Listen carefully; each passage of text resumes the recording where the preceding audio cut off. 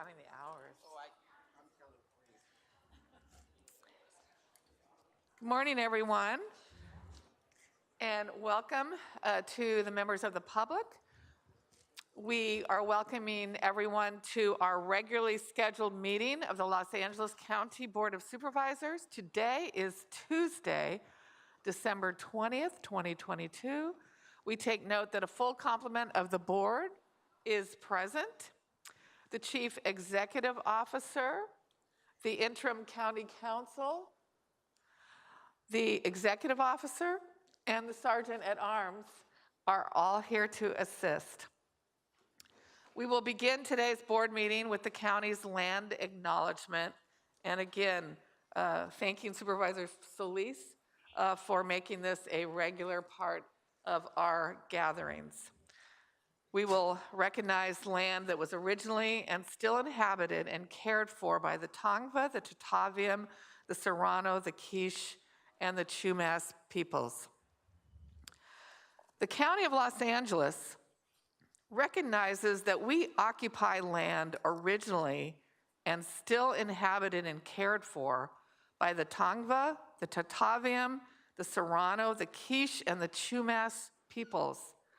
We honor and pay respect to their elders and descendants, past, present, and emerging, as they continue their stewardship of these lands and waters.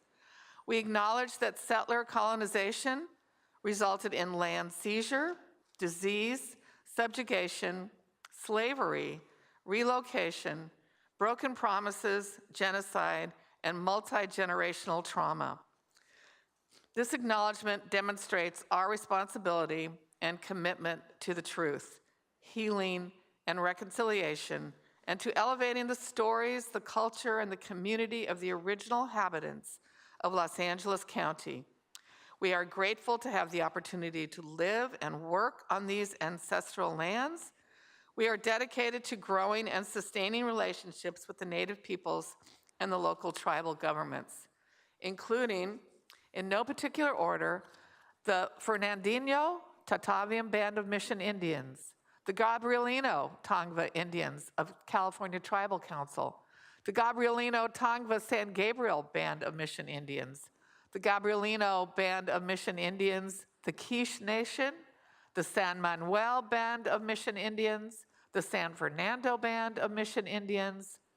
And to learn more about the First Peoples of Los Angeles County, please visit the Los Angeles City County Native American Indian Commission website at www.linaic.lacounty.gov.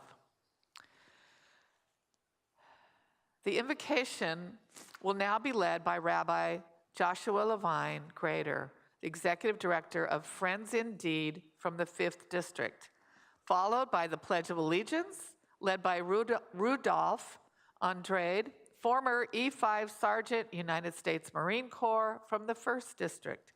If you're able, please stand. Thank you very much, Supervisor Barger, and to all the supervisors for inviting me. So we are in the midst, in the Jewish community, of the holiday of Hanukkah. And it is a holiday that celebrates light over darkness. It celebrates freedom over oppression. It celebrates a sense of the miraculous in our world. And so I would like to bring that energy and that spirit to this meeting and to bless this gathering with those feelings, in part because the Jewish community, we're seeing a rise in anti-Semitism, and we're seeing a rise in hate speech all around our country. And so the message of Hanukkah is that we stand against that, and we stand opposed to that by bringing light and freedom. But I'm also here representing Friends Indeed, which serves people experiencing homelessness and poverty in the city of Pasadena. And so there's a lot of darkness in their lives, and as I see, you can see every day walking into this building. But I bless us to bring light and hope to those who are suffering on our streets and those who are suffering often in an invisible life, feeling that nobody sees them. And so I hope that in this meeting and in the spirit of going forward in our city that we see people, we see them, we bring them hope, we bring them light, and we lift ourselves up in doing that. And in the name of the Spirit and all that is bigger than us, I invite us to say amen.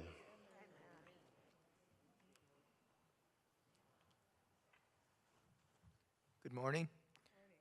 Veterans may render a hand salute. Everyone else, please place your right hand over your heart. Ready? Begin. I pledge allegiance to the flag of the United States of America and to the republic for which it stands, one nation, under God, indivisible, with liberty and justice for all. Thank you.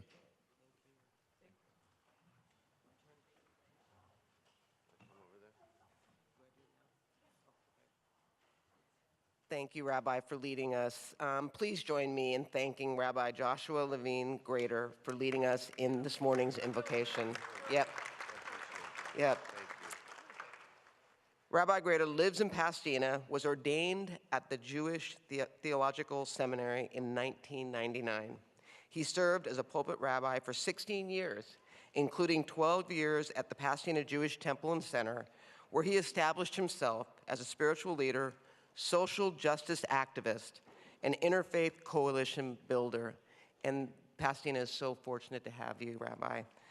You served on many boards and committees and currently is serving as a board president of the National Religious Campaign Against Torture.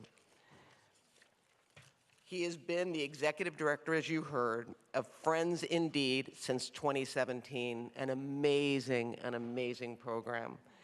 His wife, Francie, and their college-age twins have been able to successfully provide supportive service to help struggling individuals meet basic human needs so our homeless and at-risk neighbors can rebuild their lives, something I know today is going to be front and center with this board. Rabbi Grader, thank you for leading us in the invocation and for truly serving as a model citizen for the County of Los Angeles. Thank you.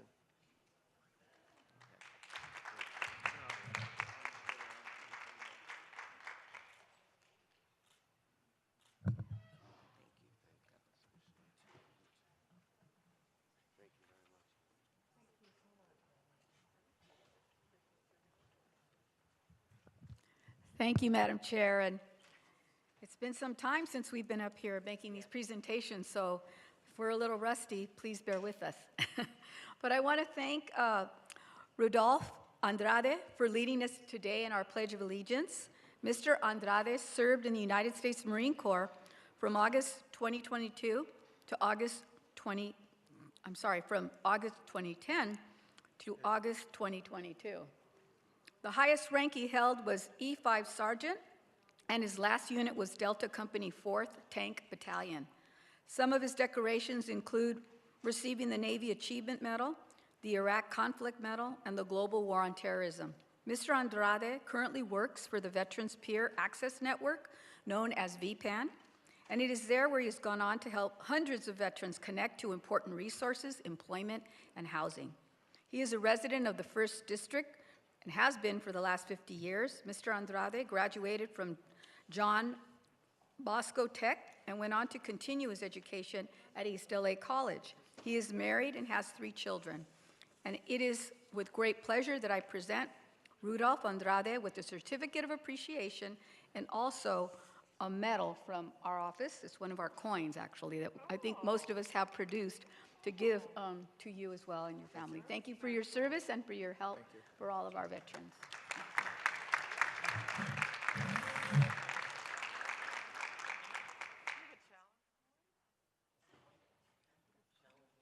I know, right? I don't have one.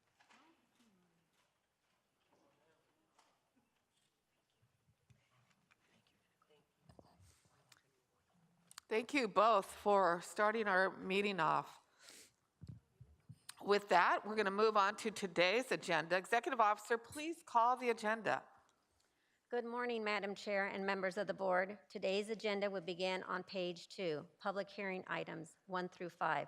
On item 4, this item will be continued to January 31st, 2023 to meet legal requirements. The remaining items will be held for hearings.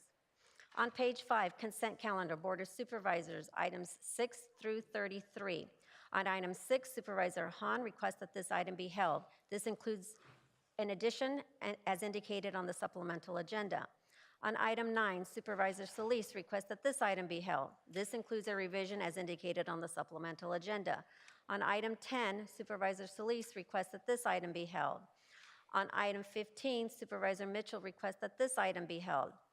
On item 20, Supervisor Hahn and Supervisor Mitchell would like to revise their joint motion to update recommendation number 1 to add a report back in writing before any agreements are executed with a detailed description of the step-down pilot program designed and an analysis of how the funding of the step-down pilot program fits within the global SB 823 spending plan. And recommendation number 2, to add consideration of the Anti-Recidivism Coalition and the Amity Foundation. On item 21, Supervisor Hahn and Supervisor Barger would like to revise their joint motion to also instruct the Director of Mental Health in collaboration with the above-named departments to include in its 120-day report back an evaluation of whether sufficient state, federal, or departmental funding is available for care court implementation and ongoing operation, and if insufficient, the projected impacts and options to consider to bridge any funding gap. On item 22, Supervisor Hahn requests that this item be held. This includes a revision as indicated on the supplemental agenda. On item 26, this includes a revision as indicated on the supplemental agenda. On item 27, Supervisor Horvath requests that this item be continued to January 10th, 2023. This includes a revision as indicated on the supplemental agenda. On item 28, Supervisor Barger requests that this item be held. This includes a revision as indicated on the supplemental agenda. On item 29, Supervisor Barger requests that this item be held. On item 33, Supervisor Horvath would like to abstain from the vote. On page 32, administrative matters, items 34 through 64. On item 38, Supervisor Mitchell requests that this item be held. On item 51 and 52, Supervisor Hahn requests that these items be continued to January 10th, 2023. On item 54, during the December 6, 2022 meeting, the board continued this item to January 10th, 2023. On page 55, this includes miscellaneous additions to the agenda that were posted more than 72 hours in advance of the meeting as indicated on the supplemental agenda. On item 62A, Supervisor Mitchell requests that this item be held. On page 56, separate matters, item 65. On item 65 is a recommendation to authorize this chief executive officer to execute a proposed 15-year lease with RR&C Crossroads No. 1 LLC for approximately 144,000 square feet of office and warehouse space and 785 on-site parking spaces located at 13401 Crossroads Parkway North in the City of Industry, and authorize the issuance of taxable commercial paper notes through the county's Capital Asset Leasing Corporation Lease Revenue Note Program in the amount not to exceed $21,025,000 for the county's tentative improvement costs. On page 58, special district agendas. This is the agenda for the Los Angeles County Development Authority. On item 3D, Supervisor Horvath would like to abstain from the vote. On page 60, this is the agenda for the Regional Park and Open Space District. On item 1P, Supervisor Horvath would like to abstain from the vote. On page 61, notices of closed session. On item CS4, this is an addition as indicated on the supplemental agenda. The requests for continuances through CS4 are before you. Okay, moved by Supervisor Mitchell and seconded by Supervisor Solis to approve these items, and that will be the order. That completes the reading of the agenda, Madam Chair. Okay, Madam Executive Officer, please play our code of conduct. Ladies and gentlemen, may I please have your attention? The meeting of the Los Angeles County Board of Supervisors is about to commence. A code of conduct will now be read, and we request that you comply with it to ensure the efficient administration of the meeting. Members of the public, it is your right to participate in today's board hearing, and the board encourages such participation.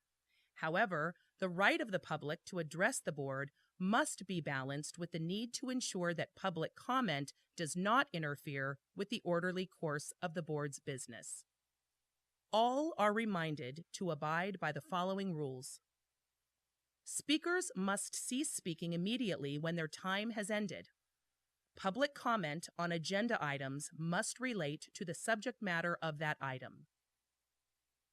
General public comment is limited to subjects within the jurisdiction of the board. Public comment does not include the right to engage in a dialogue with board members or staff. Please remain respectful of the forum and refrain from uttering, writing, or displaying profane, personal, threatening, derogatory, demeaning, or other abusive statements toward the board, any member thereof, staff, or any other person. Members of the audience should be respectful of the views expressed by speakers, staff, and board members, and may not clap, cheer, whistle, or otherwise disrupt the orderly conduct of the meeting. Any person engaging in conduct that disrupts the meeting is subject to being removed from the board meeting.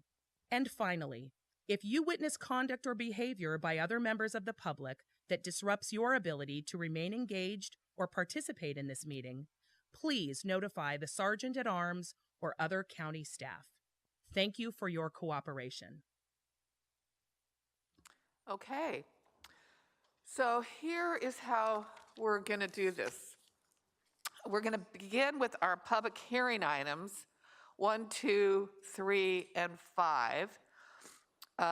Then we're going to take up item 22, followed by items 6, 9, 10, then 15, 28, 29, 38, 62A, which were held by supervisors, and then we'll end with remaining items not held by the board and general public comment. Now, we are expecting the mayor, Ms. Bass, to be here to speak to our item 22. So respecting her schedule, when she gets here, if it's okay, we will pause wherever we are with the public hearings. And we ask the public to, bear with us a little bit. If you're waiting on hold to talk on one of these public hearing items, just know that we're going to take a pause and we'll take up item 22 with the mayor here. So I'm just going to try to accommodate her time when she gets here. Got it? Okay, let's begin with public hearing item 1, 2, 3, and 5. Before I'm going to explain the speaking rules, Madam Chair. For members of the public wishing to participate remotely, as indicated on the agenda, please call 877-226-8163 and use participant code number 1336503. Members of the public participating remotely in the boardroom, you will have the opportunity to address the board throughout the meeting. You will receive 1 minute to address the board on items held by the supervisors and up to a total of 3 minutes on all remaining items and general public comment, for a total of 6 minutes for this meeting. Please monitor your time and the items you are signing up for, as your name will not be called once your time has elapsed. In addition, you will receive up to 1 minute to address the board on each of the public hearing items. For members of the public joining us remotely, when the board moves to the item you wish to address, promptly press 1, then 0 to be entered into the speaking queue. Please remember to turn down the volume on your devices as soon as the moderator calls on you, or there will be an echo. You will need to press 1, then 0 for each item on which you would like to speak on. To ensure we hear from both in-person and telephonic speakers, we will alternate between the 2 speaking queues. Members of the public who are in attendance, when you hear or see your name displayed on the screen, please come down to the front of the boardroom and staff will assist you. Please do not approach the podium until you're directed to do so. We will begin by calling in-person speakers when they're coming forward, taking public comment. Madam Executive Officer, do you please swear in the members of the public who are requesting to address the board on the public hearing items? Thank you, Madam Chair. Please stand and raise your right hand. In the testimony you may give before this board, you solemnly swear to tell the truth, the whole truth, and nothing but the truth, so help you God. Okay, we will now move on to item 1, hearing on the annexation and levying of assessments for county lighting districts in the unincorporated areas of Avocado Heights and Castaic. For members of the public on the telephone, please press 1, then 0 now to comment on this item. Executive Officer, please read in the short title. Item 1 is a hearing on the annexation of tentative subdivision projects known as tract number 83168 and 72680 within the unincorporated areas of Avocado Heights and Castaic to County Lighting Maintenance District 1687 and County Lighting District Landscaping and Lighting Act 1, unincorporated zone.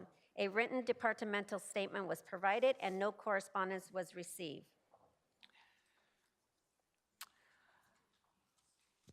Are there any supervisors that have comments on this item? Okay, Executive Officer, please call the members of the public who signed up to speak on item 1. Will the following individual please come forward? Anthony Garcia.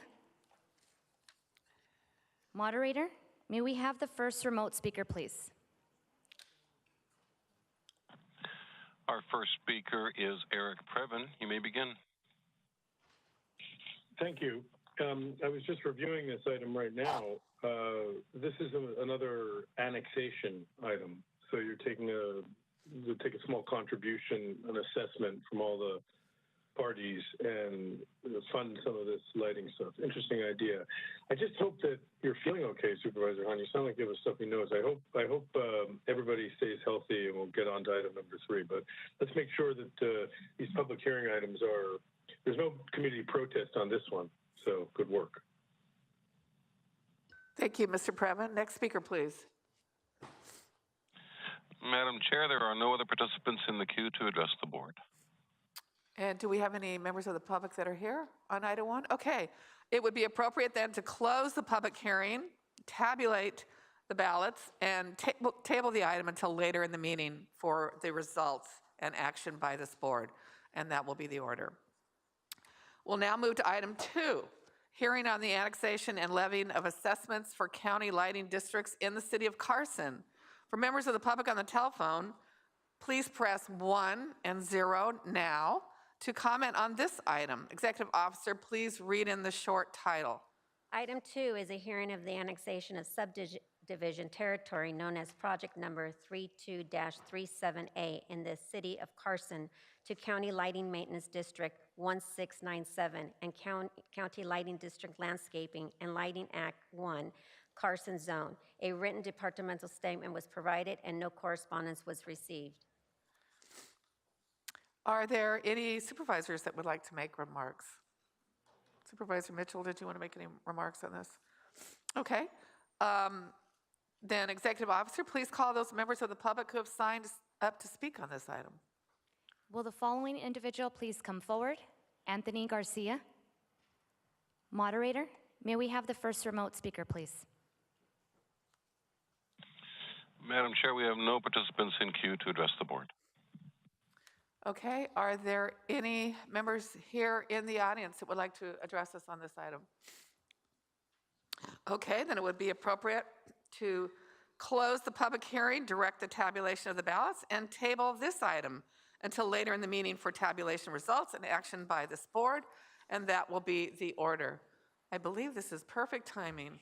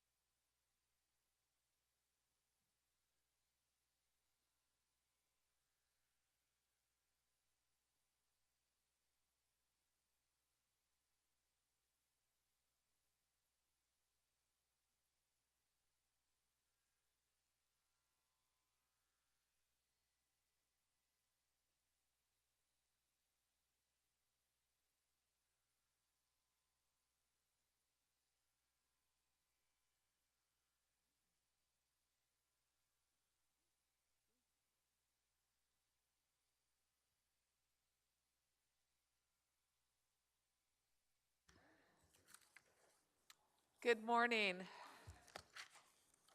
That was perfect timing, Madam Mayor. Your timing has been perfect since the day you got elected, but this was absolutely perfect. So I really, ladies and gentlemen, I want to welcome our new mayor of Los Angeles, Karen Bass.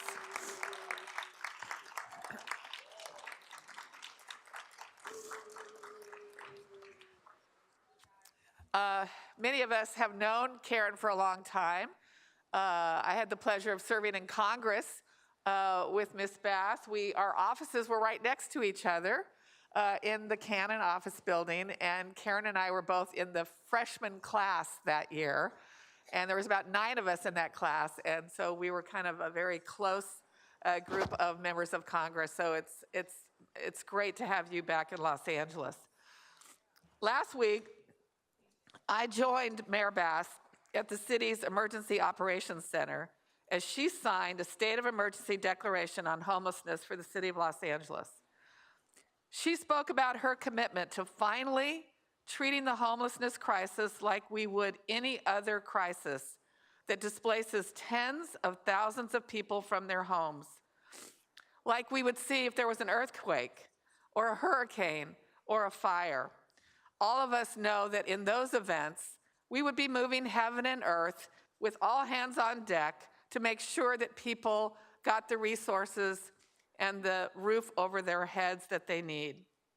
Over the weekend, she unveiled her Inside Safe proposal, a plan that doubles down on strategies that we know work: hotel and motel conversions and master leasing. This is an approach that we've done here in the county, and my office has been doing successfully since 2019. And we saw by far the most successful housing strategy were the Project Room Key and the Project Home Key during the pandemic. I think I share a feeling that many people in LA are experiencing right now, Madam Mayor, and that's a new sense of hope. I know my colleague, Supervisor Barger, always uses that word when she sees you or hears you. And not because any of these policies are a silver bullet that can magically solve homelessness, but because Mayor Bass's mindset and determination are bringing a renewed vigor to a battle that we've all been fighting way too long. And we know this is not the City of LA's problem to solve alone. And that is why I particularly appreciate you, Mayor Bass, saying we need to link arms rather than point fingers. I think it's important that the county be the city's partner in this new effort. And that leads us to the motion that I have before us today, along with my co-author, Supervisor Barger, to support Los Angeles City's emergency declaration and your new efforts to address this homelessness crisis. Our motion would do 2 things. 1, we would send representatives from the Department of Health Services, Public Social Services, Public Health, and Mental Health to join you, Mayor Bass, and your city leadership as you work to implement the state of emergency and the Inside Safe program. We want to be at the table, we need to be at the table, and we know what is needed and how we can help. And 2, it would make sure county staff can partner with the city's outreach teams to make sure that anyone you're helping in encampments or who you are moving into motels or hotels can get access to mental health care, drug addiction services, Medi-Cal, general leave, or any other service that we in the county can provide. Oh, I guess it's another thing. Lastly, we're going to have our Director of Homeless Initiatives, Sherry Todoroff, to make sure that the directives that I just mentioned are implemented and report back to this board in 60 days and 180 days on their progress and any needs that they might have to support you.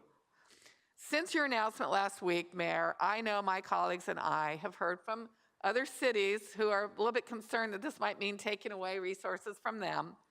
But I'm going to push back a little bit on that idea because I want to make it clear the majority of people experiencing homelessness are in the city of Los Angeles. Out of the nearly 70,000 people that are homeless in LA County, 42,000 are living in the city of Los Angeles. That's then less than 30,000 in the rest of the 87 cities. And I know Supervisor Solis now feels this even more because she has all of Skid Row in her supervisorial district, and we know that is ground zero for this problem. But I know, I can't speak for my colleagues, but I've told every one of my cities, if they step up to the plate, and if they build a shelter, or they want to build affordable housing, or they want to convert a motel for some encampments, I am there to help them with county services. So we're doing that. Your emergency declaration just means we are really going to put all hands on deck to help the city of Los Angeles. Thank you to Supervisor Barger for recommending that we include language in this motion stating that if any of those other cities in the county declare a state of emergency, we will be with you side by side to support your efforts. In fact, I hope this is just the beginning. I hope when we see the progress in the city of LA, we will see more cities in all of our areas, colleagues, step up and agree to do more to solve this problem. I know that Mayor Bass wants to embed someone from the county into the city's incident command, and I think this is a great idea. And then I would like to read in the following for this motion saying, appoint the CEO or a designee to be the second deputy incident commander in the city of Los Angeles Incident Command and at the city's emergency operations centers. I think that puts us squarely in your corner together so that we can really begin making a difference. Colleagues, I hope you support this motion. I don't know where you stand on it. I thought if it was okay with you, we would let the mayor now present her state of emergency case to us. And then each of you, after she speaks, I would love for you to talk to her, ask questions, and we'll start with Supervisor Barger, who was the co-author. Well, I'd be happy to yield to the mayor, and then I will speak after that, if that's okay. Great. Wonderful. Mayor Bass, welcome. The floor is yours. Well, thank you so much. Good morning, everyone. It is wonderful to be here. I'm very excited about this because I think it sends a very important signal, just like the signal from last morning when you were there, when we signed the order putting Los Angeles in a state of emergency. I think it's a new day in our city, and I'm just so excited because each one of you have done significant work in your district regarding the unhoused. And to have a partnership where we have locked arms between the city and the county, I think it sends a great message, not just here, but in other cities as well. And you might have noticed that President Biden issued a declaration around homelessness as well. We want to make sure that we have a total alignment of every part of the government and, of course, the private sector in order to address this problem. So, Madam President, thank you for your motion and thank you for joining me last week as I issued the Declaration on Homelessness. Supervisor Solis, I want to thank you for standing with me as I signed the executive directive that would dramatically accelerate and lower the costs of building affordable housing and temporary housing. And I'm sure you have all talked to developers and community-based organizations. As a matter of fact, where we held the press conference was a piece of property where a community organization had been trying to stand up 49 units of affordable housing for 16 years it took them. And so the executive directive basically says, in a time certain, the developer will know exactly when plans will be approved and the process will be moved on. So I want to thank every member of the board for engaging with me in such a welcoming and productive way as I hit the ground running to address this crisis. We all know that every night in the city of Los Angeles, 40,000 people go to sleep unhoused, and more than 60,000 in the county. And every day, 5 people do not wake up. We all know this is a humanitarian crisis. We all know this is a life and death crisis, and it is a crisis that pays no heed to jurisdictional lines. So it is a crisis that requires all levels of government to come together. So it is with great hope that I urge the board to approve President Han's motion to lock arms with the city of Los Angeles and our new emergency approach to homelessness to ensure our efforts to bring people inside are matched with your experts and resources in healthcare, mental health, substance abuse, public health and other social services, because we all know getting people housed is the #1 priority, but on day one, you get them housed, and on day one, they have services. That's the only way for it to be successful. It is the only effective approach to this crisis, is one that is unified and comprehensive, and is only possible with a deep partnership between the city and the county that would represent a new direction and a new hope for Los Angeles and the unincorporated communities and the 87 other cities in the county. In signing my emergency declaration on homelessness, I also activated the city's Emergency Operations Center to break City Hall away from its traditional approach that is focused on process and to replace it with a new approach focused on solutions, results, and speed. Embedding county staff in the Emergency Operations Center and alongside city departments will dramatically accelerate and enhance our work to save lives at a true inflection point in Los Angeles. When we launch Inside Safe, it'll be an opportunity to basically take lessons learned from the pandemic. Novel approach. We do have hotels and motels that learned from that experience and now are willing to do master leasing. As a matter of fact, we have calls from a number of people who want to offer either apartment buildings, hotels, or motels, and we need to take advantage of that. So I want to thank you for the opportunity to speak with you. I so look forward to working with you, because the only way we can really solve this is if we are working in complete partnership. And I will tell you, since I declared the state of emergency, a number of other cities, some in California and some in other states, are calling and looking at what we're doing. And so I think we have an opportunity to show a new way to go about this. And I want to just take a minute and acknowledge our Chief of Housing and Homelessness Solutions, Mercedes Marquez. Some of you might know her from her work, long-time work with the city, the county, and also as one of the assistant secretaries in HUD. Thank you very much. Thank you so much, Mayor Bass. Okay, I'll start with my co-author, Supervisor Barger, and then I see Supervisor Solis, you're on the queue, and then I'm sure my colleagues over here will want to say something. Okay. Thank you, and I want to thank you for your leadership in bringing this forward. Nothing made me happier than watching that press conference last week, and the people that you had around you, and to have you as part of that. It is about, we're all in this together. None of us are going to solve it alone. And I really thank you, Mayor Bass, for using your voice to bring together all 88 cities. And as you said when you were sworn in, it is about working together. Homelessness doesn't know boundaries. It's happening throughout our county. And clearly, LA City has the lion's share of the homeless, but it's not a one-size-fits-all either within the city of LA. So I think it's important for us to recognize and share the fact this is a humanitarian crisis that truly is in need of an emergency order.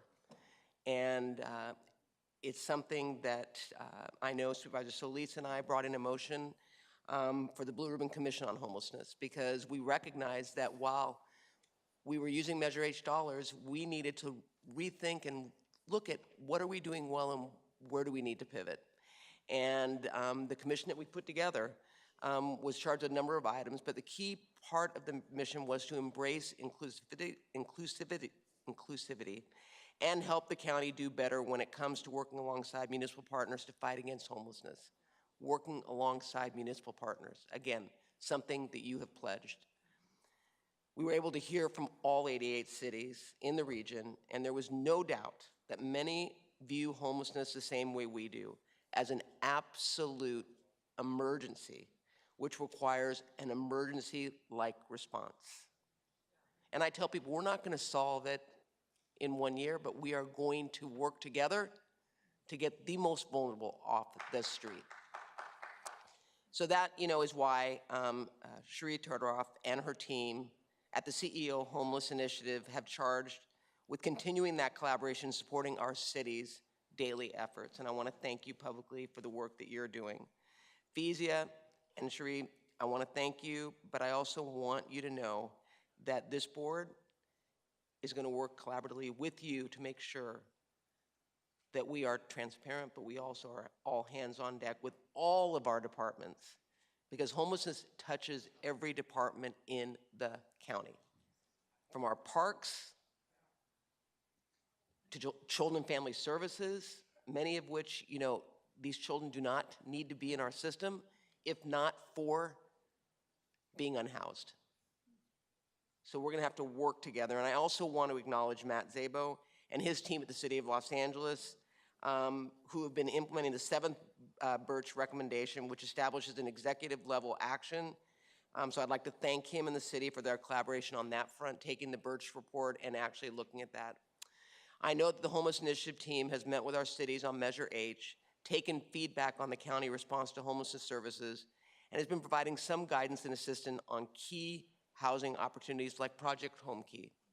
And speaking of housing opportunities, Mayor Bass, I want to touch upon one of the things you mentioned in your inaugural speech about streamlining the city's review of new housing projects. The region is facing a critical housing shortage, and both the county and the city need to take significant action to help remove unnecessary hurdles to building new housing.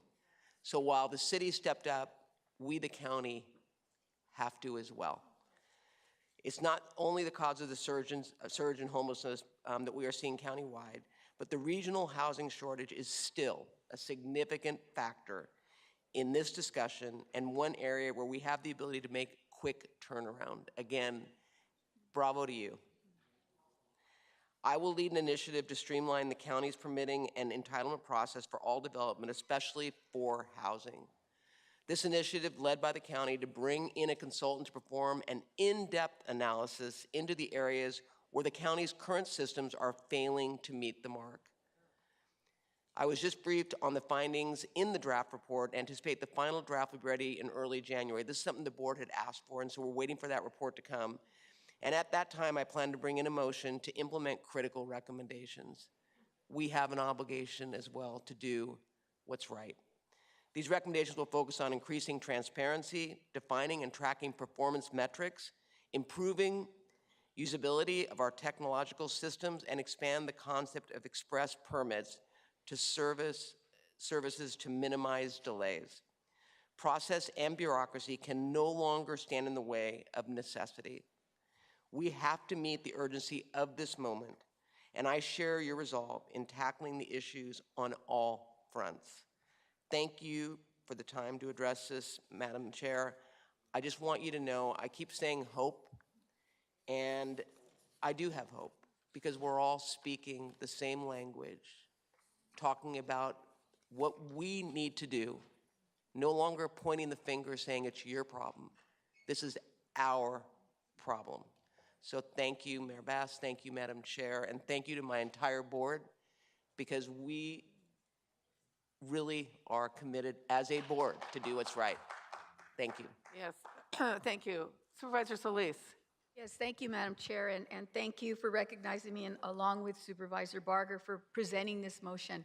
It couldn't be more timely, and I want to again congratulate you publicly, Mayor Karen Bass, and also for the appointment of your new deputy who's going to be in charge of housing for the homeless. Some of us know you from many, many years, and we're delighted. But we've known Karen Bass, our friend, for many years as well. And I had the opportunity to serve with you when you were in the House and I was a cabinet secretary.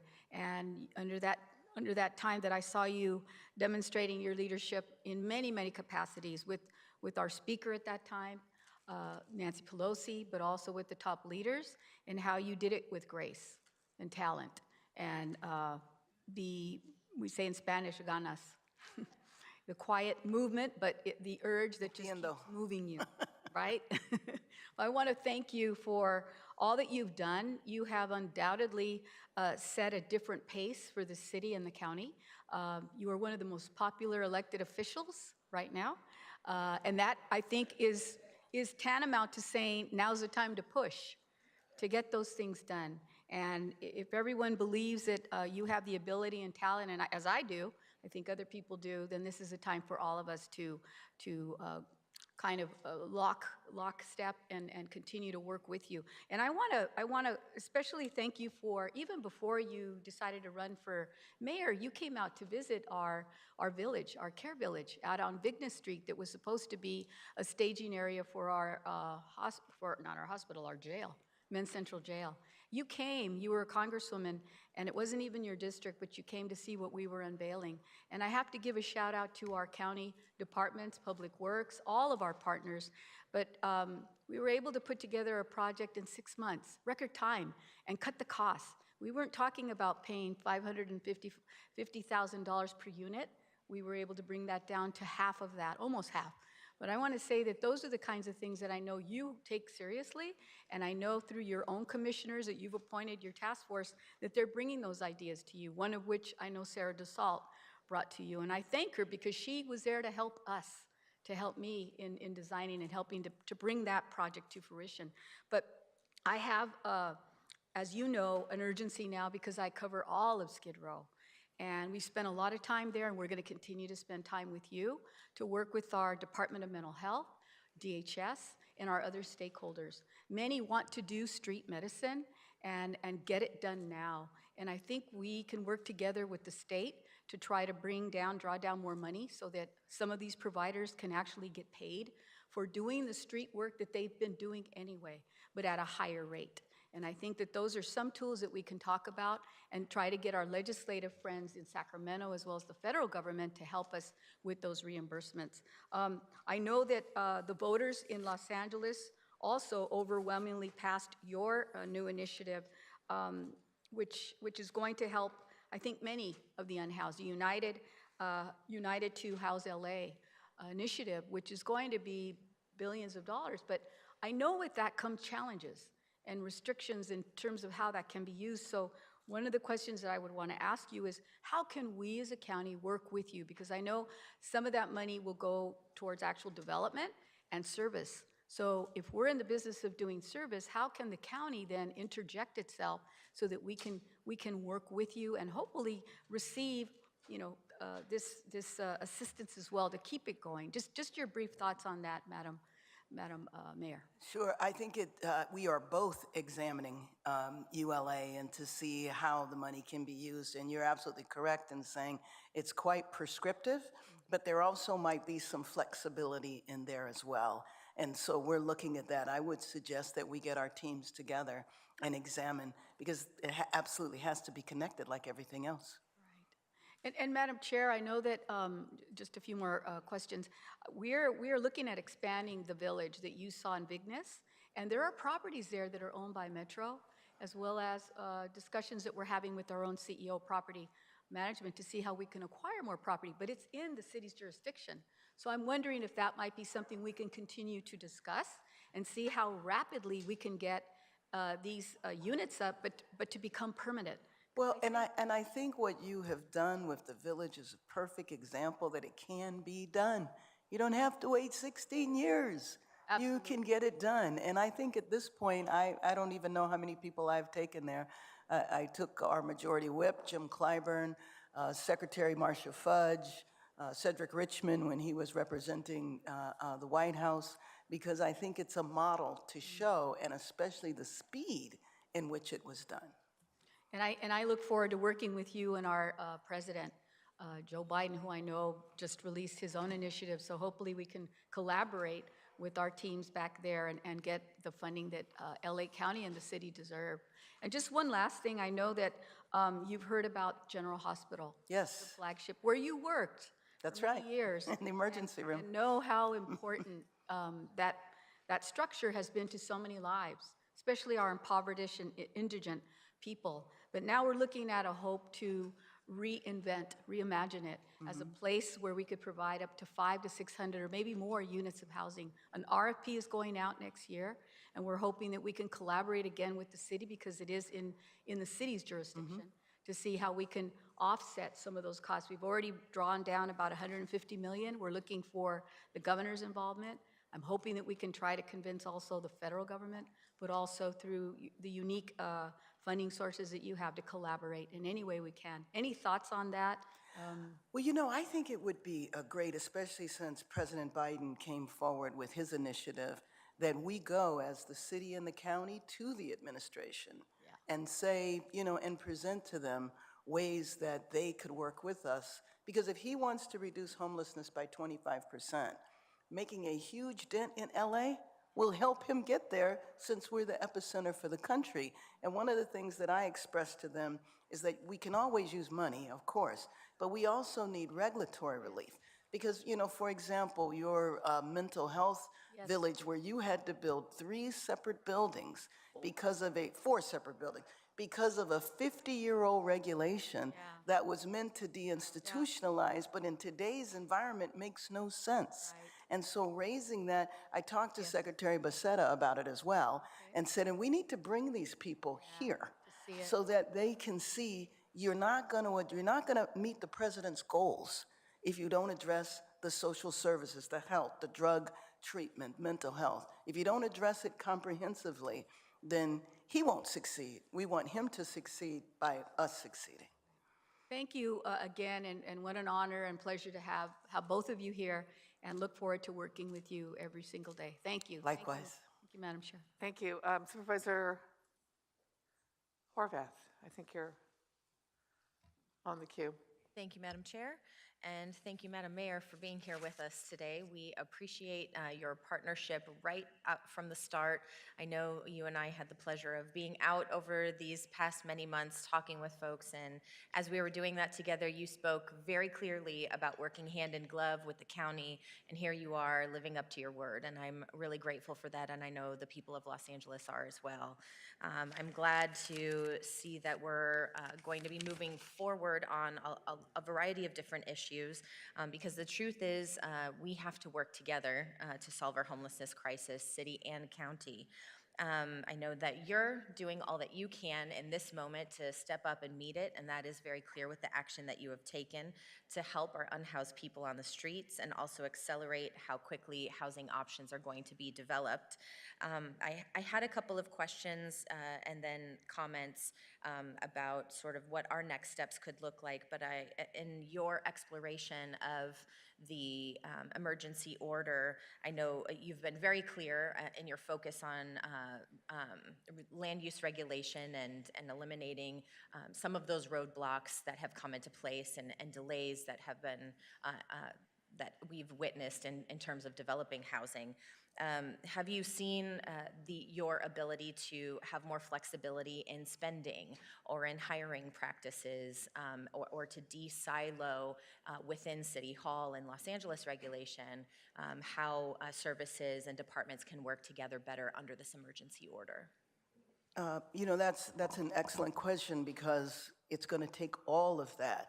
So we just started meeting on the same day that I declared the state of emergency. I met with all the general managers. We've had 2 meetings so far because really, just about every single department touches on the issue. I mean, the general public wouldn't think about the library department, for example, but it's a big issue in libraries. And so bringing everybody forward and asking them within a certain number of days for them to get back to us, to tell us what are the obstacles, what are the roadblocks, how can we help you get to yes? And so we're exploring that. And what I have found is that the minute we sent that signal, people are very willing and very open and forthcoming and coming and telling us, well, we think we can do it this way. And so it makes me very, very hopeful that we will be able to streamline a lot and that we'll be able to assist the general managers in addressing some of the roadblocks. And then one of the things I discovered along the way, I don't know if the county is suffering with this the way the city is, but we have thousands of vacancies. And how do we get people hired quickly? I mean, for example, there's several hundred vacancies in sanitation. Now, as we set to move people from encampments into motels, we need sanitation there to assist. So on the bright side, even though we have the vacancies now, the bright side is those are good paying jobs. And we have to think about this issue in the whole spectrum because the majority of people that are unhoused can get their lives together, address whatever the issues are, and join the workforce for those that are not working. And we have a job for them. Absolutely. You share my thinking on this subject as it relates to the county and also causes for concern or causes me to think about the possibility of us to support what you're doing in your leadership to declare our own state of emergency here in the county, to be in partnership with you, to have that loosening in regulation, to have that cooperation and partnership, and to make sure that we're addressing those very issues also on our side to make sure that we're not sort of the roadblock to making sure that there is progress. I support this item as it's been proposed today, and I'm glad that we're talking about the inclusion of other cities as well.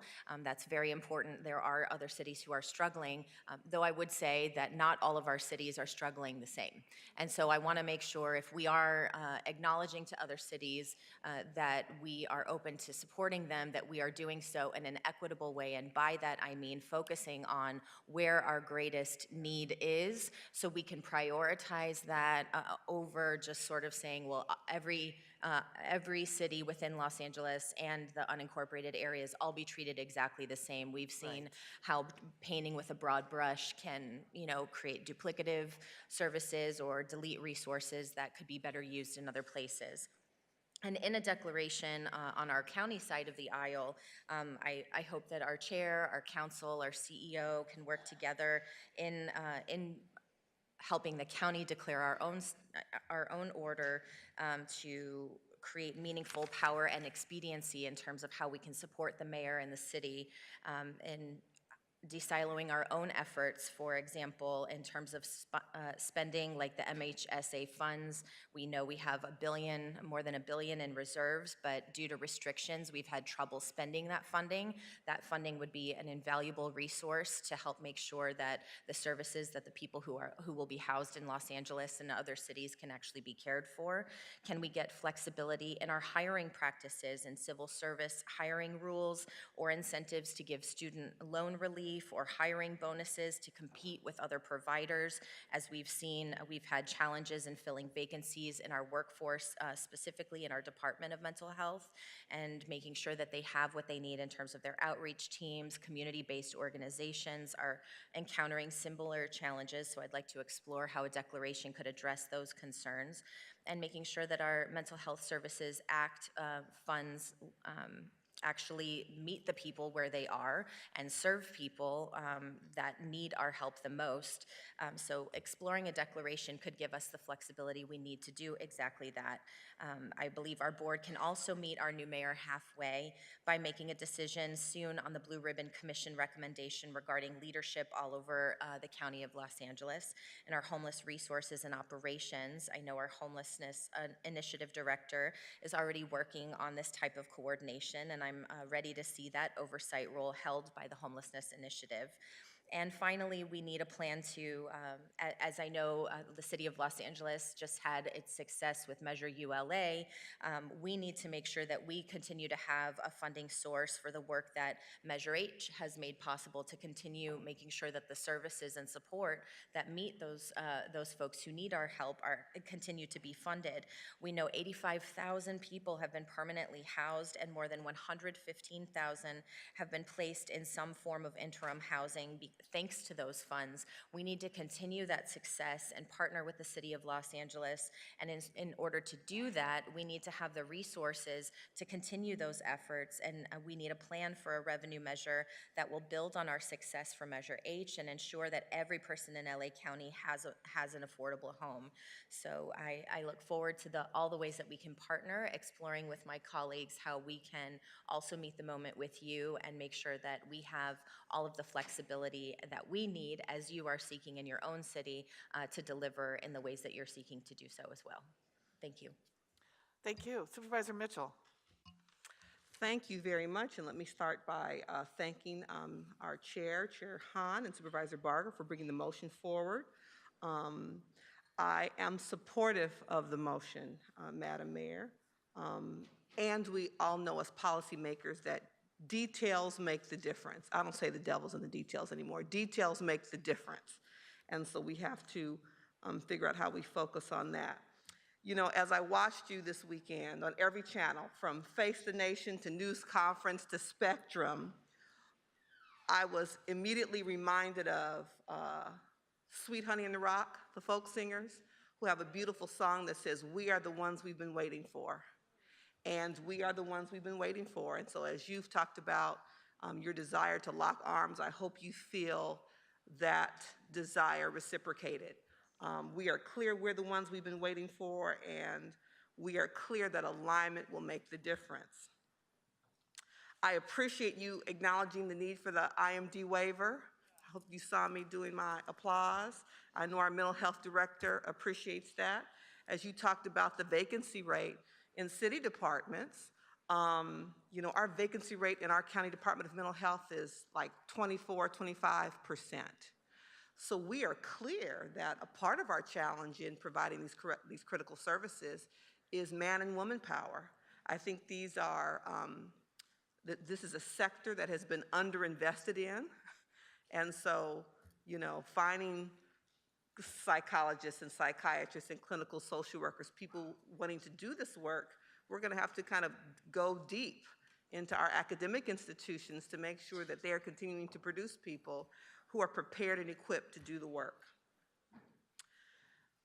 I would also add, as we talked about all the county departments, we need to make sure that we add Metro to that mix, because Metro has stood up in a meaningful way in the last several years in terms of acknowledging that our unhoused family, friends, and neighbors find solace in Metro on buses and trains. We've had a discussion here. Supervisor Hahn carried a motion when we look at the end-of-line experience. Our unhoused family, friends, and neighbors will take a bus or train to the end of the line, and then what? When the line stops running at midnight, how do we wrap those services around? So looking forward to you joining the Metro Board, because that's another agency that needs to be at the table and has stepped up in a meaningful way and brought resources to the table. And so as we talked about how it touches every department, I wanted to make sure we acknowledged and remembered Metro. You know, when we talk about alignment, our CEO toured, I believe, with the city CEO, Houston, and so she's came back talking about the Houston model. I led a Senate delegation to Utah 12 years ago and was deeply exposed and understood the value of the Utah model. And my aha experience in Utah, and it took me a couple days to kind of figure it out. I couldn't figure out what it was, but it was that every level of government was in perfect alignment. They all came together and identified the single problem they chose to solve for.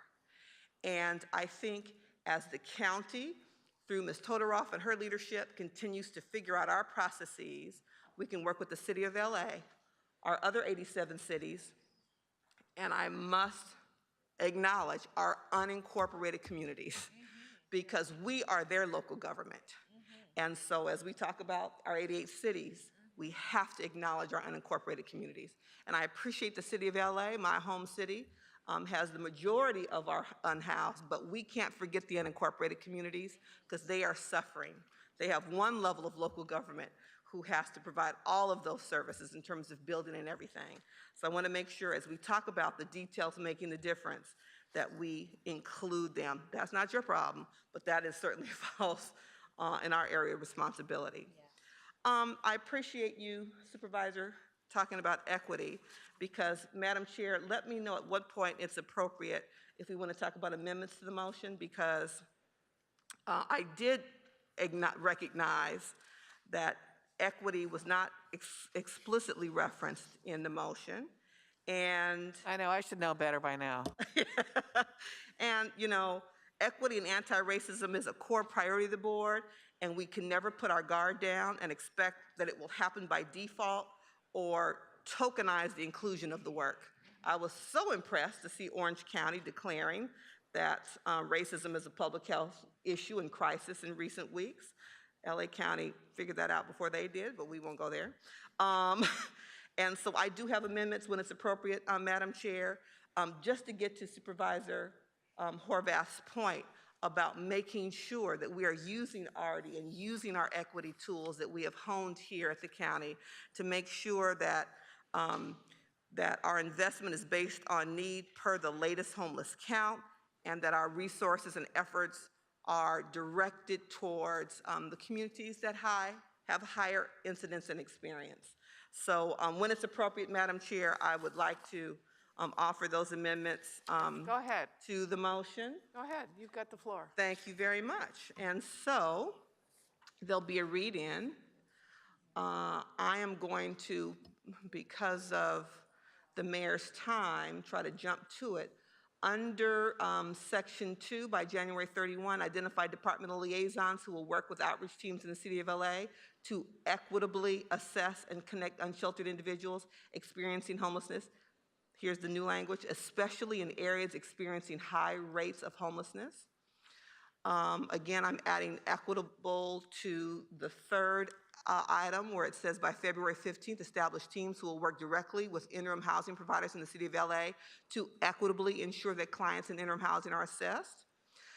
Jumping down to the last, we further move that the Board of Supervisors direct the Director of Homelessness Initiative to, here's the new language, utilize the anti-racism, diversity, and inclusion equity tools.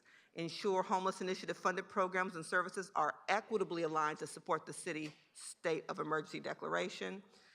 And in the last sentence, where we list all of our alphabet soups departments, DHS, DPH, DMH, to implement the above directives, and here's the new language, in an equitable manner based on need per the latest homeless count. Madam Chair, can I ask clarification? Because I think you touched on it, Supervisor Horvath. On the second directive, where especially in areas experiencing high rates of homelessness, what criteria are you using? Because I've got some cities that would argue that if 5 new people end up on the street, that's a high rate of homelessness. So I think I'm good with this, but I think we need, the devil's gonna be in the details, because I think each city has a different interpretation of high rates of homelessness within their boundaries. As well as our unincorporated community. Right, and unincorporated as well. Yeah, Ms. Todorov, could you provide us some guidance on that? Thank you very much.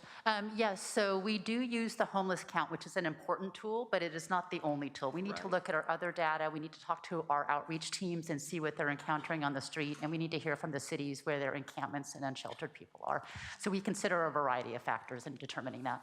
Because I'm all in. I mean, I think it's great. I just want to make sure that some of my cities who may say, well, we can't, I mean, believe me, no one wants to compete for who has more homeless, but you know, how do we compete with the city for those resources and numbers, because our numbers are not the same. But I wholeheartedly endorse what you just brought in. I appreciate that, and then I think in addition to that, the additional layer is our RD toolbox and the mapping through our RD department that helps us identify, for the lack of a better term, hot spots as well. Because I think when you really look at hot spots, it takes into account, it's, you know, balanced with the population of a city or an unincorporated community. So glad that you're here. Thank you so much. And we are the ones we've been waiting for, all of us together. Thank you. Thank you, Supervisor Mitchell. And I believe from your rousing enthusiasm of Supervisor Mitchell's amendment, and I would agree, then I believe that we have accepted your amendment. So when we vote on this item later, it will be as amended. So thank you. And before we wrap this up, I didn't know if, Cherie, you were just asked to comment on the amendment, but did you just briefly want to, I mean, you're our top person in the county for our homelessness initiative, and did you want to just make it very clear how we in the county will be supporting Mayor Bass's emergency declaration? Yes, absolutely. Thank you, Supervisor Hahn and Board of Supervisors and Mayor Bass. It was with great excitement that my office was there with you last Monday when you declared the emergency declaration. We have met with our service providers and we have communicated with them that with all of our county resources, we can bring to bear that we want them to also support the emergency declaration and the Inside Safe effort. We have been directing our outreach teams to work with your office, as well as been attending the daily huddles to coordinate that effort. So we are aligning our departmental resources, all of those important services that you talked about, to make sure that people experiencing homelessness, whether they're unsheltered, or sheltered have access to all of the mainstream county resources and benefits that they are eligible for. And this is also very much aligned with the Blue Ribbon Commission directives, as well as the strategy reassessment work in which the board approved our new framework to end homelessness, which elevated at the top of the priorities that partnership with local jurisdictions, with all of our cities, as well as aligning our resources to serve the most vulnerable, and in particular making sure that those behavioral health services and those resources for the clients that have the most complex conditions are aligned with our outreach teams, with our sheltered settings, and with our permanent supportive housing. So we are ready to partner. Thank you. Mayor Bass, remember when you had that meeting before the press conference, right? And I think I said, oh, we have 47 strategies in the county. I'd forgotten that it was my motion that narrowed it down to 5. So it made a good point in the meeting, but it wasn't true. So we now, thanks to my motion, we have 5 strategies. And one more thing, so the woman that really runs the county, Ephesia Davenport, our CEO, this motion is embedding you in the city's EOC, and I didn't really get your permission before we did that, but I saw you there that morning before Mayor Bass held her press. You were there with the general managers, and I saw something in you that I would liken to just real hope and excitement. And so just briefly, are you okay with this? Well, Madam Chair, I bet she is, because she refers to the city CAO as her work husband, so I'm sure they're cool. Yeah. Thank you, Madam Chair, and thank you, Board of Supervisors. You know, I am very excited. I echo the comments that Cherie Todoroff made. And I think one important point to be noted here is I feel like this is the culmination of work that the county had started, and I feel like the city has placed a finer point on it. One was your motion to go back and say, it's now time for us to pivot and adjust. Let's look at our strategies and reimagine how we can implement them better. And I think the second piece was Supervisor Barger's motion on the Blue Ribbon Commission on homelessness and those recommendations. I feel like those two together has positioned us to partner in a meaningful way and basically double down on our commitments to combating homelessness. And we'll now do that in closer partnership with the City of Los Angeles and my work husband, Matt Szabo. Yes.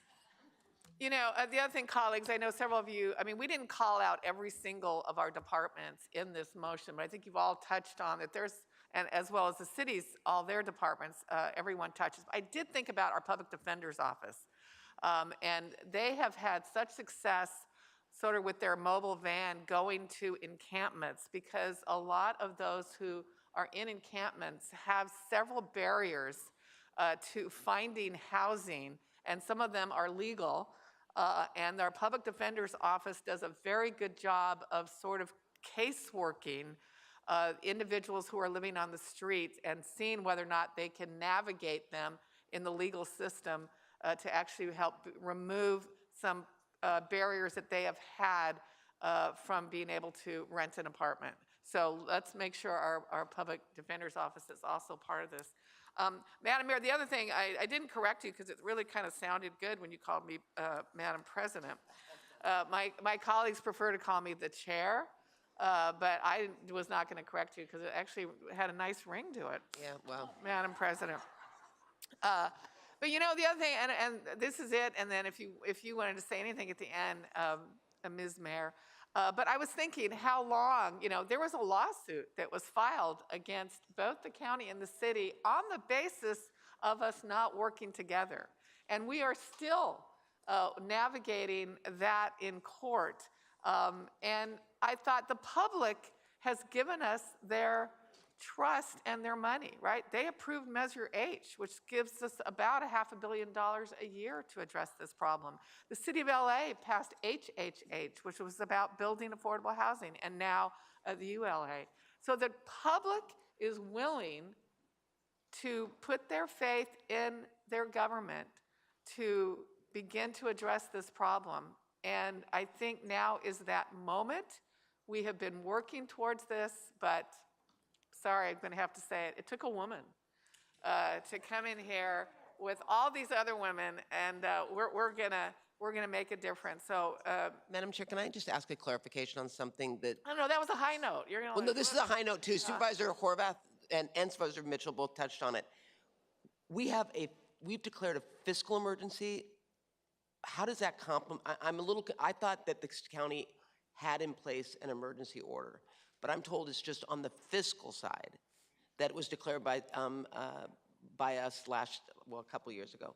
Can we get a report back on that? Let's get a report back, because we also, I believe, we had a report on declaring an emergency. You mentioned it. And I think there's a report floating out there, so let's bring that back and see where we are. But in the meantime, I don't think we need that to do what we're talking about today to support the City of LA's declaration. Thank you, Madam President. But I know. Can we change the moniker out here? Okay. Ms. Mayor, did you want to just? Yes. Well, first of all. Thank you so much for being here. Well, thank you. I mean, this is just, wonderful. And I think it's the beginning of a very, very fruitful partnership. And when we talk about countywide, I mean, just coming from being a member of Congress, I represented unincorporated areas and Culver City. And so to me, I really believe that as time goes on, we need to look for how we structure how we address the unhoused from a county-wide perspective, with all 88 cities having skin in the game. And so I just wanted to highlight one problem where we need to lock arms a lot, and that's substance abuse. We talk about mental health a lot, but I remember back in the day when we had a much more robust substance abuse infrastructure. We had community-based programs, the counselors were people in recovery, and you could stay in those programs for 12 months. And now you get 30 days, and I know it can be extended to 90 days. No one can get clean and sober who have been seriously addicted for 90 days. And then we put them through a treatment program and then discharge them to their tent. Whereas before, you would go through a residential treatment program, and in the second 12 months, you would go into sober livings. You had quite a while to get your life together, and it's a federal regulation, just like the IMD, that we need to have waived. And so maybe I know that the Board of Soups plans their annual visits to DC. That might be a nice time to lock arms and go together. Yes, come with us. Absolutely. And the mobile van with the public defenders, I think that would be, as we do Insight Safe, and I'm leaving from here, by the way, to go to one of the encampments to participate in the outreach so I can understand how it's done. And so we'll get back to you. Okay. Yeah, he's saying thank you, nice. But that was nice. But we're trying not to yell from the audience. But So anyway, I would like to get back and specify the needs. Okay, good. And I appreciate that. I know that staff is going to introduce me to some of the general managers from the health departments. One last thing, in terms of the workforce, I know DCFS maybe still has a program where you would get tuition reimbursement if you graduated and then came on to DCFS. I don't know if DMH, has a program like that, but I remember many staff members from Community Coalition taking advantage of that program. Well, there's no shortage of great ideas coming from you. There's no shortage of energy and passion and real grit and determination, and I feel the same for the five of us. We're ready to do it. So thank you so much. Thank you. Thank you for your leadership, everyone.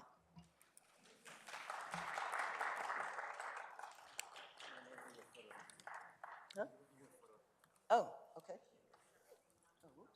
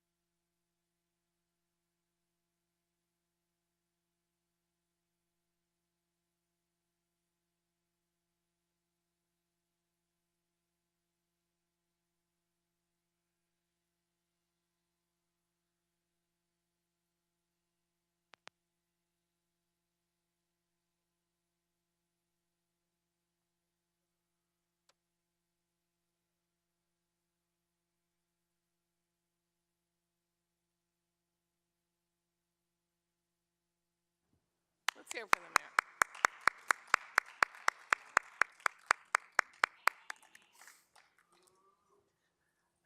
Okay, colleagues, we are now hearing public comment on this item. That is correct. Okay. Executive Officer, please call the members of the public who have signed up to speak on this item as amended. Will the following individuals please come forward and staff will assist you? Andrew Grabner, Arnold Sachs, Dr. Critical Truthbay, Dr. Genevieve Claverell, Gia Victor, Herman, Mike Greenspan, and Pastor Deborah Purnell. Moderator, may we have the first speaker, please? Our next participant is Rosin Chu. You may begin. Hi, good morning, Supervisors. My name is Ronson Chu. I'm from the South Bay Cities Council of Governments. I just want to say that we are in support of the motion to, act with urgency to solve our homelessness problem. We have a motel in the Harbor area, the Harbor Gateway area, that is interested in a master lease program. But as you all know, the devil's in the details. Our current master leases, like past lease up and RPSS, is not a true master lease up. And so, they all require some sort of landlord engagement. And so, yeah, I'd love to work with the city and the county to see how we can get this landlord and his motel under a true master lease up program. And I also just want to say, thank you to Supervisor Mitchell for letting us know about the amendment to the motion that would be supportive of any cities declaring state of emergency. While I don't have any cities that I know of imminently looking at this. I just want to say that we are acting as if we are Thank you in a very much. crisis. And how can we get this person's information about the motel in the Harbor Gateway? We have his contact We have his contact? Okay. Thank you. All right, next speaker, please. Our next participant is Stephen Simon. You may begin. Good morning, Chair Hahn, and good morning, Supervisors. I'm Stephen Simon, the Interim Executive Director of the Los Angeles Homeless Services Authority. Sorry I couldn't be with you in person this morning, but I certainly wanted to express that LAHSA is looking forward to working with the county, the city, and community providers to fully support the emergency declaration and the Inside Safe initiative, and the full spectrum of housing and services needed countywide to house our unsheltered neighbors. This certainly includes addressing the inequities in the current system. We'll continue to work with the County Homeless Initiative and the Mayor's Chief of Housing and Homelessness to redouble our system support efforts from shelters to permanent supportive housing. So I want to thank you all again for your leadership and say that LAHSA is here to fully committed to supporting your combined efforts. Thank you. Thank you very much. Next speaker, please. Our next participant is Eric Previn. You may begin. Thank you. It's Eric Previn, and I must say, what a pageant of the wonderful, we have found one another. We found ourselves. What a beautiful rollout to another approach. And I look forward. I know Room Key was very similar. And in our neighborhood in Studio City, Room Key resulted in a big fill up the Sportsman's Lodge. And it was a safety thing during the pandemic. And I think people felt okay and good about it. But then, everybody was let out. And now they want to knock it down and put up a skyscraper at a choke point. It feels wrong. It feels like it should be a hotel. And in the interim, during the emergency, since we've declared the emergency, we may as well do what we did before, inside out. I'm just getting used to the new one. There have been a number of slogans. This is a good one. Get inside. Is it get inside? What is it? Inside, safe inside. Safe inside. Incidentally, I don't want safe inside to be misinterpreted as going to the back room. Thank you. Thank you for those comments. Next speaker, please. Thank you. Our next participant is Rodeo Orca. You may begin.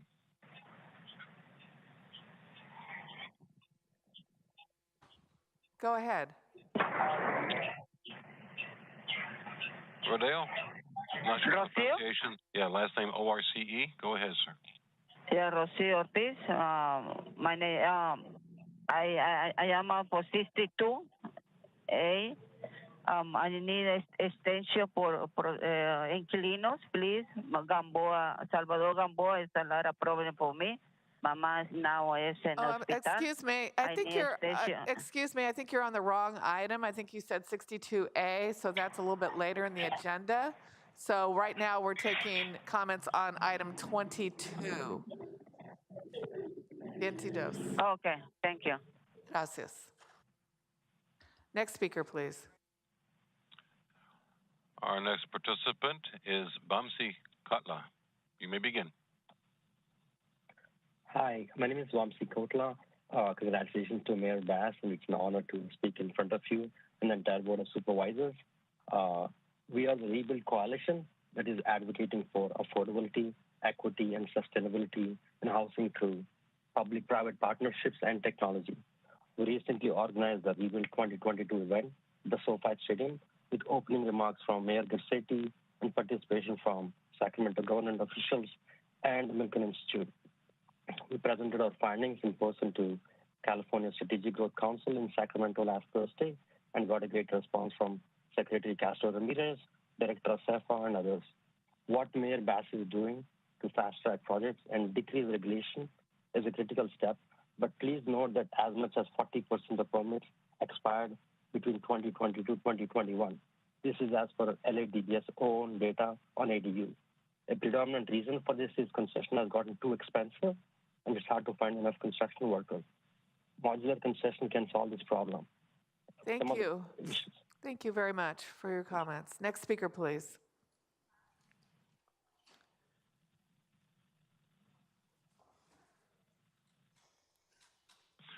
Our next participant is Zeke Sandoval. You may begin.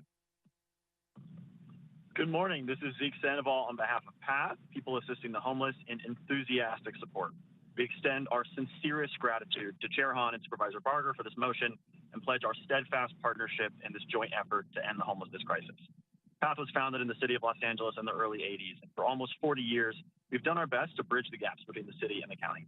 And as one of the largest nonprofit homeless service providers in the region, we're grateful for our partnerships with the many other cities and COGs in the county, because homelessness isn't confined to just one city. But as the biggest city in the county and the epicenter of the crisis, Los Angeles has a special responsibility to lead here. That's why we were proud to stand beside Mayor Bass last week when she declared the state of emergency, and why we're deeply, deeply thankful to Chair Hahn's presence and leadership. True partnership can make a world of difference. We look forward to working in close collaboration with all your offices to solve this crisis together. Thank you. Thank you. Next speaker, please.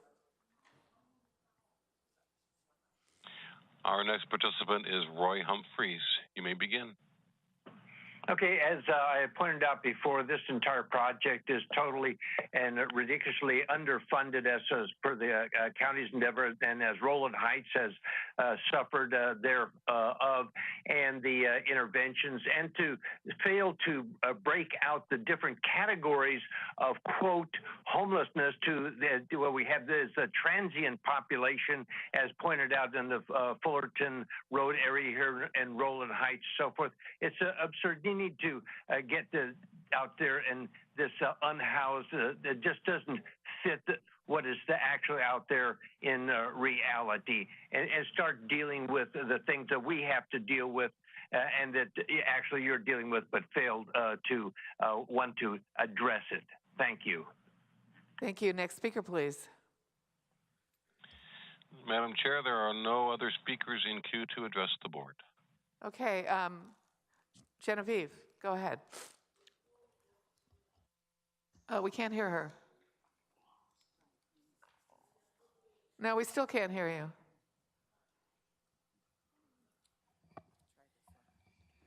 Okay, is that better? Oui. Oui. Good morning, Board of Supervisors. I'm totally in support of this motion, but I think you're going to have to look at certain point. This morning, I didn't hear nothing about preventing homelessness, and that should be one thing to talk about it also.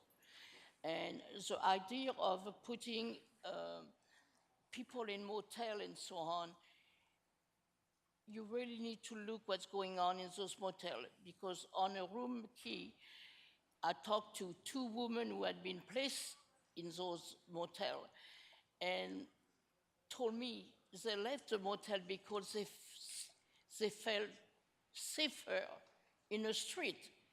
That's very scary.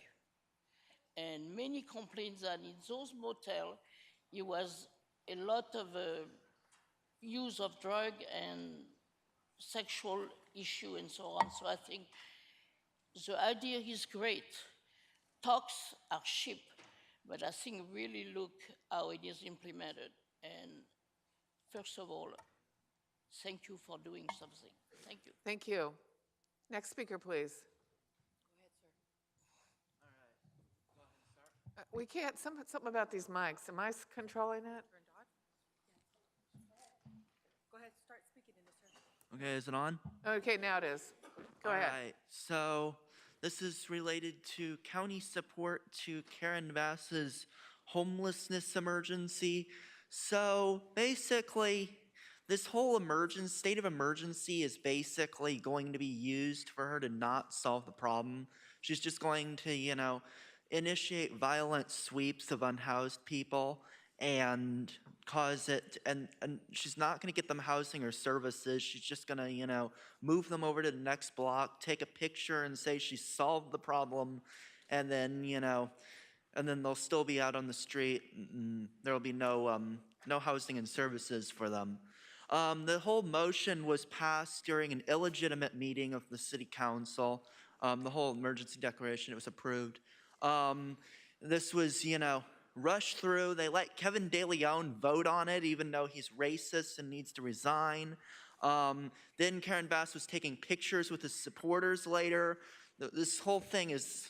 Okay, thank you. Next speaker, please. Hi, so I've been here last decade speaking on Black service providers. We got nothing but pushback. Last time I was here, Gomez, who's your homeless deputy, Holly Mitchell.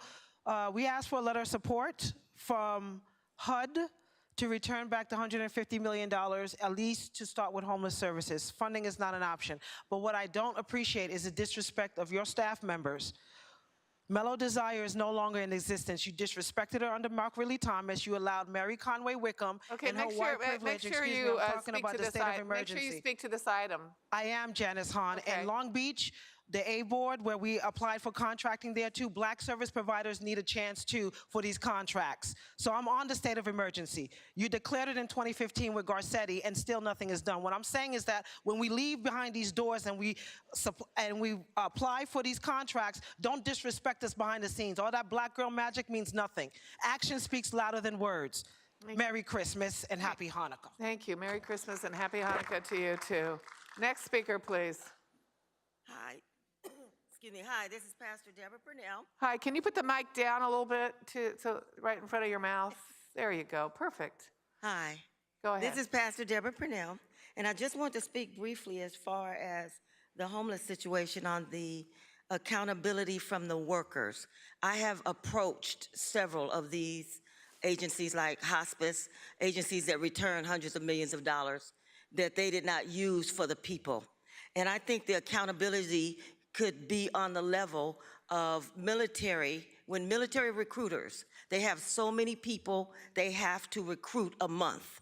And if the accountabilities of these workers, if they had to house so many people, whatever that number is, a month, they had to go out on the street so many days out the month, they had to meet these people, take pictures of these people, talk about the progress of these people, then you'd have a lot more people housed. So that's one problem. Another problem is judges who are counterproductive, who are still putting people out on the street when you have moratoriums and other things of that nature to try to slow the homeless situation. Thank you. Thank you. Next speaker, please. Well, $8.1 billion, will it solve the homeless crisis that we've encountered for the last 15 years? And it's going to take only 12 years for Karen Bass to solve this major crisis, this historic problem of programmatic homelessness? I doubt it. Because under bid document project number HIP 0174 for the record, public health, there has been no instructive executive director to address the issue of what creates homelessness. When you don't provide the HUD assistance, when you don't provide the scope of work to finish and complete Something so simple, but you'd rather find us out in the street homeless because we can't afford a roof over our head. So for the record, I'm submitting all these documents, and all I want is help. If I can't get help, promise you next year, it's all about a war. Okay, thank you. Please, who's taking his documents? Okay, great. Thank you. Next speaker, please. My name is Robert Lovelace. I'm a representative of the Southwest Regional Council of Carpenters. I'm here to express our tremendous support for the actions that you're taking today. This is the entire world is watching Los Angeles right now. How we respond to this crisis is the test of our lifetimes. We couldn't be happier with the tools that we have before us. And I only wish that in this electronic age, people could sense the energy and the excitement and the enthusiasm that was in this room. Yes. We support you. The carpenters are ready to build. Let's do it.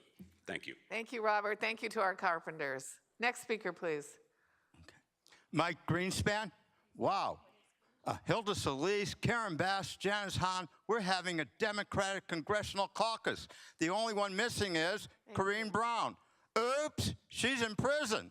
Well, one thing that has definitely happened all around LA, you look at it downtown, you look at it in these transit corridors, we're building luxury apartments.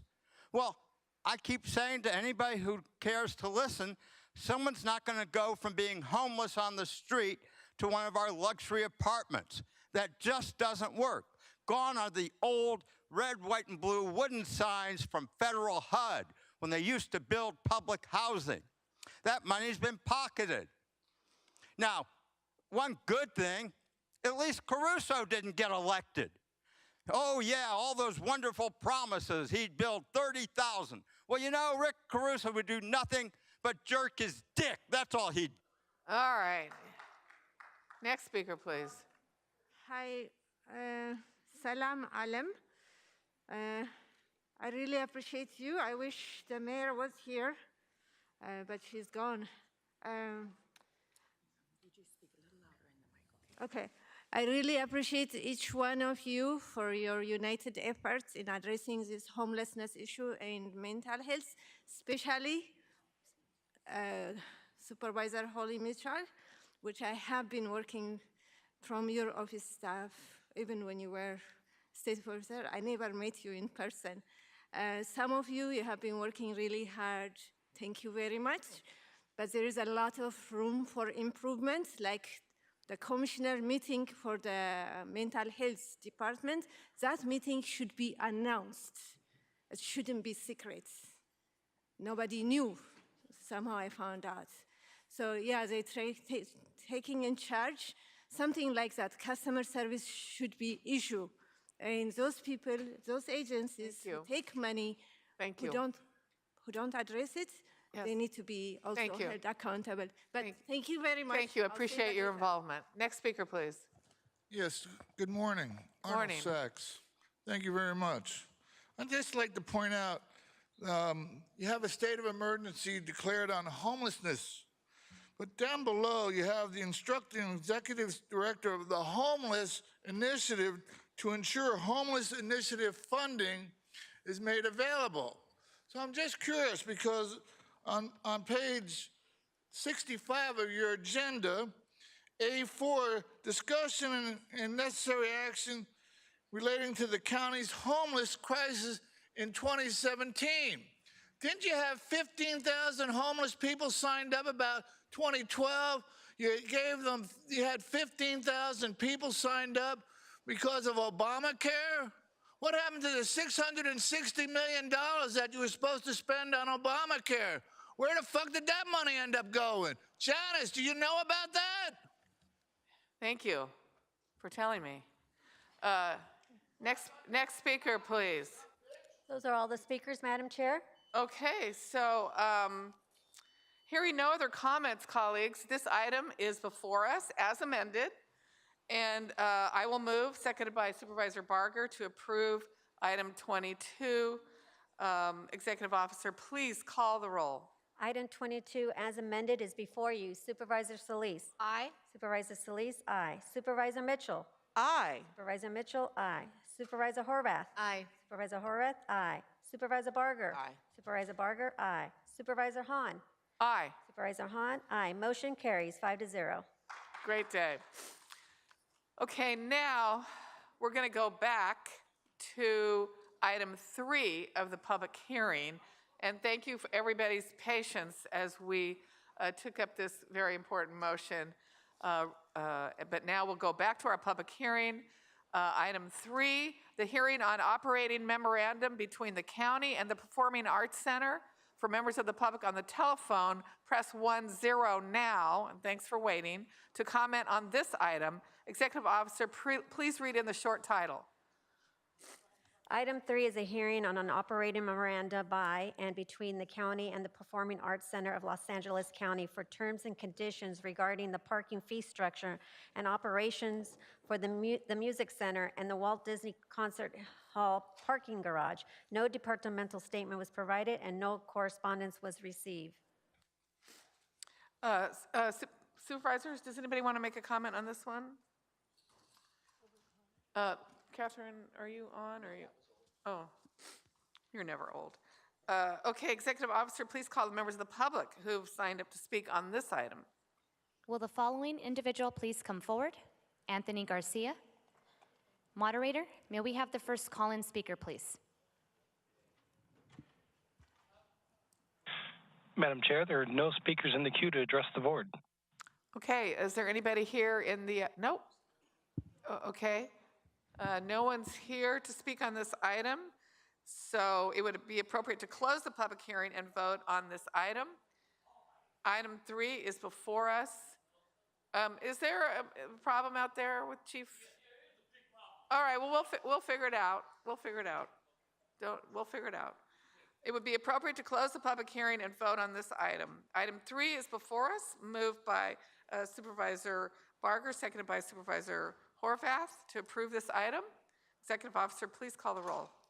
Item 3 is before you. Supervisor Solis. Aye. Supervisor Solis, aye. Supervisor Mitchell. Aye. Supervisor Mitchell, aye. Supervisor Horvath. Aye. Supervisor Horvath, aye. Supervisor Barger. Aye. Supervisor Barger, aye. Supervisor Hahn. Aye. Supervisor Hahn, aye. Motion carries 5-0. Okay, we'll now move on to item 5, hearing on the appeal of project number 2019-014416-5 for the construction of 6 single-family residents in the unincorporated community of Canyon Country.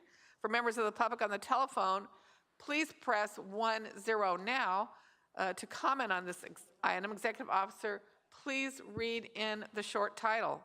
Item 5 is a hearing on the appeal of project number 2019-01416-5 to authorize the construction of 6 single-family residents on 6 existing contiguous legal lots located at 16612 Sierra Highway in the unincorporated community of Canyon Country within the Sand Canyon Zone District, applied for by the James C. Ball. A written departmental statement was provided and no correspondence was received.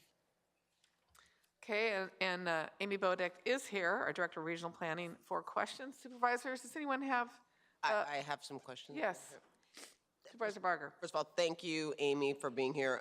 Can you just answer a couple questions? What is the driving force for the requirement for the project to have a cultural monitor during different phases of development? Certainly, thank you. Chair Hahn, members of the board, specifically Supervisor Barger. The question related to a cultural monitor. Okay, wait a second. So, Chief, you seem agitated. Okay, did you sign up to speak on this item? Oh, okay. We didn't have it for some reason. If you want to give those comments during general public comment, we would more than happy, and we're sorry if that was our error. Okay, continue. On the cultural monitor. Yes, thank you. Supervisor Barger, on the cultural monitor, there is a state legislation, AB 52, that requires us to provide cultural consultation with all Native American tribes. And there is a Native American tribe that is active and interested in this area. And so we are required to do consultation. Consultation did occur, and the Native American tribe requested that we require a monitor during grading activities. This is not an uncommon requirement, and we see this more and more, and it is frankly culturally appropriate to do so. And it was AB 52 state law, correct? AB 52, that is correct. So why do county CEQA guidelines only allow for exemptions for up to 3 single-family lots in hillside management areas? Certainly, we do have to be very careful in hillside management areas. And so we do have an ordinance that is our hillside management ordinance that limits us and is consistent with state CEQA guidelines on how many homes you can exempt from CEQA. In this case, the applicant wishes to develop 6 homes, 1 home on each lot, so a single-family home on each lot. Because it is 6 homes, they don't qualify for that exemption. Thank you, Amy. So I just want to make a short remark. While I understand that the appellant is not happy with the conditions recommended by the Department of Regional Planning, the Regional Planning Commission unanimously recommended approval of the project with these conditions. As the project is not fully exempt under county CEQA guidelines, it is the subject to the requirements of CEQA, including the recent provisions of State Assembly Bill 52, something this entire board endorses. Accordingly, the project was reviewed for cultural resource impact by the Tatavian Band of Mission Indians, and it was determined that the use of a cultural monitor would substantially lessen the impact on tribal cultural resources. While I am a staunch supporter of private property rights, development on private land must be done in accordance with applicable codes, guidelines, and laws. In this case, local and state guidelines are clear on the requirements to build the proposed project and will require the inclusion of condition number 32. Therefore, I will vote yes to support the department's recommendation to deny the appeal. Thank you, Madam Chair. Okay, thank you, Supervisor Barger. We will now call the appellant, Chris Ball, who will be given a total of 2 minutes. Please come forward, Mr. Ball. And you'll be given 2 minutes. Please begin. You hear me okay? Yes, go ahead. What you just heard from the director is not truthful. The AB 52 requires there to be a finding of significant impacts. There never was such a finding. The Tatavian tribe verbally told the planner that they thought there might be significant impacts, but they never indicated that my property is anywhere near within 30 miles of any significant impact. There's also a requirement in AB 52 to review feasibility. Now, I'm 74 years old. I'm trying to build 6 houses before I'm dead, okay? And I've been delayed by regional planning for years over stupid stuff. My property burned completely in the tick fire about 3 years ago, and I'm in high desert chaparral. The chaparral got burned, the scrub oaks got burned, all that was left is cactuses and yucca plants. And I was told by regional planning as part of my application that I had to provide a map of every brush and bush on 18 acres after the fire had burned everything. I refused, and they backed off of that. Now, there's no streams within 5 miles of me, but I have to hire a biologist for one of my parcels to monitor the impact on streams. So what they did was, and she has misstated CEQA. The CEQA provides an exemption for single-family parcels that are not increasing density and are not multiple. They're not converting a single parcel to multiple parcels. Thank you, Mr. Ball. So, Amy, or Ms. Bodek, what I'd like you, I know it's not increasing density, but can you respond to the issues surrounding the CEQA? Certainly. This is a 6-unit subdivision. Yes, there are 6 single-family homes, and they are on individual lots, but this is a subdivision. And there was a settlement agreement in 20... Mr. Ball, we gave you your 2 minutes. Please respect what we're doing here and let our Director of Planning answer. We gave you 2 minutes. Go ahead, Ms. Bodek. There is a settlement agreement between the county and Mr. Ball that specifically states, although Ball disputes that a hillside management CUP is required for this project, regional planning will not approve development of any of the other 6 parcels without a hillside management CUP. Ball agrees to apply for a hillside management CUP prior to conducting any further development of the other 6 lots. This was executed in August of 2013. The county regional planning is complying with the settlement agreement.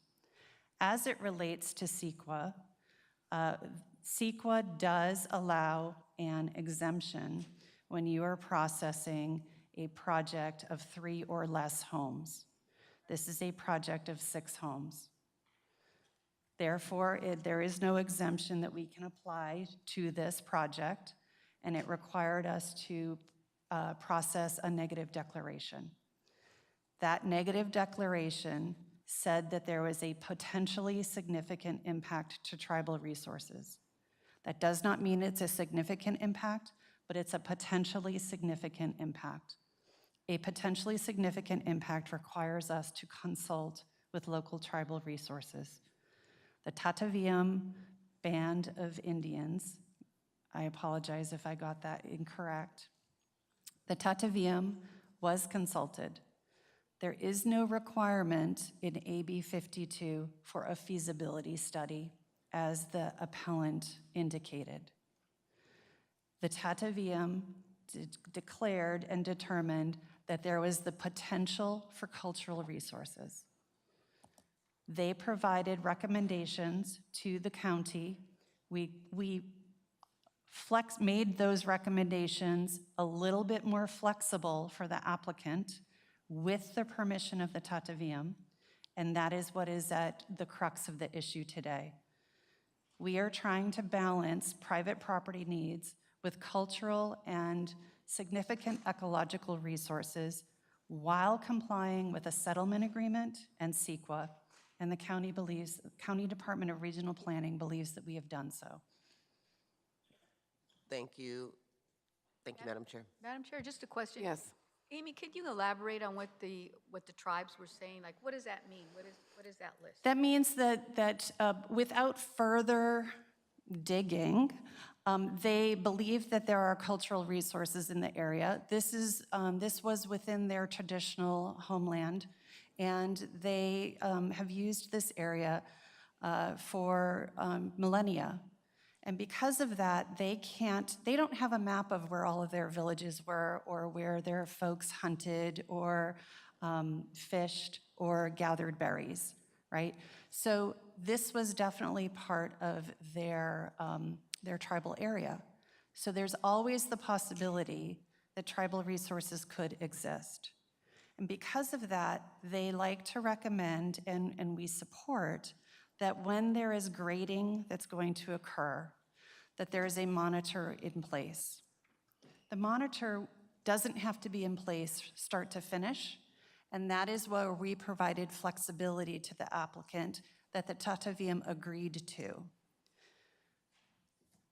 So it's kind of similar. I mean, I remember with Chinatown when they were building something in Chinatown and they found some artifacts, and who would have thought, but yet, yeah. So, thank you. Well, thank you for that. Any other comments? And again, our land acknowledgement that we speak at the opening of this meeting can't just be words. It has to be implemented words, it has to be our deeds, in how we process through all of our department's lenses. So thank you, Ms. Bodek. May I just make yes. one correction for the record? Yes. Mr. Ball is correct that this is not a technical subdivision. These lots were legally divided in the 1970s, but we are still obligated to process them at one time. A large portion of the delay was Mr. Ball not submitting an application until 2019, even though the settlement agreement was signed in 2013. Okay, thank you. Executive Officer, please call the members of the public who've signed up to speak on this item 5, public hearing. Will the following individuals please come forward and staff will assist you? Donald Harlan and Red Chief Hunt. Moderator, may we have the first call-in speaker, please?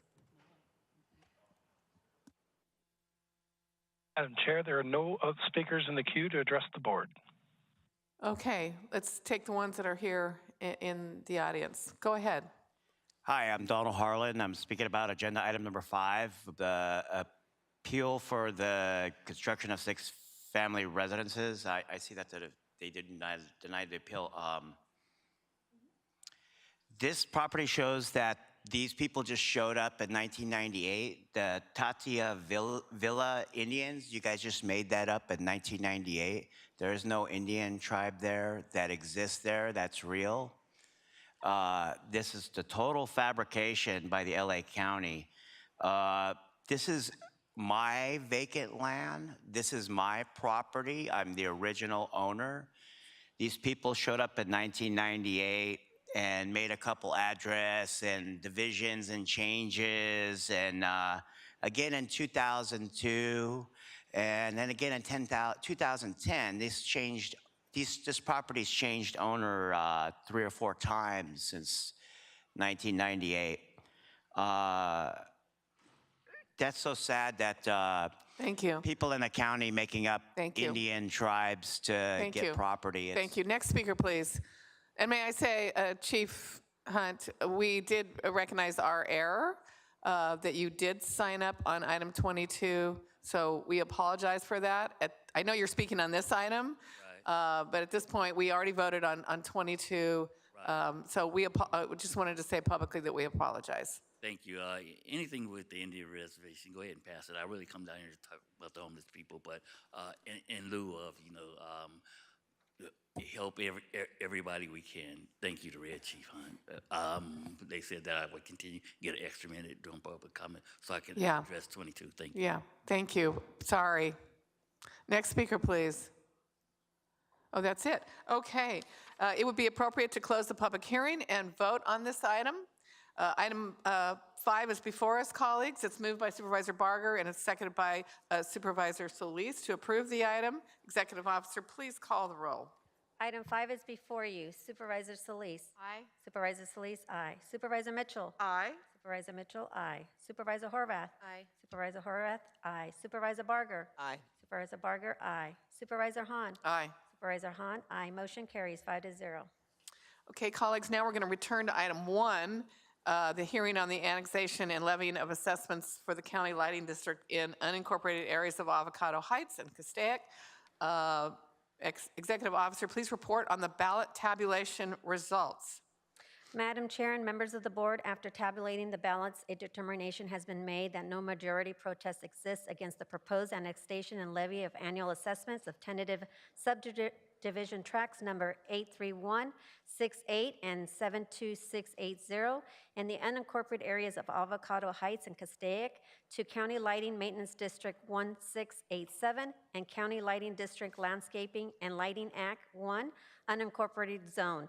As a result, it would be appropriate for the board to adopt the resolution ordering annexation and levying of assessments and the joint resolutions approving and accepting the negotiated exchange of property tax revenues resulting from annexation of subdivision territories to County Lighting Maintenance District 1687 for fiscal year 2024-2025.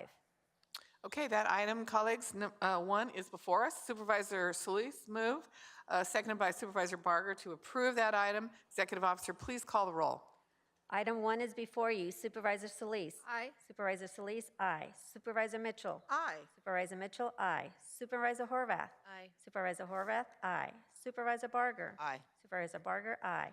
Supervisor Hahn. Aye. Supervisor Hahn, aye. Motion carries 5-0. Okay, now we're going to return to item 2, Executive Officer, and that was the hearing on annexation and levying of assessments for county lighting districts in the city of Carson. Executive Officer, please report on the ballot tabulation results. Madam Chair and members of the board, after tabulating the ballots, a determination has been made that no majority protest exists against the proposed annexation and levying of annual assessments of territory known as Project Number 32-37A in the city of Carson to County Lighting Maintenance District 1697 and County Lighting District Landscape and Lighting Act-1 Carson Zone. As a result, it would be appropriate for the board to adopt the resolution ordering annexation and levying of the assessments and the joint resolution approving and accepting and the negotiated exchange of property tax revenue resulting from annexation of territory to County Lighting Maintenance District 1697 for fiscal year 2024-2025. Okay, colleagues, that item number 2 is before us, moved by Supervisor Mitchell, seconded by Supervisor Horvath. To approve the item, Executive Officer, please call the roll. Item 2 is before you. Supervisor Solis. Aye. Supervisor Solis, aye. Supervisor Mitchell. Aye. Supervisor Mitchell, aye. Supervisor Horvath. Aye. Supervisor Horvath, aye. Supervisor Barger. Aye. Supervisor Barger, aye. Supervisor Hahn. Aye. Supervisor Hahn, aye. Motion carries 5-0. Okay, we'll now move on to item 3, hearing on operating memorandum between. Sorry. Oh, is that right? We're, Not we're right? on item 6. Oh. Okay. We'll now, by the way, just on the public hearing, colleagues, we're going to change that so they're not going to be just a part of a regular board because it is confusing, I think, for the public when they call in, and sometimes it's convoluted. So we're going to now have them on a fourth Tuesday that we don't have an open meeting. So, we don't have a regular meeting. Okay, so item 6 is appointments to commission, committees, special districts, which I held. Oh, for members of the public on the telephone, please press 10 now to comment on this item. Okay, colleagues, the reason I held this because I just wanted to take a moment to thank a commissioner that was on the Sybil Brand commissioner for decades, Eleanor Montano, has been such a great commissioner. It's time now that she's going to move on and do other things, but she has been such a dedicated, passionate inspector of our institutions. And I just wanted to say she was first appointed to the Sybil Brand Commission 29 years ago. And Sybil Brand was probably still around at that time. A lot of people don't know that there really was a Sybil Brand, and who came to my father, I think, and said that conditions in the women's jail was intolerable. Women were sleeping in cots on the floors, and that's how this inspection commission became. And of course, Sybil Brand was married to the late Harry Brand, who was president of 20th Century Fox, I think. So they were very big in the entertainment industry, but she had a real commitment to how we treat people in the jails. And that's how this commission started. And I know we all have appointees, and these are people that are really dedicated, and they have to physically go and walk around our jails and inspect them, and then give us regular updates on what the conditions are. So Eleanor's been there for 29 years.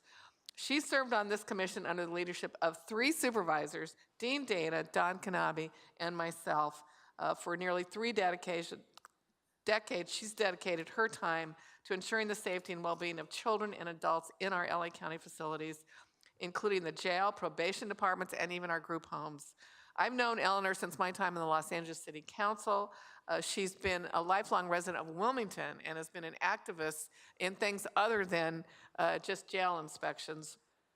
And she's actually an amazing baker, too. She's renowned for her cakes, that anybody that's ever had one will agree that that is one of her highlights is getting a cake from Eleanor. I just wanted to take this moment. We don't usually comment on our commissioners removing and putting them on, but I thought Eleanor deserved just a moment from all of us to thank her for her incredible service. This is a commission that not everybody wants to be on. this is commission that really is, goes into the depths of the bowels of what we do here in the county, which is oversee our jails and those incarcerated. So thank you. I have given her the title of Sybil Brand Commissioner Emeritus to let her know that, forever, we honor her and thank her for her service. Thank you. Are there any supervisors that would like to comment on that? No.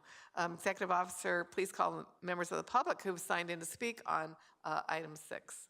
Will the following individual please come forward? Red Chief Hunt.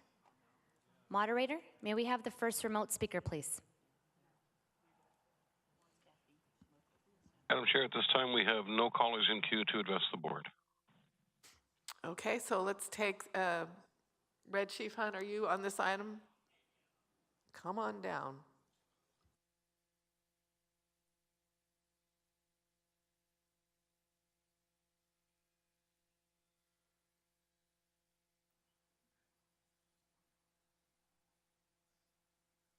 Go ahead. Thank you to Red Chief Hunt. I think that with Sybil Brand that the right to due process is to have a bed in jail and to have adequate services and things like that. I heard you say people are sleeping on the floor. Been there, done that. It's a big issue, but if they're taking you to jail, then they need to provide great service and things like that, whether you're innocent or not. That's one of the things, like I said, that's a big thing to me because Hunt versus the city of Los Angeles said right to due process, so I believe everybody should have that. Red Chief Hunt, thank you. Thank you.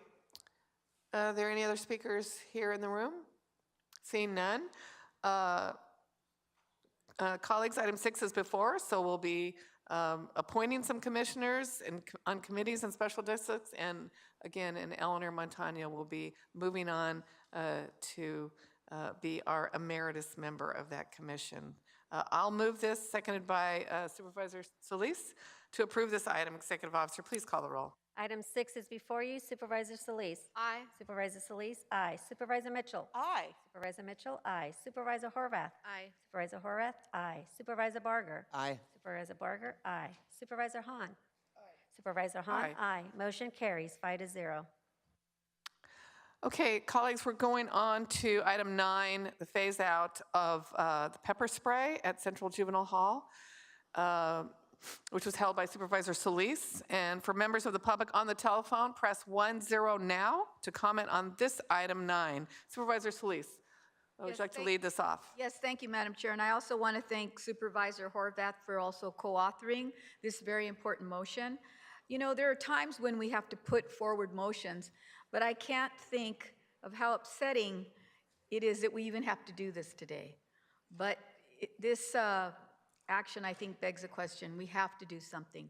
The motion is one of those motions that I believe we have to take action. The motion directs the probation department to stop using OC spray on our youth, but more specifically, as a probation oversight commission's report on OC spray, it showed to stop using OC spray on youth with developmental disabilities and girls and gender expansive youth. This isn't a new item for us. It's something that we know this board has addressed before. Previously, back in 2019, that was almost 4 years ago when this was brought up. And we had a different board at the time, but I think we were unanimous in our decision that we knew this had to stop. The board stood up for our youth who were incarcerated and said we didn't want to see any more use of it. We agreed with probation's request for a phase out, which came with training of staff, supposedly on de-escalation tactics. However, 4 years later now, we're not seeing an overall decrease in the use of OC spray. In fact, we're seeing an increase.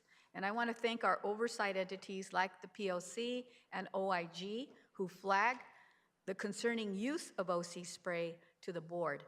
In 2019, the board took action after an OIG report, and now I'm asking our colleagues that we take similar action after I have read, and I hope some of you have read or your staff had the POC report. Just within the reporting period from June to September of this year, the use of OC spray at Central Juvenile Hall doubled. Of the 232 OC spray deployments, 157 were deployed at Juvenile Hall, I'm sorry, whereas 75 were deployed at Barry J. Norduff, despite the lower population of incarcerated youth at Central. Of the OC spray deployments at Central, 60% of them occurred in housing units where girls were categorized as emotionally challenged girls, and boys who had been identified as developmentally disabled or regional center clients. I think all of us know what that means. The motion specifically directs probation to stop the use of OC spray at Central Juvenile Hall, which is in my district, and to stop it within 45 days in the units that house the youth that I just described. Because I do think there's an overuse that is harmful to this population. It pains me to even say that we have to have our youngsters being sprayed because perhaps they are acting out or they have some other emotional conditions that I believe aren't being addressed appropriately.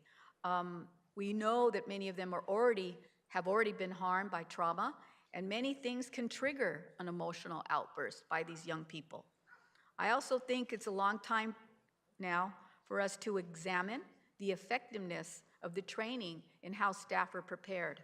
And I learned that the training staff used to get training from the regional center that is appropriately designated as a facility that can do this, especially for the developmentally disabled. But somehow, I guess during the pandemic, those training sessions stopped. I don't know why, but we need to find out. I'm also concerned that we haven't been keeping up in terms of providing data and oversight on these entities. And I don't know why that stopped. Even though the pandemic was here, we still should have continued to do that. The POC report stated that there were issues with the accuracy and validity of the data that was being submitted. So we need an oversight to see the oversight, in my opinion. In fact, the report states that they were provided varying and inconsistent data about who precisely has been sprayed, and including conflicting information about where youth were actually housed. Again, this is about our youth and who cares for them. And it also means our staff.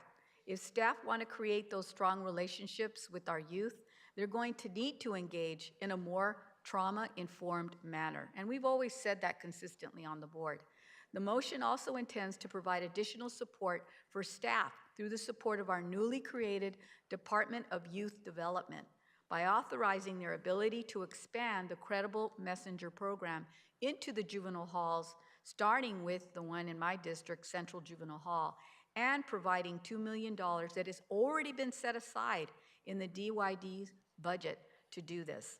We have heard and seen the effect of Credible Messengers. I think we all know that.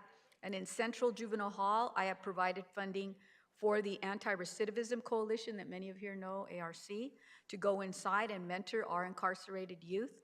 These services that they provide help give opportunity and hope to many of these young people who right now are devastated and don't even have enough programming, as we have heard, and some of our board members and our chair have even visited and saw that first sight.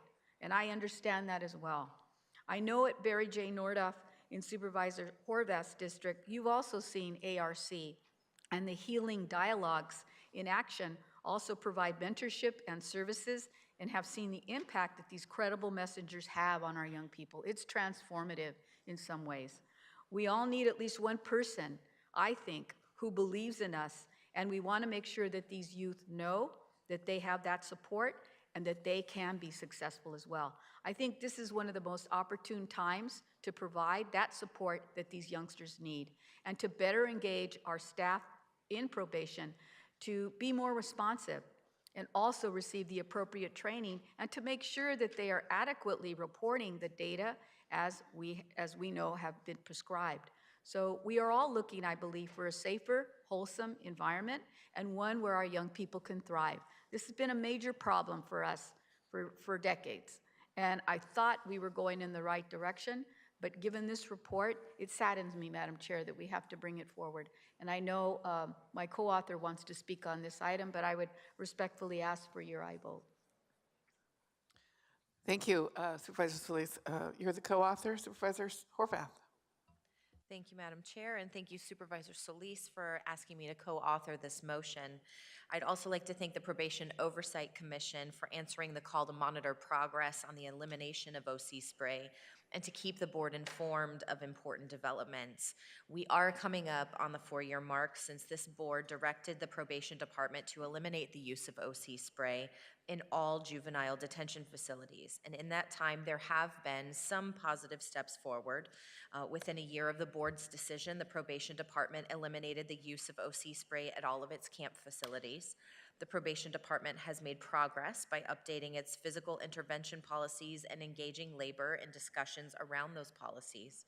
And the Probation Department has also updated its physical intervention training and has made progress in delivering this training to staff. Nevertheless, OC spray continues to be used at the county's 2 juvenile halls, and while the Probation Oversight's recent report points to less use at Barry J. Nydorf Juvenile Hall, which is in my district, less frequent is not what the board mandated. This board mandated complete and total elimination, and that is what we must continue to demand in both of our juvenile halls, especially given the vulnerable populations who have been most at risk.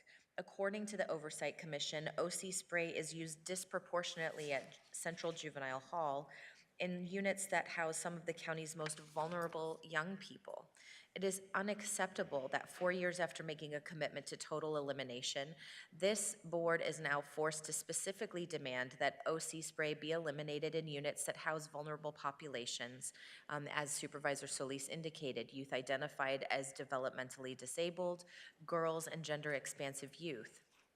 I'm also troubled that the Probation Oversight Commission's disclosure that the Probation Department provided varying and inconsistent data about which youth were housed in a given unit when OC spray was deployed, which makes it difficult for the Commission to make definitive conclusions about who is suffering most from the OC spray deployments.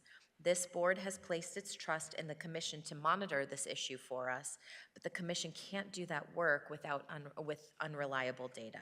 So today's motion calls for a fast-track plan to eliminate OC spray in units that house our most vulnerable young people, the collection of data that will enable the Probation Oversight Commission to engage in meaningful oversight, and support from credible messengers whose engagement with young people will undoubtedly lessen the number of incidents that lead to OC spray deployment. The motion also brings the Office of Inspector General in to partner with the Commission on oversight, and the Inspector General's analysis to confidential information will enable it to access and analyze data that looks beneath the surface to see if specific staff are over-relying on OC spray so that additional attention, training, and support can be provided at that level. I see this motion as a renewed focus on our board's directives from 4 years ago, and my expectation is that focusing on specific units within Central Juvenile Hall to collect data and incorporate the support of credible messengers will shed light on the most effective way to completely eliminate OC spray from both juvenile halls. I look forward to the reports back called for in today's motion as well. Thank you very much. Thank you. Supervisor Mitchell. Thank you very much, Madam Chair, and I'd like to thank the authors of this motion. I was in the state legislature when this body took this action, and it was carrying a package of juvenile justice right-sizing legislation, and so we were tracking this. And when I then joined the board and in my own onboarding efforts reviewed a number of past motions and was reminded about this motion. And so as I sit before us today and recognize that it's required that another motion be brought forward to take the same action, I just have to say it's frustrating just in terms of kind of the process. And so if I may, Madam Chair, I'd like to ask the Chief just a couple of questions to help me understand kind of why we are still here. So I guess my first question, Chief, if I may, is if you could tell us the current status of de-escalation training. Madam Chair, members of the board, thank you for this opportunity, and thanks Supervisor Solis and Hartworth for bringing this motion forward. When I came in about a couple years ago now, February, it'll be 2 years, the OC spray was supposed to be eliminated. And through the state, there was legislation to try to eliminate OC spray throughout the state of California. So I know there was a big interest. And as mentioned previously, all the camps do not use OC spray. So when I came in, one of the things we noticed is that there was the pandemic, the training from the regional center was suspended. And I think that's something that's very important that we should be able to continue. And as far as the training, because of the pandemic, it slowed down all the hands-on training, all the in-person training. 2021, we started going to some virtual trainings. When we talk about this type of issues, we need to include not just the probation staff, but I like the credible messengers, and I'll take it one step further, including clinicians. I've been meeting with the interim director of behavioral health to see if we can get some clinicians. I went to Central last week and found out that they're looking into that possibility. I think it's very critical that we have clinicians also in the facility to de-escalate issues before they happen, not respond after it happens. So I think that's something that we're going to definitely need your support in getting our Department of Mental Health to provide clinicians. And I know it's tough, it's difficult to hire clinicians. But the credible messengers, I also spoke to the interim director, Vincent Holmes, about getting credible messengers, and I was told that they may be able to have sometime in January to be able to assist us. Right now, the main focus has been at Camp Kilpatrick. Campus Kilpatrick, as you know, we moved some of the secure use track there, and we're trying to make that a success. We want to make sure that it's a model for the future. That is the LA model. And by having credible messengers with us is making a difference. We do have clinicians on site at Campus Kilpatrick, and I think that really helps us a lot. And as far as the training that we're providing, I think when we talk about train the trainers, we need to make sure that we continue with consistency in our training. Make sure that the staff are adequately prepared to continue with the training that we've been instructed to perform. Personally, I have not seen the training from the regional center, but if it was suspended, I want to know why, and I want to find out when can we reinstate that training, because it's critical that we have that training for all of our staff. And as you know, over 55% of our staff are females in the institutions. And it makes it sometimes challenging for our female officers, and I don't want them to resort just to OC spray. What I want to see is more engaging, and I think that's one thing we talked about. And if you look at the numbers on OC spray deployment, since October, since we had your approval for the incentive pay, the use of OC spray has decreased. Between Central and Berry J. Norton since October when it started, we had 61 incidents of spray. And that's, when I talk about 61 kids have been sprayed. Because in some cases, you have multiple youths involved in a fight. And they use OC spray to try to contain those youths. When you try to separate them physically and it doesn't work, then you give the OC admonishment, you wait for them to respond, they still continue engaging, so we need to separate them, and that's one way of doing that. But we can tell that by having the additional staff, it has made a difference with the use of OC spray. And that's just a preliminary look at our numbers. Definitely we need to take a harder look. And when we talk about data that's inadequate, I think what we need to understand is sometimes youth get transferred and moved from one unit to another unit when they go to court, when they go to hospital runs, or when they come back. They're not always housed in the same identical unit. Sometimes they have to be shifted around for a variety of reasons. So when OC is deployed, you may see someone in one unit that was probably in a previous unit previous to the incident. So we try to contain that. One thing that I do talk about all the time is our technology. Our technology is so antiquated here that we need to make sure that we capture the information correctly, that we need to retrieve later. And when I met with Wyndon when I first met is that I asked her that this is one of the areas where we need the most help. Our technology is so outdated, it's now 10 years behind where we should be. The legacy systems that we use are outdated. So it's hard to get it to capture the data that we want. Instead of going just paper and pencil, which is very complicated and more chances for error when you start doing paper and pencil data tracking. So I agree that we need to eliminate the OC spray. I thought it was going to be eliminated when I started. I learned that it was not. So now we're working on phasing it out. And working with our staff and working with the Department of Justice monitors as well, we've been coming out with a plan to stop issuing the OC spray to our academy classes, but there was a change. And we're going to continue with that policy, by the way, so we can phase it out going forward. I think the units that we talked about are the units that are very critical to us. I've been in those units. I talked to the kids. I talked to the girls, and they need more help, not less help. Madam Chair, can I piggyback on your question, Supervisor Mitchell? You know, I'm really frustrated because I want to be able to hear from you when this is going to start. And I do want to know, I want more details also in terms of what kinds of incidents, how these youngsters, I mean, why were they being disciplined in this manner? And don't we have surveillance cameras? Are we looking at other tools that we have, I think, afforded probation to be placed there? I mean, are we really digging deep? Are we really taking this seriously? Because personally speaking, just describing the young girls and the young men that have developmental disabilities, and they're in our care, and I've been to Juvenile Hall Eastlake, and I've seen them, and it's a small cohort. It's not a large cohort, so I'm wondering, you know, I understand they may be problematic for staff, but then that just begs the question, why are we not bringing in better staff who are better trained for that? And I think that is something that you need to take a handle on, because I would hate for us to go down this road again, and we are opening up ourselves for more liabilities. So, I mean, can you answer that?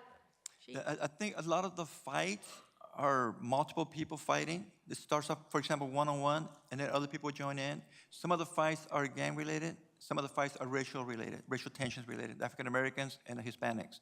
And that's what we see mostly at most of the issues. We do have cases where it's used on staff, and that's when they challenge the staff. I've been challenged a couple of times at Barry J. Norda for a fight. When the kid gets on my face and I just step back, try to de-escalate it, and another staff comes in between us. I've been challenged at Camp Alphabach by a kid that wanted to fight because he didn't want to go home. He felt if he got a case on me, we want to keep him. And I told him, no, you're going home. You belong at home. So I have seen that, and I have experienced personally. But I think, like you mentioned, Supervisor, one of the things that we need to do is a better job is training the right people to come in there.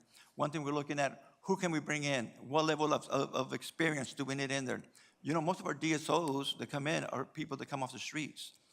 Maybe we need somebody who's a higher level of experience coming in. At night, we only require a high school diploma for our staff that works in the evenings. And the thing we're looking at too is what can we do to change our professionalism of our juvenile halls? Let's call it that. Let's make it a professional organization. And what would it look like going forward? There's a lot of moving parts when you talk about probation and everything that we're dealing with. Thank you. Supervisor Mitchell, reclaiming your time.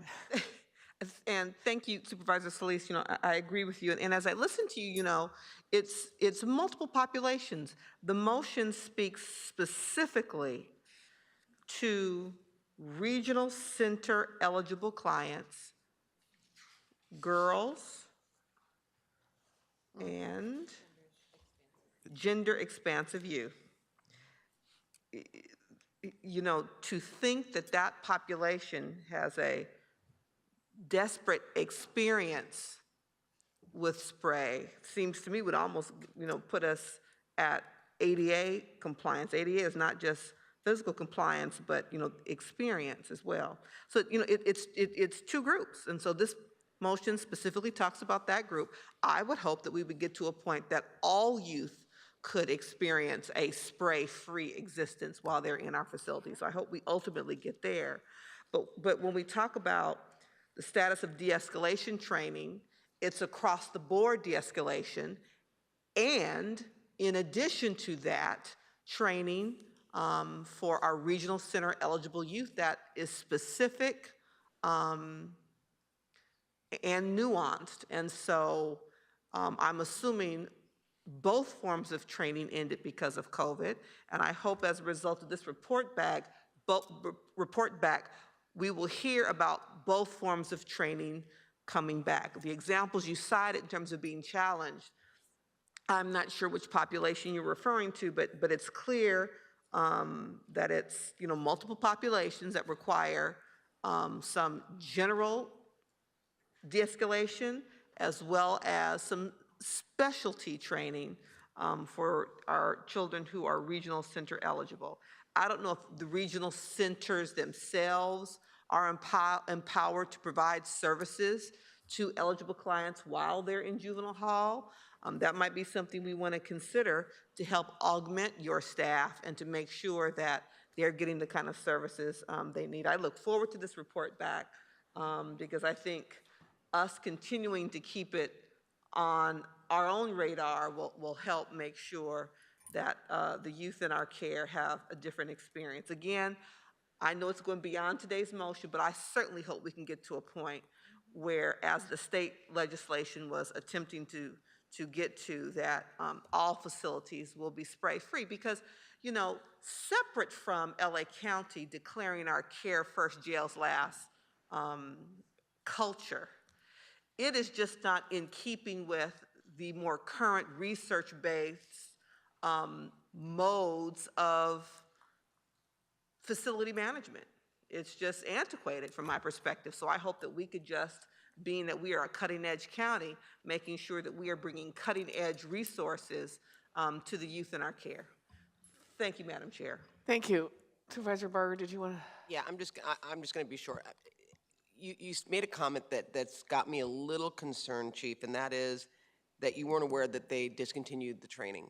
And I think my concern is that given, and by the way, ARC has been very good at highlighting when there are concerns, and when I hear them concerned about what's going on in the halls, and I know it's an all hands on deck. And the comment was twofold: training, but also centered around Campus Kilpatrick, getting some of those youth out to Campus Kilpatrick, because there are going to be individuals that are going to be problematic, and you have to separate, but you also have to train staff. And so you have a training unit, correct? Yes. So what is their excuse for not informing you that training has been discontinued? I mean, to me, because of COVID, if we can't send them to the regional center or whatever, then we should be bringing training into the camps or into the halls and into the camps, quite frankly, both. And so I would put your training unit on notice that this motion is the direct result of their failure to do their job. And I mean, I'm being harsh because I'm shocked that that was discontinued, because that could have prevented the rise in numbers. So I hope you as chief will let them know that that is unacceptable, to not have that type of training, because I would argue, and correct me if I'm wrong, that the youth that we currently have that are housed have some sort of developmental disability that needs to be addressed, whether it be on the spectrum. I mean, so training should be just a no-brainer as it relates to working with the specific population. And I'd be curious to know your input on that, if you wouldn't mind. Thank you, Supervisor Barger. And yes, I agree completely with the needs that the population presents. I know in doing our inspections, we found that at some of the facilities, sometimes up to 50% of the youth have IEPs, independent education plans, or in special education classes with LACO. They present with really serious diagnosed mental health, mental illness issues. They're under the treatment of therapists and doctors. Many of them have physical ailments. The Children's Data Network reported that approximately 80% have had contact with the child welfare system. We certainly are incarcerating a group of young people who present really tremendous needs. And I think the purpose of focusing that in this motion is twofold. One is that they're housed in individual units, the girls housed in individual units at Central, as well as the developmentally disabled unit, which makes it easier to target and track the progress on the phase out of OC spray, but also because of the tremendous need that presents. So the need of the young people is certainly a key in the not re-traumatizing and not engaging with them in a violent way that actually discourages their rehabilitation. So, I mean, and I would say, Chief, in closing, and then I'll yield my time back, that training is ongoing. It never stops, ever. And, you know, I know within the mental evaluation team, the host teams, they're constantly training. And for lack of a better term, I don't want to say re-energizing, but re-emphasizing some of the way that you handle and de-escalate. So I'm hoping, you know, I'm going to support this motion. I'm 2019, and we moved forward and then we moved back. And I think my frustration also that it creates some angst amongst the union as well. And this really has nothing to do with the union per se. It has to do with training within the department, and the fact that we need to address that moving forward constantly, always updating the manuals, always looking at best practices, because there are best practices out there. And it may show us that moving the population like we did at Campus Kilpatrick or separating out certain individuals is a way of de-escalating, you know? So anyway, I just thought I would chime in on that. Thank you. Thank you. Yeah. I just to follow up on Supervisor Barger's questioning, I want to hear from the POC what your take is on the use of OC spray. That's a very direct question, Supervisor Solis. My take on the use of OC spray is that the reason that I'm a broken record on this issue and that we brought it forth in this report is that I truly believe that probation staff can and do operate facilities without the use of OC spray. I have seen probation staff at the camps in particular where it's not an option, but also at the halls choose not to use their OC spray and de-escalate with fabulous levels of skill. I watched 2 young men get puffed up in an altercation in a classroom, and a DPO at one of our camps talk them into complete peace and conflict resolution where nobody got in trouble and there was no physical contact. They do have the skills. And I really believe that this is somewhat similar to what Supervisor Mitchell said. This is just it's an old, antiquated tactic that doesn't take into consideration the harm that it commits. It's a physical, violent intervention, and it's something that should be in our past. Thank you, Madam Chair. Thank you. Thank you. Chief, I think you've heard it. You know, how long have you been chief at our department? A year and 10 months. Okay. So I mean, we're not holding you responsible for what happened before you got here, but I think you heard from all 5 supervisors our frustration. Yeah, to think in 2019 we put forth the motion to phase it out, and I remember that board meeting very well. And who came down here was our probation officers, and they had signs that said we need training, and we agreed that it was a dual process. Phase out OC spray, but you can't phase it out until you give the staff another tool. This is the only tool they've used for all these years to get control of what they feel is an out-of-control situation where their own safety feels threatened. This is all they've known, and we know that this board doesn't believe that anymore, but we also want to tell them that we are thinking about them and certainly our staff's safety and well-being. But there are other tools, there are other tactics to de-escalate, and it's very frustrating for us that that has not happened. We suspended a lot of things during the pandemic, but we kept a lot of things during the pandemic. And your department should have figured out how to keep this training going during the pandemic, because you can't have one without the other. I think we would agree. We can't phase it out until we give the staff something else to do to take control of a volatile situation. So it's very frustrating to us that you've used that excuse, or the department has used that excuse. Now, I think I think everyone's really upset. I think everybody's being really polite, Chief. I think Supervisor Barger's use of the word harsh was not really harsh. And I think you heard behind Supervisor Solis's very measured, polite comments a very angry feeling. And I think we're all feeling that. Come on, Chief. This is important to this board. It's important to those who are incarcerated, who are in our custody. It's important to the staff members. This is a priority. You have got to get this done. And we just are not in the mood to have any more excuses. It's important to us. So next time you come before us and this report, you better give us a direct, clear, timely pathway to how we can achieve the phasing out of OC spray. It's been done in other cities. It's been done in other probation departments. We've read about it. We've seen it. We need you to just really take this and make it happen. We're very frustrated, but we're being very polite today. So thank you.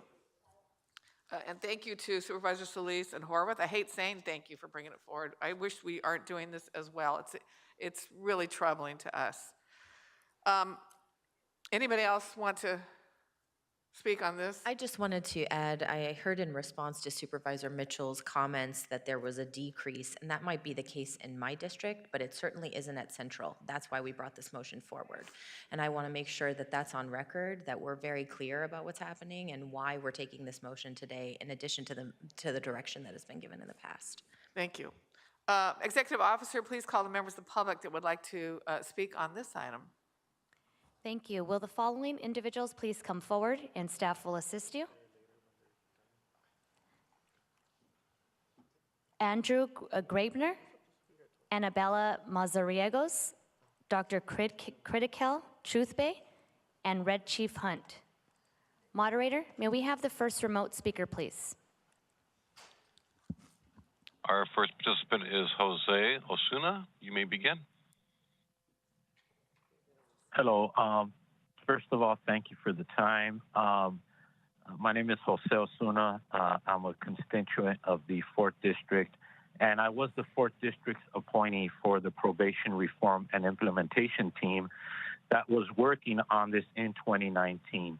I just want to respectfully express my frustration with the fact that this continues to be a conversation. We've seen very little action toward the elimination of pepper spray in the use of juvenile facilities. And I do want to express one other thing. We're talking about certain vulnerable populations. I would just like to point out that all of the juveniles that are under the care of the probation department in these juvenile facilities are vulnerable populations. They're all minors. A lot of them are what we would consider still children. So I take particular offense at the fact that we're not looking at the entire population that is within the custody of these juvenile facilities as vulnerable populations. I would like to point out that Marin, Napa, San Francisco, San Mateo, Santa Clara, Santa Cruz, and Solano counties, none of them use pepper spray. So there are examples. Thank you. And we appreciate your work on this issue. We're going to get there, but thank you for your work so far. Next speaker, please. Our next participant is Roy Humphreys. You may begin. Okay, folks, item number 9 is a proverbial can of worms here. And also note that the statistics put out by Supervisor Solis and others are do not tell the picture. They say as much as they don't say. And the idea that our IT in this department are 10 years behind the time is appalling and, in my estimation, criminal. Until such time persons within the system who don't go to jail for this and bring in the feds for civil rights violations, nothing's going to change. And as pointed out by this board here. And that's just the beginning of it. And this is appalling that you've allowed this to go on this long. And the bottom line is, where's the money? You've got the money. You can do anything and everything. You haven't got it. Where are you going to get it? Thank you. Thank you. Next speaker, please. Madam Chair, there are no other speakers in the queue to address the board at this time. Okay, in person. Go ahead. All right. Just go ahead and start speaking, or? Yeah. So why is OC spray still being used on children? Like it never should have been used on children to begin with. We need not just at one jail, not just every There should be no use of OC spray on children. There shouldn't be use of OC spray on anyone. So why is that still being used? Abolish OC spray, come up with better solutions for treating our children that don't involve carceral systems to begin with. Yeah, this use of OC spray is violent. It should not be used. It should not be anywhere near children. Let's stop the OC spray and come up with something better that's not this carceral thing that's going on. Thank you. Next speaker, please. My name is Anabela Mazariegos. This is sad the way that we treat our children because they're still in the process of growing up. This is not a way to treat a child. But the problem is not here. The problem is that we are not enforcing education first of all, we having children having children.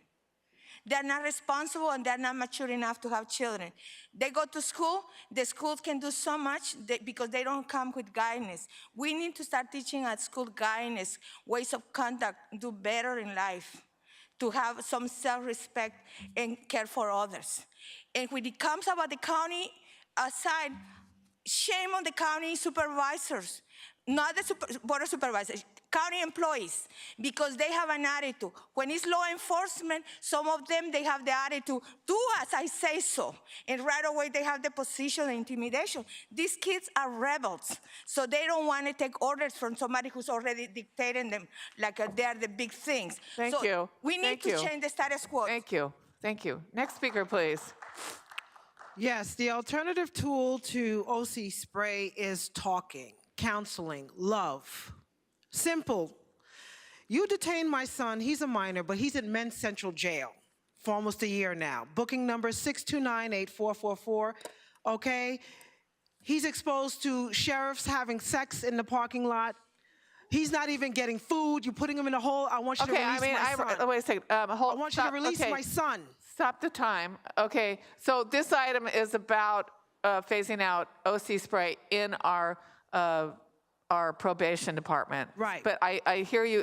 If you want to talk to somebody else about your son, okay. I want to talk to you. I want you to release my son.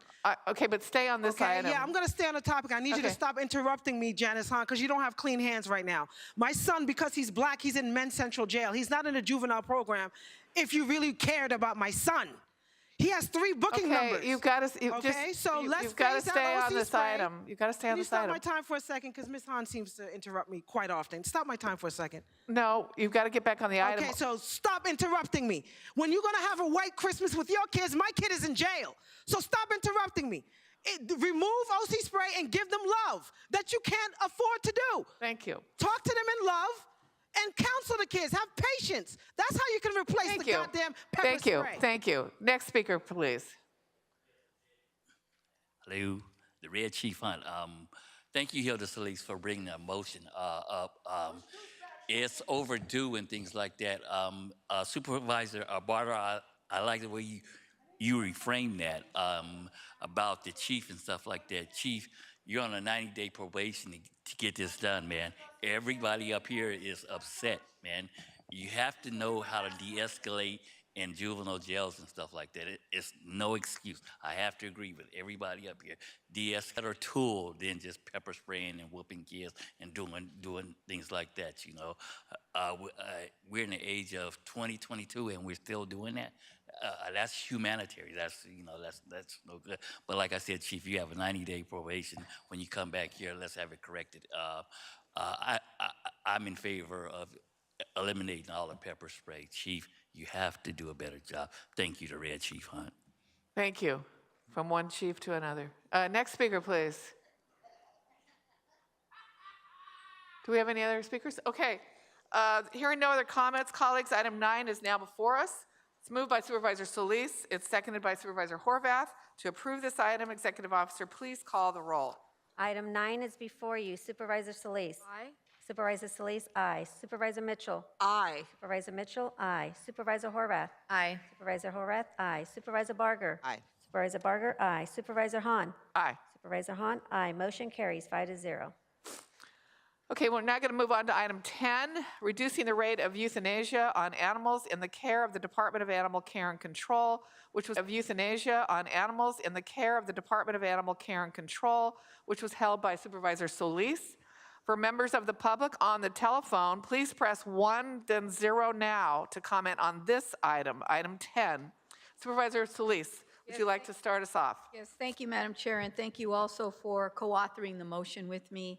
I think we all may have read a few weeks ago, a 3-month-old puppy by the name of Bowie was euthanized by some error at the Baldwin Park Animal Control Center. His death, as you know, sparked outrage among community members. I even heard from our local mayor in the city of Baldwin Park, who was outraged and actually demanded to speak to staff there and actually go visit the facility.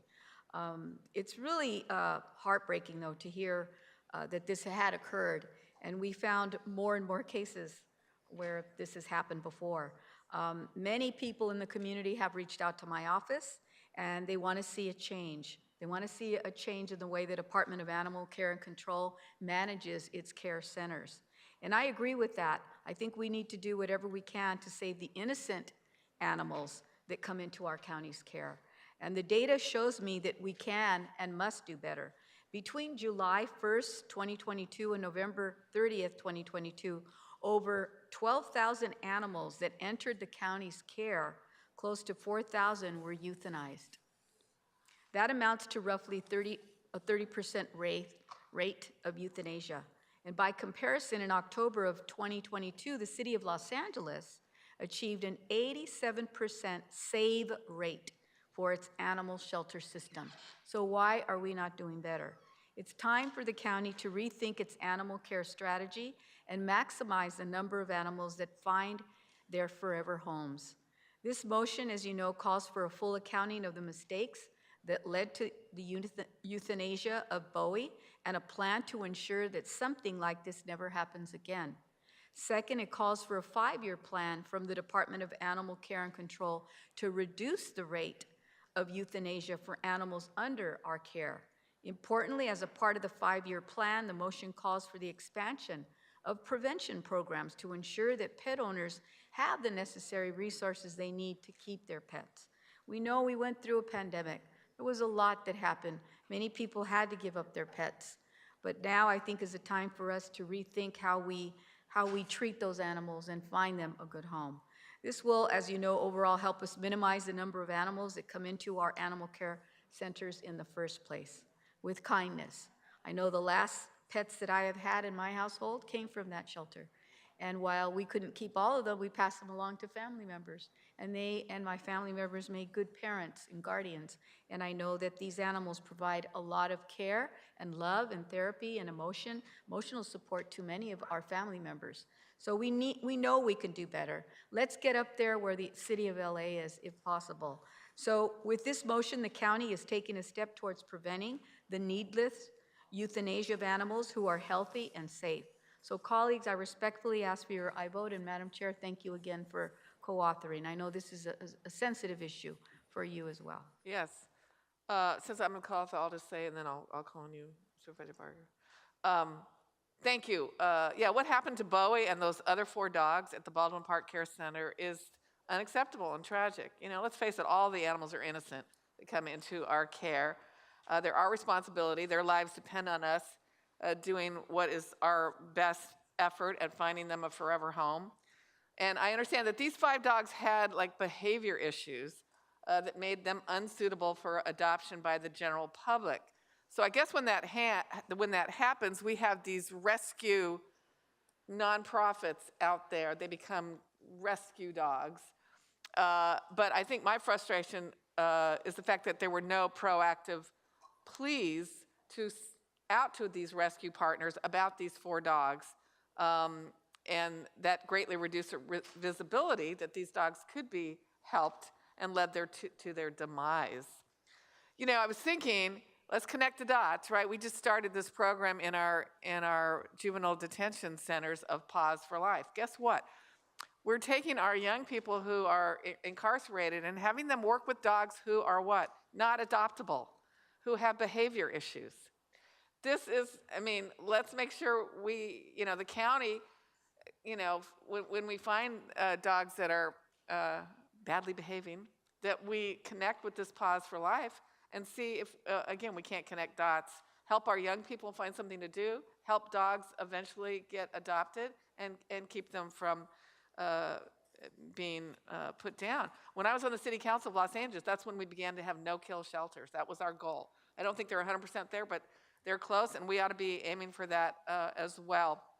The other thing I was thinking about, Supervisor Barger, I think you single-handedly were responsible for getting cats and dogs adopted every Tuesday at the board meeting. I think every one of those that you held up and commented on found a home by the end of the day.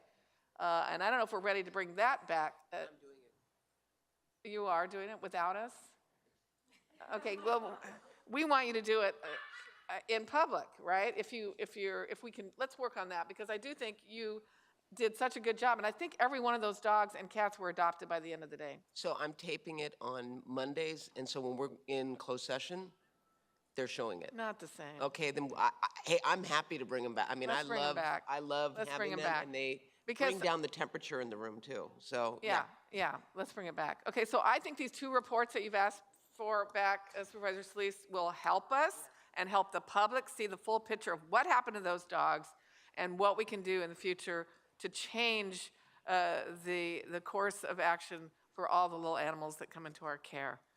Any other any other colleagues want to comment on this? Okay, let's call the members of the public who've signed up.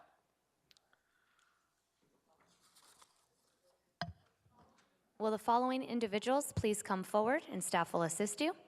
Susan Fren Laturner, Andrew Grabner, Anthony Garcia, Herman Herman, Mike Greenspan, Rasmus Lee, Red Chief Hunt, and Theodore Trentman. Moderator, may we have the first remote speaker, please? Our first participant is Kayleen Hawkins. You may begin. Thank you. Good afternoon, supervisors.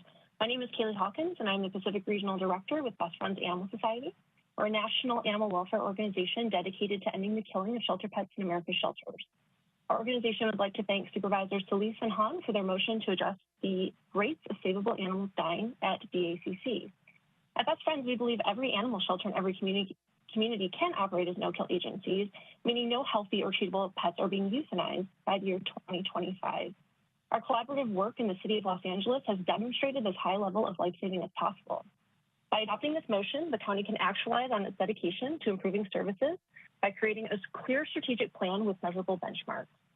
And as a stakeholder in the greater LA area, Best Friends has also submitted written comments to express our support in assisting with the creation of this 5-year plan.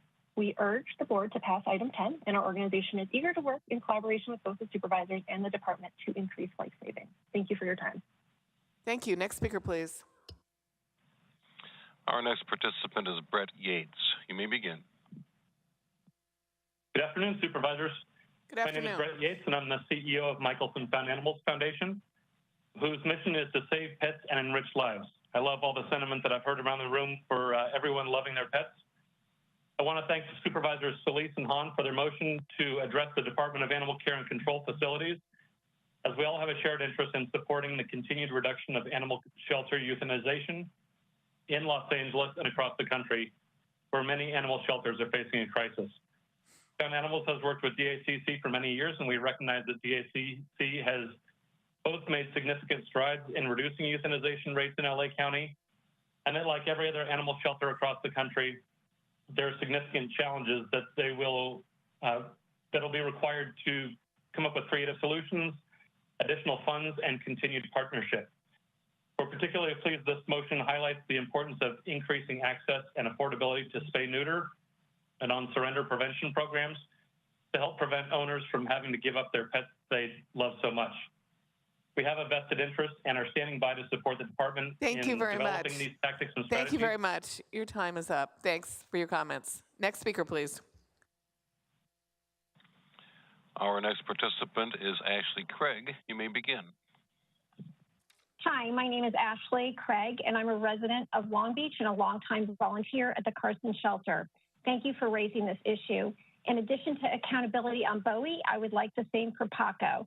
In September of this year, a 2-year-old Malamute named Paco was accidentally euthanized at Carson. A rescue had committed to pick Paco up within a day or so. We still have received no explanation of what happened and how this will be prevented in the future. Also, I applaud the focus on reducing euthanasia rates. To make progress with this goal, it's imperative that the shelters do many things, including the following: encourage and facilitate the public coming in to see animals by opening the shelter up for more walk-in hours and helping members of the public when they're there. Also, we need clarification of what open means. If the shelter is open from 2 to 5, can someone come in at 4:50, see a dog and adopt that, even if it takes them to past 5? Better describe the dogs to the public with personality cards and information from owners who surrendered their animals, and provide enrichment and actual care to the dogs. At Carson, dogs typically are only walked by volunteers, and given we have far too few volunteers, many dogs go weeks without spending time outside of their Thank you. kennel. Those are really good suggestions. We're going to look at all those. Next speaker, please. Our next participant is Kathleen McCauley. You may begin. Hello. The first point I want to make is that a lot of people have to surrender their dogs because of where they live or medical bills. I think that there should be a write-off on the state level for medical bills for dogs, and also there should be something similar to Section 8 to ensure more dog and pet-friendly housing. Secondly, I adopted a dog from a local shelter. A lot of volunteers are silenced or let go when they raise concerns. My dog had a broken arm that happened at the shelter. It was improperly set, 8 months in the shelter in pain. I was not given pain medication when he left, and also he was not neutered, still isn't neutered. So there are abuses that are going on at the shelters that really need to be investigated. And I think that until after the holidays, we should not put any more dogs down. We should just have a moratorium, give people the holiday to regroup, and so we can start our work again afterwards. Thank you. That's a good suggestion, too. Next speaker, please. Our next participant is Andrea Abereg. You may begin. Hi, good afternoon, Supervisors, and thank you, Supervisor Solis and Hahn, for your comments and for your recommendations. A few hours ago, we heard Mayor Bass pass a groundbreaking policy on homelessness, and unhoused animals in Los Angeles are in a similar state of emergency and at a similar inflection point. But unfortunately, animal advocates aren't feeling the same sense of hope right now that you all are. I wanted to address a comment that was made about the behavioral issues. Dogs are often mislabeled with behavioral issues, and staff in shelters aren't always sufficiently trained to make these determinations. With Bowie in particular, a volunteer video showed that this dog was terrified and shaking in a cold concrete kennel, and he was deemed rescue only due to quote unquote fearlessness, which was actually stated on his paperwork. A rescue plan was put in place to save that dog, but there was no notice that was given by the shelter before he was euthanized. And this puppy was killed along with 22 other dogs in that day alone. So this is not just a one-dog issue. This is an example of hundreds of just tragic incidences that rescues are seeing on a daily basis, and just an example of how our system is failing these animals. I do want to address the lack of visibility as well, which I think Thank you. Your time is up. But thank you. I appreciate your comments. Thank you. Next speaker, please. Our next participant is Dan, last name not provided. You may begin. Yeah, hi, can you hear me? Yes, we can hear you. Go ahead. Hello? Hello? How much time? You have a minute. Hello, how much time? A minute. Okay, great. Hi, my name is Daniel Gus. I write about these issues, used to do it on City Watch, and I now do it at danielgus.substack.com. I've reached out to Ms. Hahn, Ms. Solis, Ms. Kuehl, Ms. Barger, and you've all ignored the things that I have exposed going wrong at LA Animal Services. So how in the world can you base your ideas? It's a good idea. How in the world can you base change on a system when you're not listening to the problems at LA Animal Services for the city? First and foremost, stop calling it euthanasia. Euthanasia means ending the life of an animal who's suffering. You're killing animals who are not suffering. You're killing animals who are suffering from your failed policies, like no enforced spay-neuter program. LA Animal Services at least has citizen oversight commissioners. You need that. And don't believe this 90% live release rate. It's a fraud. Check out my article at citywatchla.com by Daniel Gus. Thank you. Thank you. Appreciate your comments. You won't let me finish, Janice? Thank you. Janice, you won't even let me finish the sentence? All right, Not finish even the a sentence, finish the Janice? sentence. Oh. Right. Read my article on City Watch called How the City of Los Angeles Falsified 8,000 adoptions, and then you'll have a clue. Reach out to me. I want to help you. Okay, thank you. Next speaker. Oh, here in the auditorium. Go ahead. Oh, we can't hear you. Can you hear me now? Yes. There we go. Hi, my name is Susan Friendler-Turner. Thank you for bringing up this very important subject. I am a longtime volunteer at the Castaic Animal Care Center. I also started my own senior dog rescue. This is an item I've been speaking with many members of the department about some of these issues. My request is that you please ask the department to return with actual tangible changes to their policies, including plans to increase staff, change the behavior assessments, because that is one of the biggest problems with all these dogs becoming rescue only, accept more cats and kittens, train the staff on all the policies, and make the adoption partner process easier. We can also not overlook that one of the problems is the increase of animals that are coming in this post-COVID society. It would be great if the county could also look at laws that require landlords to accept pets into houses and not make people to continue to have to own or surrender their dogs because they cannot have housing. And also if the county could provide medical care and more spay and neuter programs to all these people, because the two biggest reasons that people own or surrender their dogs is their landlord, they don't have money, or they're just uncaring people. You can't help with the last one, but you can help with the first two. Thank you very much. Thank you very much. Next speaker, please. Yeah, hi, my name is Rasmus Lee. I'm a resident in downtown Los Angeles. I thank you for this motion, and I am obviously in support of it. I think this goes much deeper than just shelters. We have a stray population of dogs that's a complete crisis at this point. Something needs to be done about this. Neutering, we need to take care of this because you can't build enough shelters at the rate that these dogs are multiplying, okay? So that's one thing. I just rescued a dog from a different county. I took it to a dog park at LA Live. There's a hole in the fence. My dog got out on the freeway. The good thing was somebody found my dog and it ended up at an LA shelter. I had to pay a redemption fee. Now, I can afford that and I had no problem with that, but this kind of process discourages adoption and fostering. I don't understand why you would have to pay to get your own dog back. Something needs to be done about these things. Thank you. Thank you very much. Next speaker, please. All right, so why are we euthanizing dogs just because you don't have it for no reason, basically?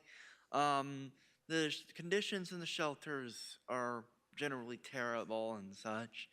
And, maybe instead of having a dog, instead of just euthanizing dogs, you do more to find, people who want to adopt a dog. Because there are people who do want to do that, but maybe do that instead of, or if the dog is not adoptable for whatever reason, then try to find some kind of solution that doesn't necessarily involve euthanizing the dog if that's not necessary. Yeah. Thank you. Thank you. Next speaker, please. Bowie was killed because he was hiding in the back of a kennel. We have the video. My name is Theodore Trentman, and I'm here today representing 19,000 people, including actress Kim Basinger, who signed my petition, opentheshelters.com, and thousands of animal rescuers who daily work for free to save our abandoned animals within our county pounds. We are asking you to fully reopen the Los Angeles County Animal Pounds and to start an independent advisory board of community volunteers to represent the voices of the animals being dumped at our pounds. They need a voice at the table of the county because the county collects taxes because of these lives. Many of us believe Bowie was murdered. Let me explain. Think about our new mayor, Karen Bass, here in Los Angeles and how she's addressing homelessness. What an amazing effort. What if after 3 to 5 days, the homeless dogs and cats who are housed in our shelters, our homeless people, were walked down a hallway and killed? That's what's happening at our pounds. I want to encourage you to think like Mayor Bass. Thank you. Finish your sentence if you want. Finish the sentence. Just the sentence, not the paragraph. How can you encourage homeowners? I want you to think about how you can encourage homeowners to open their homes to our homeless pets. Thank you very much. Next speaker, please. Mike Greenspan, and want to thank the people of District 3 for electing Lindsay Hogarth over Bob Hertzberg, that slimy Jewish lawyer who'd say anything to get a vote. Okay, stay on this item. Stay on this item. Yes. Now that we're talking about the animal shelter, because Janice was hollering about this success rate in Los Angeles, the city. Well, guess what? It's a big, dismal failure. How else could I describe it? But of course, her political soulmate, Paul Koretz, was doing the dog and pony show hearing on the phone. Yes, let me tell you what a dismal failure. And of course, let's just throw money at it. What was Paul Koretz doing in his last days as a city council member? Wanting a parcel tax to fund the animal shelter. Well, money doesn't grow on trees, but if you think it does, here's the gloves, Janice Hahn. Here's the gloves for you Paul Koretz political soulmates. It doesn't grow on trees. Thank you. Next speaker, please. Yeah, so we already know that euthanizing an animal is not cruel. I recall when my service animal was in desperate need to be euthanized and it was dying and suffering, I had to see my dog die. And what result? The result is pain, suffering, and emotional. And for those of you who have experienced that, you know that Bowie, little Bowie, didn't deserve to fucking die. So let's face it, LA can't deal with animals. Now we have another situation. City Watch, Daniel Gus is right. There needs to be drastic change, and we need to hear from the public, people that care about their animals, people that are responsible and accountable. And I have to thank you, Hilda, but still, I need help. My service dogs need help, and people with disabilities with service dogs need help. Thank you. Thank you, Herman. Okay, are there any other speakers here in the room? Okay, seeing none. Can I ask a question? Oh, yes. Follow up on Supervisor public comment. Barger. I know we've got veterinarians on staff at Animal Care and Control. Do we provide clinics for, let's say, the homeless or individuals that may be needing medical care for their animals? Or is that something that we might want to consider? Yeah, I mean, it's another form of street medicine, right? Only it's veterinarian. Yeah. And I know that there is a nonprofit that does it. That does it. But I'm just thinking we've got veterinarians on duty that we're paying, and maybe doing a clinic once a month. I don't know. I'm just thinking based on what I'm hearing. It's a great idea. Why don't you bring in a motion and we'll make it real. I do know that it is one of the things that we have tried to remove as a barrier for people coming inside, because many people don't want to part with their dog to go inside to a shelter. They would just much rather stay with their dog. So many of our shelters are now, pet friendly. And I know in San Pedro, we actually have a nonprofit, Pet Paws, that they help provide the food and the grooming. And so we take care of the pets in our shelters down there. But I think it's something that we ought to look at countywide. Okay, item 10 is before us, moved by Supervisor Solis. I'm going to second it to approve this item. Executive Officer, call the roll. Item 10 is before you. Supervisor Solis. Aye. Supervisor Solis, aye. Supervisor Mitchell. Aye. Supervisor Mitchell, aye. Supervisor Horvath. Aye. Supervisor Horvath, aye. Supervisor Barger. Aye. Supervisor Barger, aye. Supervisor Hahn. Aye. Supervisor Hahn, aye. Motion carries 5-0. Okay. Item 15 is now before us. Establishing county fair work week employment standards for retail workers, which was held by Supervisor Mitchell. For members of the public on the telephone, please press 1 and 0 now if you want to comment on this item. Supervisor Mitchell, would you like to start us off? Thank you very much, Madam Chair. I indeed would. This motion will require the county to adopt an ordinance that will provide workers with predictable schedules, including 2 weeks advance notice of schedule and a right to rest between shifts. If workers receive last-minute schedule changes, they would be entitled to predictability pay. Approximately 77% of retail workers currently receive less than 1 week notice of their work schedules or changes to their work schedules. I became painfully aware of this years ago before I ran for office when I managed a child development agency, and we would hear from retail workers who were struggling in terms of trying to make sure that their child care arrangements were handled and they could afford it, and they couldn't do that with child care or elder care, which contributed to income insecurity really on a weekly basis. The county's ordinance will complement the City of Los Angeles ordinance, which was adopted last month after 3 years of discussion and community engagement. I believe this motion will provide for more streamlined compliance and enforcement. So I'd like to thank you to all of the workers and advocates, including the LA Alliance for a New Economy, Lane, who continue to fight for better working conditions for retail workers here in California and across the nation. Fair workweek laws are critical in supporting equity, justice, and poverty alleviation for retail workers, particularly in our unincorporated area, and I call on our cities to consider passing similar ordinances. Colleagues, I ask for your aye vote. Thank you. Supervisor Horvath. Thank you, Madam Chair, and I also want to thank Supervisor Mitchell for asking me to co-author this item with her.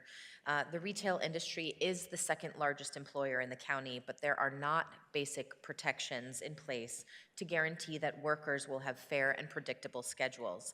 In addition to the 77% statistic you heard from Supervisor Mitchell, 80% of retail workers do not have a set schedule from week to week, and 44% of workers have had to work closing shift and then an opening shift where they have less than 10 hours of rest in between. These scheduling practices impact workers significantly and do not allow them to adequately care for their families. More than 52% of retail workers are female, and 1 in 3 are head of households, and an additional 1 in 3 support children. Not having predictable schedules prevents these employees from having access to child care, as Supervisor Mitchell indicated, and basic regulations regarding work schedules will alleviate these issues. These basic regulations will allow retail workers to have the same peace of mind and ability to manage their daily lives that most of us take for granted. Specifically, this item asks that the Department of Consumer and Business Affairs provide additional information within 120 days and ask County Council to prepare an ordinance within the next 6 months. That ordinance will, among other things, require that workers know their schedule 2 weeks in advance, provide fair compensation for on-call or canceled shifts, provide predictable pay for scheduling changes, allow part-time workers to the ability to pick up available hours, and ensure adequate rest between shifts, while still ensuring the flexibility employers need to keep their businesses operational and successful. These protections are not new. They have been passed by many other jurisdictions, as Supervisor Mitchell indicated, and I join her in asking for our colleagues' support on this important matter. Thank you. Thank you. Supervisor Barger. Thank you. You know, and this is a report back, and so I appreciate that. And I guess I have 2 comments, and one is a request. I just hope, because the Chamber wrote into all of us and said they'd like to be a part of the discussion. And I think it's important to have them as part of the discussion, to get input. And then my second comment is we reached out to the LA EDC, and I would hope the LA EDC would be a little more involved, because I was disappointed to know that their comment back is that they really don't track this, and yet they're the economic development arm. So I would hope that they would, because being proactive and bringing things forward that may help with economic development are equally as important as offering an opinion as it relates to whether or not something is good policy. And so, Fizia, I would ask that we engage them more, because I know during COVID, it was very helpful for me to have the input when Bill Allen was running it of the impact it had on small businesses, on different areas within the county. And so I would ask respectfully that we make sure that we engage both the Chamber, but also engage LAEDC because I think we're funding them. I think it'd be important for them to be a partner and be proactive in working with us. Thank you. Supervisor Mitchell. Thank you. Thank you very much for those suggestions, Supervisor Barger. I'll just say absolutely welcome the chamber. I will acknowledge that I was a part of an effort of the Legislative Women's Caucus led by then Senator Connie Leyva, who introduced a similar bill at the state level. And unfortunately, our chamber partners at the state labeled it a job killer. And from our perspective, it was a critical element to allow working families to be able to plan, to be able to have a reasonable plan in place for child care, for elder care. So I absolutely welcome their participation and hope that their perspective, at least this time, to coming to the table will be different as opposed to just assuming that allowing people 2 weeks notice about their schedule would be considered a job killer. So I'm absolutely open to the suggestion. Thank you, and thank you to both Supervisor Mitchell and Horvath for bringing this forward.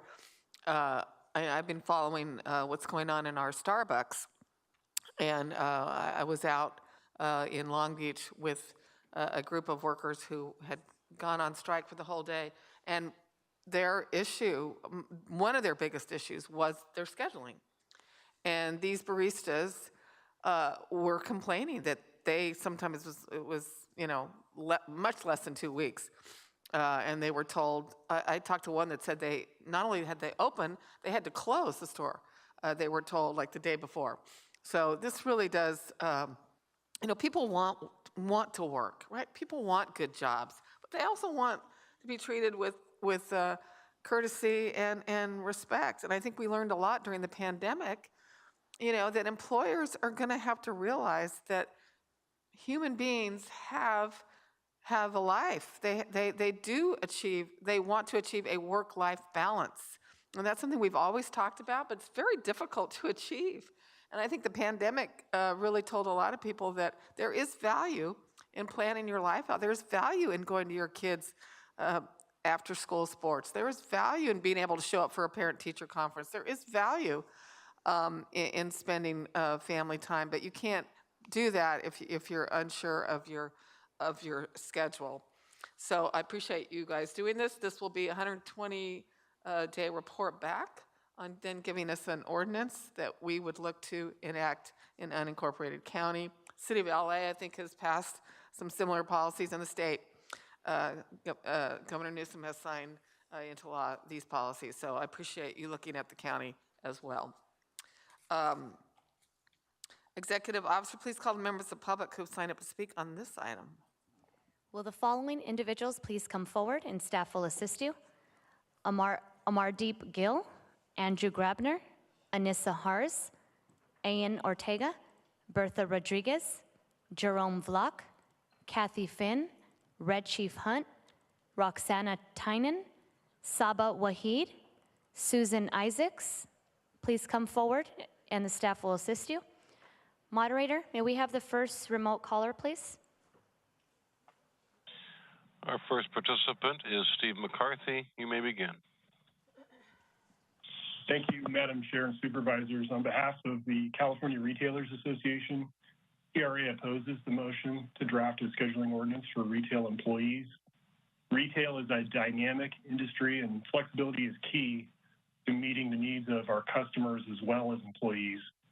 Surveys of retail employees show the vast majority are happy with their jobs in retail, and the majority of them also have taken advantage of the flexibility that retail employment offers to balance other priorities in their lives, such as school or family. Restrictive scheduling ordinances harm the ability of stores to respond to unexpected surges or decreases in customer demand and other unplanned events, such as a pandemic. Retailers work hard to build certainty in employees for those who desire it. An inflexible scheduling ordinance will penalize employees who need or want additional shifts. Scheduling ordinances turn an informal conversation between manager and employee into a legal matter.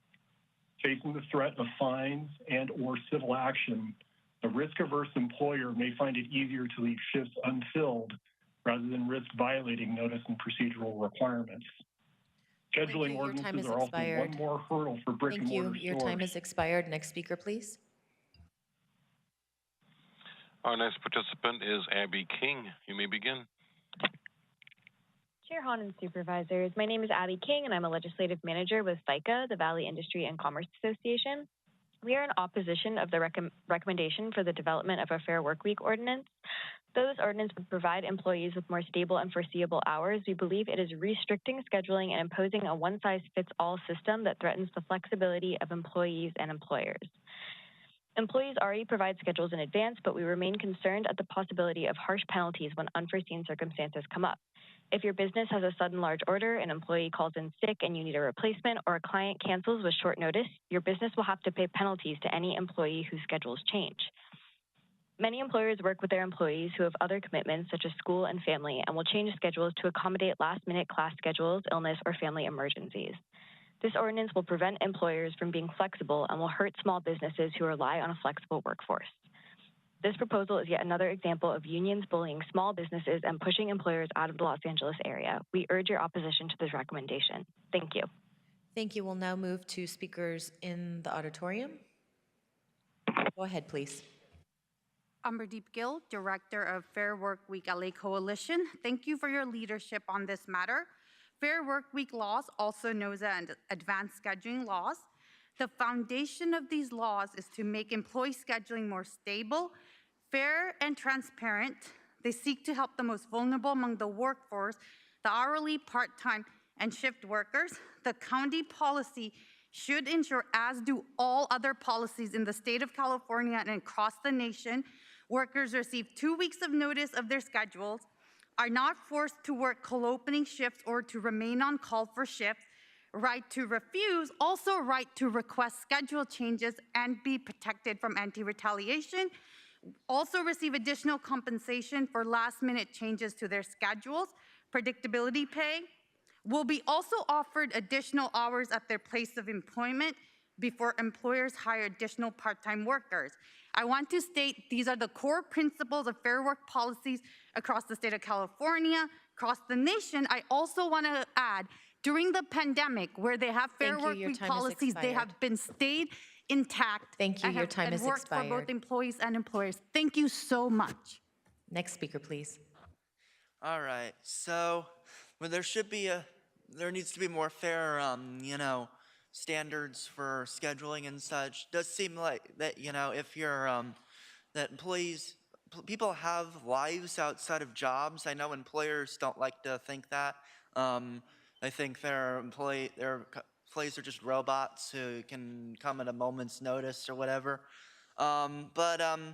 Yeah, so, a lot of time. But yeah, so basically, people need scheduling that people need to know in advance so they can plan around it, and things like that. So if you know that you'll be working these hours, you can then plan, and you can try to request things in advance, and plan around it so you can do your job and have a life outside your job, rather than corporations just giving you a shift 2 days in advance, and who knows what happens. Thank you. Next speaker, please. Food for Less Incorporated in Incorporated LA County. In the past 3 years, I've been especially challenged for grocery and retail workers. We've worked extremely hard helping customers to get food and essential needs they need for themselves and their families. The fact that we have unpredictable schedules and have made our lives even harder. Personally, I've worked the midnight shift. I have a daughter with special needs and who suffers from mental illness. So working midnight to 6 a.m. allowed me to take my kid to school. But with the abrupt change to my schedule, it makes it difficult to get home to pick up my daughter and take her to school. Since I can't get enough hours at one store, I seek more hours at another store. With the schedule inconsistencies, I struggle with planning for childcare for my daughter. My unpredictable scheduling makes it almost impossible to spend time with my family, plan for doctor and school appointments. I'm also not able to eat or sleep properly due to the changing of the schedules, which impacts my mental and physical health. Thank you. Next speaker, please. Good afternoon. My name is Berta Rodriguez. I'm actually going to read the comments of the president of our union, Kathy Finn. She was waiting for her turn, but unfortunately, she needed to leave for a meeting, so I'm going to read her statements. Thank you, Supervisor Mitchell and Supervisor Horvath, for bringing this motion for a Fair Work Week to the rest of this esteemed board. UFCW 770 has prioritize passage of a Fair Work Week policy for all grocery and retail workers who face unfair and unsafe scheduling practices. Thankfully, the policy was recently passed by the City of Los Angeles. Unfair and unsafe scheduling practices adversely impact retail workers across all demographics, but the vast majority of these workers are people of color and women who are disproportionately impacted by these practices. A Fair Work Week that provides adequate notice of schedule changes. Thank you. Your time has expired. Thank you. Next speaker, please. Hi, my name is Roxana Tynan. I'm the Executive Director of the LA Alliance for a New Economy. In strong support of this, I really want to thank Supervisors Mitchell and Horvath and the rest of the board for your leadership. And to say in LA, we did have indeed more than 3 years of public hearings at which the LA Chamber, the FICA, the California Grocers Association, and others had a lot of opportunity to speak. The virtually same policies exist already in Seattle, in New York, in Chicago, in Philadelphia, the state of Oregon, San Francisco. So we know it can be done. We know it's not damaging to businesses. In fact, I think the more consistency there is across cities about how we insist on fair scheduling, the easier it will be. And businesses have access to amazing software to enable them to really schedule in advance and figure out when the need is highest. So we really appreciate the board taking on this issue. Thank you. Thank you. Next speaker, please. My name is Saba Wahid, and I'm the Research Director of the UCLA Labor Center. The retail industry is the third largest in the county. Frontline workers make up more than half of the positions. 52% are women, 78% are people of color, and 57% Latinx workers. Yet, this thriving industry has normalized unstable scheduling practices. We see this as time theft, where workers are essentially robbed of their time and expected pay. In our survey of over 800 workers, we found 77% were notified of their shift a week or less in advance, and for a quarter, just days before. 64% reported schedules were changed after they were posted. 62% said they were expected to keep their schedules open so that supervisors could schedule them at any time. Time theft practices lead to fluctuating hours and income. 48% were unable to pay their bills. Fair Work Week policies have the capacity to address concerns of time theft. Thank you. Next speaker, please. Hello, my name is Ian Ortega. I am with the Southern California Coalition for Occupational Safety and Health. At SoCal COSH, we advocate for safe, healthy, and secure jobs for all workers, and we aim to disrupt the root causes of work-related injuries, illnesses, and fatalities. We are here in strong support for the Fair Work Week policy for grocery and retail workers. Instability in scheduling leads to poor health, stress, anxiety, fatigue due to lack of sleep, among many other effects which impact workers physically and mentally. For example, unfair scheduling practices such as clopening eat into workers' time. Clopening shifts are when a worker is scheduled to close and also scheduled to open the very next morning, with no account to how late a person has to stay after hours and how long it takes for a worker to get home. Sometimes workers can have less than 8 hours in between shifts. As a result, their response times are compromised and become shorter. They are more likely to get sick due to stress and exhaustion, and their psychological well-being is at risk. On behalf of SoCal COSH, I hope you all vote yes and move the Fair Work Week policy forward. Thank you. Thank you. Next speaker, please. Good afternoon. My name is Susan Isaacs. I'm on the board of directors of the National Council of Jewish Women Los Angeles. NCJW-LA has been a proud member of the Fair Work Week LA Coalition for the past 5 years. NCJWLA is committed to advancing economic justice for women and their families. In addition to our direct service programs, we support the passage of laws and policies that ensure economic security, promote dignity in the workplace, and expand the safety net for families who are struggling. It is our duty as community members and yours as elected officials to make sure that our essential retail and grocery workers are protected and valued. Many of the workers in this sector come from our most vulnerable communities. With a fair scheduling policy adopted across LA County, we at NCJWLA see it as a step forward in advancing economic security and improving the lives of struggling working families. Please vote yes and move the Fair Workweek policy forward for unincorporated LA County. Thank you. Thank you. Next speaker, please. Hello, my name is Jerome Balak, native of LA County and now residing in Leona Valley. I'm here speaking in support of the Fair Work Week policy on behalf of the LA County Democratic Party Labor Committee. We are also a part of the Fair Work Week LA Coalition. Right now, retail and grocery workers do not enjoy a basic right of having the ability to plan from day to day, let alone weekly or monthly. Folks are on the edge as they anticipate a call from their supervisor or unable to plan their budget, not knowing when or if they will be scheduled and will they have enough money to make ends meet. This does not have to be reality. Retail and grocery companies have the resources as well as the data to know their customer traffic and the correct staffing and scheduling needs. Retail and grocery workers come from our most vulnerable communities, and these unfair scheduling practices continue to keep folks at the bottom of the LA economy. Thank you for your support. Thank you very much. Next speaker, please. Yes, the Red Chief Hunt. Thank you, Supervisor Mitchell, for bringing this up. The small people really counts. The service people that serving the county of Los Angeles really counts. I would like to take an aye vote on this unanimously and get the people fair right to work and things like that. So the Red Chief says aye vote on this. Thank you, Red Chief Hunt. Thank you very much. Next speaker, please. Yes. Oh, the time? Okay. My name is Annabella Mazariegos. Thank you for addressing this issue. I have some friends that work in East LA area, and they don't get the schedule on time, but also there is a labor exploitation because now they are not hiring enough people and they're making work two shifts, the assignment of 2 people. And I tell them this is labor exploitation, but they're taking advantage of them because they know they don't have a green card or work permit, and they're using these people, especially if they don't speak English, they take advantage of them.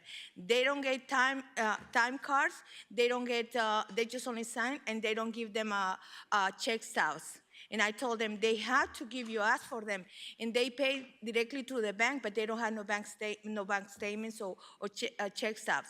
Please address this situation that exploitation is being happening in the East LA area. Please, thank you very much. Thank you very much. I just wanted to add a personal anecdote. When I was in college, I worked retail. I was actually part of the Abercrombie class action lawsuit that took place. So I've seen firsthand how employers can take advantage of people who are in situations who are entirely dependent on these sources of income.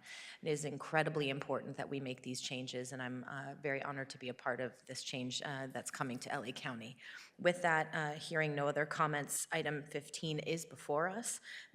Moved by Supervisor Mitchell. I will second it. And to approve this item, Executive Officer, please call the roll. Item 15 is before you. Supervisor Solis. Aye. Supervisor Solis, aye. Supervisor Mitchell. Aye. Supervisor Mitchell, aye. Supervisor Horvath. Aye. Supervisor Horvath, aye. Supervisor Barger. Aye. Supervisor Barger, aye. Supervisor Hahn. Aye. Supervisor Hahn, aye. Motion carries 5-0. Thank you. And thank you to the members of the public that came down here to express your feelings. And good job, Vice Chair. Lindsay Horvath, may I say Vice President? Thank you. I snuck back in to just get a quick break, but thank you. Okay, so colleagues, we're now going to move to item 28, our 988 Suicide and Crisis Lifeline Rollout Update. It's held by Supervisor Barger. And for members of the public on the telephone, please press 1, then 0 now to comment on this item. Supervisor Barger, I'm co-author with you. Sure. But go ahead. So I'll make this short. I mean, I just want to thank Supervisor Hahn for co-authoring this motion with me and being an incredible partner in championing mental health objectives, especially during this time of year. It's more important than ever for us to get out the word about the fact that if you are having challenges, that there is help available. And the rollout of 988 was a long-awaited relief to many with questions and concerns about who would respond to them or a loved one when they called out for mental health support in a time of need. 988 addressed these concerns and allowed Americans to call a designated line that would always be flagged as a call in a mental health crisis. While establishing the call centers was monumental, it is now our job to ensure that the appropriate local resources are in place to respond to these calls. And that's really, I think, my biggest fear is that something isn't in place or that something falls through the cracks. Getting these resources in place is essential, and this is why I've personally gone to convenings of the National Association of Counties to organize support around federal legislation to appropriate counties with additional resources for 988 response. This is legislation that this board has also supported. We have an opportunity to build great trust between the community and our mental health system, and I'm looking forward to hearing from the Department of Mental Health and the status of this rollout and additional resources needed to further develop our network. You know, we heard someone talk about MHSA and the lack of flexibility on the money that we're sitting on. If we come up, this is a new system, 988 is a new system. And I would argue that if we are creative, MHSA money would be eligible to be used and leveraged with both state and federal resources, but we have to think outside the box. And so I just wanted to hold this kind of flag and set the tone for Dr. Wong to know that you know, we are looking at ways to build upon 988 and get the word out. Thank you, Madam Chair. Thank you. Supervisor Horvath. Thank you, Madam Chair. I want to thank both you and Supervisor Barger for bringing this motion forward and asking for this report. I understand I'm arriving on the board after a lot of the heavy lifting was done to launch this system, and I want to thank the board and everyone on our staff who made this possible to address this important issue. At the local level, we've also seen many cities taking up their own efforts to partner with the county in this effort to expand the effectiveness, and the 988 system represents this new opportunity for everyone in our county, a chance to connect with our residents at what could be one of the most vulnerable and critical moments of their lives. When it's fully built out and operational, I understand it will allow us to not only provide therapy and crisis counseling over the phone, but will allow us to dispatch mental health crisis response teams when needed. I believe that providing the most important first response team as opposed to simply sending out police or a fire truck, and that will enable us to offer our residents safer and more effective crisis response services. But I know that is easier said than done. I give our Department of Mental Health a lot of credit for getting us where we are today, and I want to know exactly what the department needs to staff up our mobile response teams and fill in the remaining gaps in the system. I'm looking forward to receiving this report back so we can figure out how the county can support the department and ensure that we build the rest of the 988 and alternative crisis response system as quickly as possible. Thank you. Thank you, Supervisor. You've arrived just in time to help us continue this work. And thank you, Supervisor Barger, for inviting me to co-author this motion. It's been 6 months since 988 went live as the National Suicide and Crisis Lifeline, but we have been preparing for this in LA County, Supervisor Horvath. We've done a lot of motions. We've wanted to make sure that our 24/7 teams were getting the funding they needed and were up and ready, because this is really such a lifeline to so many families. Because previously, you know, people only had 911 to call when they were in trouble. And sometimes trouble means you're having a mental health crisis, or one of your family members is having a mental health crisis, and 911 was the only number. And sometimes that just didn't give us the outcomes that we had hoped for. You know, we want to make sure that when a person is having a mental health crisis, they truly get the right response. We think it should be an unarmed response by a mental health professional that sees them, gets them the help they need, and 988 will help us do it. And we've lobbied for state funding, and we got the Assembly Bill 988 passed.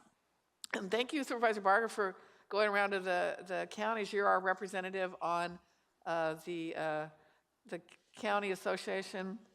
What's it called? NACO and Supervisor Mitchell and I are a tag team. Yes, so we appreciate that, you're lobbying counties as well so that we can, CSAC, NACO, but we need all counties to look at making sure that 988 works, because now it's live. We just want to make sure when people call, they do get help. It's always been my hope that this will be an alternative to 911 when people are in a suicidal crisis, a mental health crisis, and it just is perfect that we're taking this time. Thank you to this motion. It's a good time to check in and see, do they have what they need? What we can do better is that we need to work on more funding, whatever we need to do to get the resources there for the people who need us back. So I too am looking forward to hearing our Department of Mental Health report back and tell us how it's going. Supervisor Mitchell, I see your name up here, but I don't know if that was from before. From before, Madam Chair, I think you have to remove us. We can't lower our hands. Okay, now. I've been hitting the X, nothing happens. So that's why I thought she. Okay, but did you want to speak on this or not? No. No? Okay, thank you. Oh. All right, Executive Officer, please call the members of the public that would like to speak on this. Will the following individuals please come forward? Red Chief Hunt and Salam Alem. Moderator, may we please have the first remote speaker? Please go ahead, Dan. Yeah, since I felt rushed on the one item I wanted to speak about 10, I'm going to start commenting on every item, starting with this one, since a minute is hard to come by. This is a very good idea, but as with all things related to the county, I now get an unsettling feeling due to the Sheila Kuehl hotline thing, for which we've had no resolution, that there needs to be greater transparency on who's running it, who's staffing it, who's being paid by those dollars, until and unless we get closure on the Sheila Kuehl hotline fiasco with Metro. So that said, you still have a long way to go, but it's a noble project. And I'd like to let you know, as somebody I know did kill themselves a long time ago, a family member, and I want to let you know that people who do call a hotline are looking for help. It's the people who don't call who have completely given up. So everybody who does call the hotline, assuming it's not a prank, does want help. Yes, you're correct. Thank you so much for your comments. Next speaker, please. There are no other participants queued up at this time. Okay, let's go to the room. Red Chief Hunt. Okay, yes, the Red Chief Hunt again. I think this is a great idea. I mean, we just seen tragedy with Twitch from the Ellen show. No indication, no nothing, things like that. I support this issue wholeheartedly, things like that. I think that anything that we can do to help the public, and it's just not the poor, it's the rich as well, you know. So we've seen it happen and things like that. So this is a great idea. I get an aye vote on this one from the board. Thank you, Red Chief Hunt. Thank you. Next speaker, please. Salam Alem. Well, if you considered it like a hotline and to replace 911, I really think you should look into their customer service. And the phone call was rerouted to New York, DC, and the people who work there for customer service, they're very, very rude. So I think you should look into that stuff. Thank you. And I think they also need to remember when we call them, we call to get help, not to be hung up the phone. Thank you. So right. Thank you. Next speaker, please. Yeah, so I of course, I agree completely wholeheartedly. Anything that prevents suicide is definitely a plus, but my issue is Department of Mental Health. you have half of the staff members that need mental health services themselves that are supposed to administer mental health to the community. So Lisa Wong needs some serious help with staffing, organizations that help with suicide prevention. Again, when you create a environment that's hostile, that's ghetto, it's kind of hard for people to find hope when they know that there are options for them to feel happy. So hopefully that this suicide line would match with funding, the $69 billion budget that you do have. You have plenty of it to help with mental health. Organizations on the ground floor doing it, please support them. Thank you. Thank you. Next speaker, please. No other speakers, Madam Chair? Supervisor Barger, did you want to say something? No, I'll just move it. Okay, so there's no other speakers. Item 28 is moved by Supervisor Barger. I'll second it to approve it. Executive Officer, please call the roll. Item 28 is before you. Supervisor Solis? Aye. Supervisor Solis? Aye. Supervisor Mitchell? Aye. Supervisor Mitchell? Aye. Supervisor Horvath? Aye. Supervisor Horvath? Aye. Supervisor Barger? Aye. Supervisor Barger? Aye. Supervisor Hahn? Aye. Supervisor Hahn? Aye. Motion carries 5-0. Okay, we are now on item 29, communication strategy for incentives to gas-powered leaf blowers. Incentive to get rid of them, right?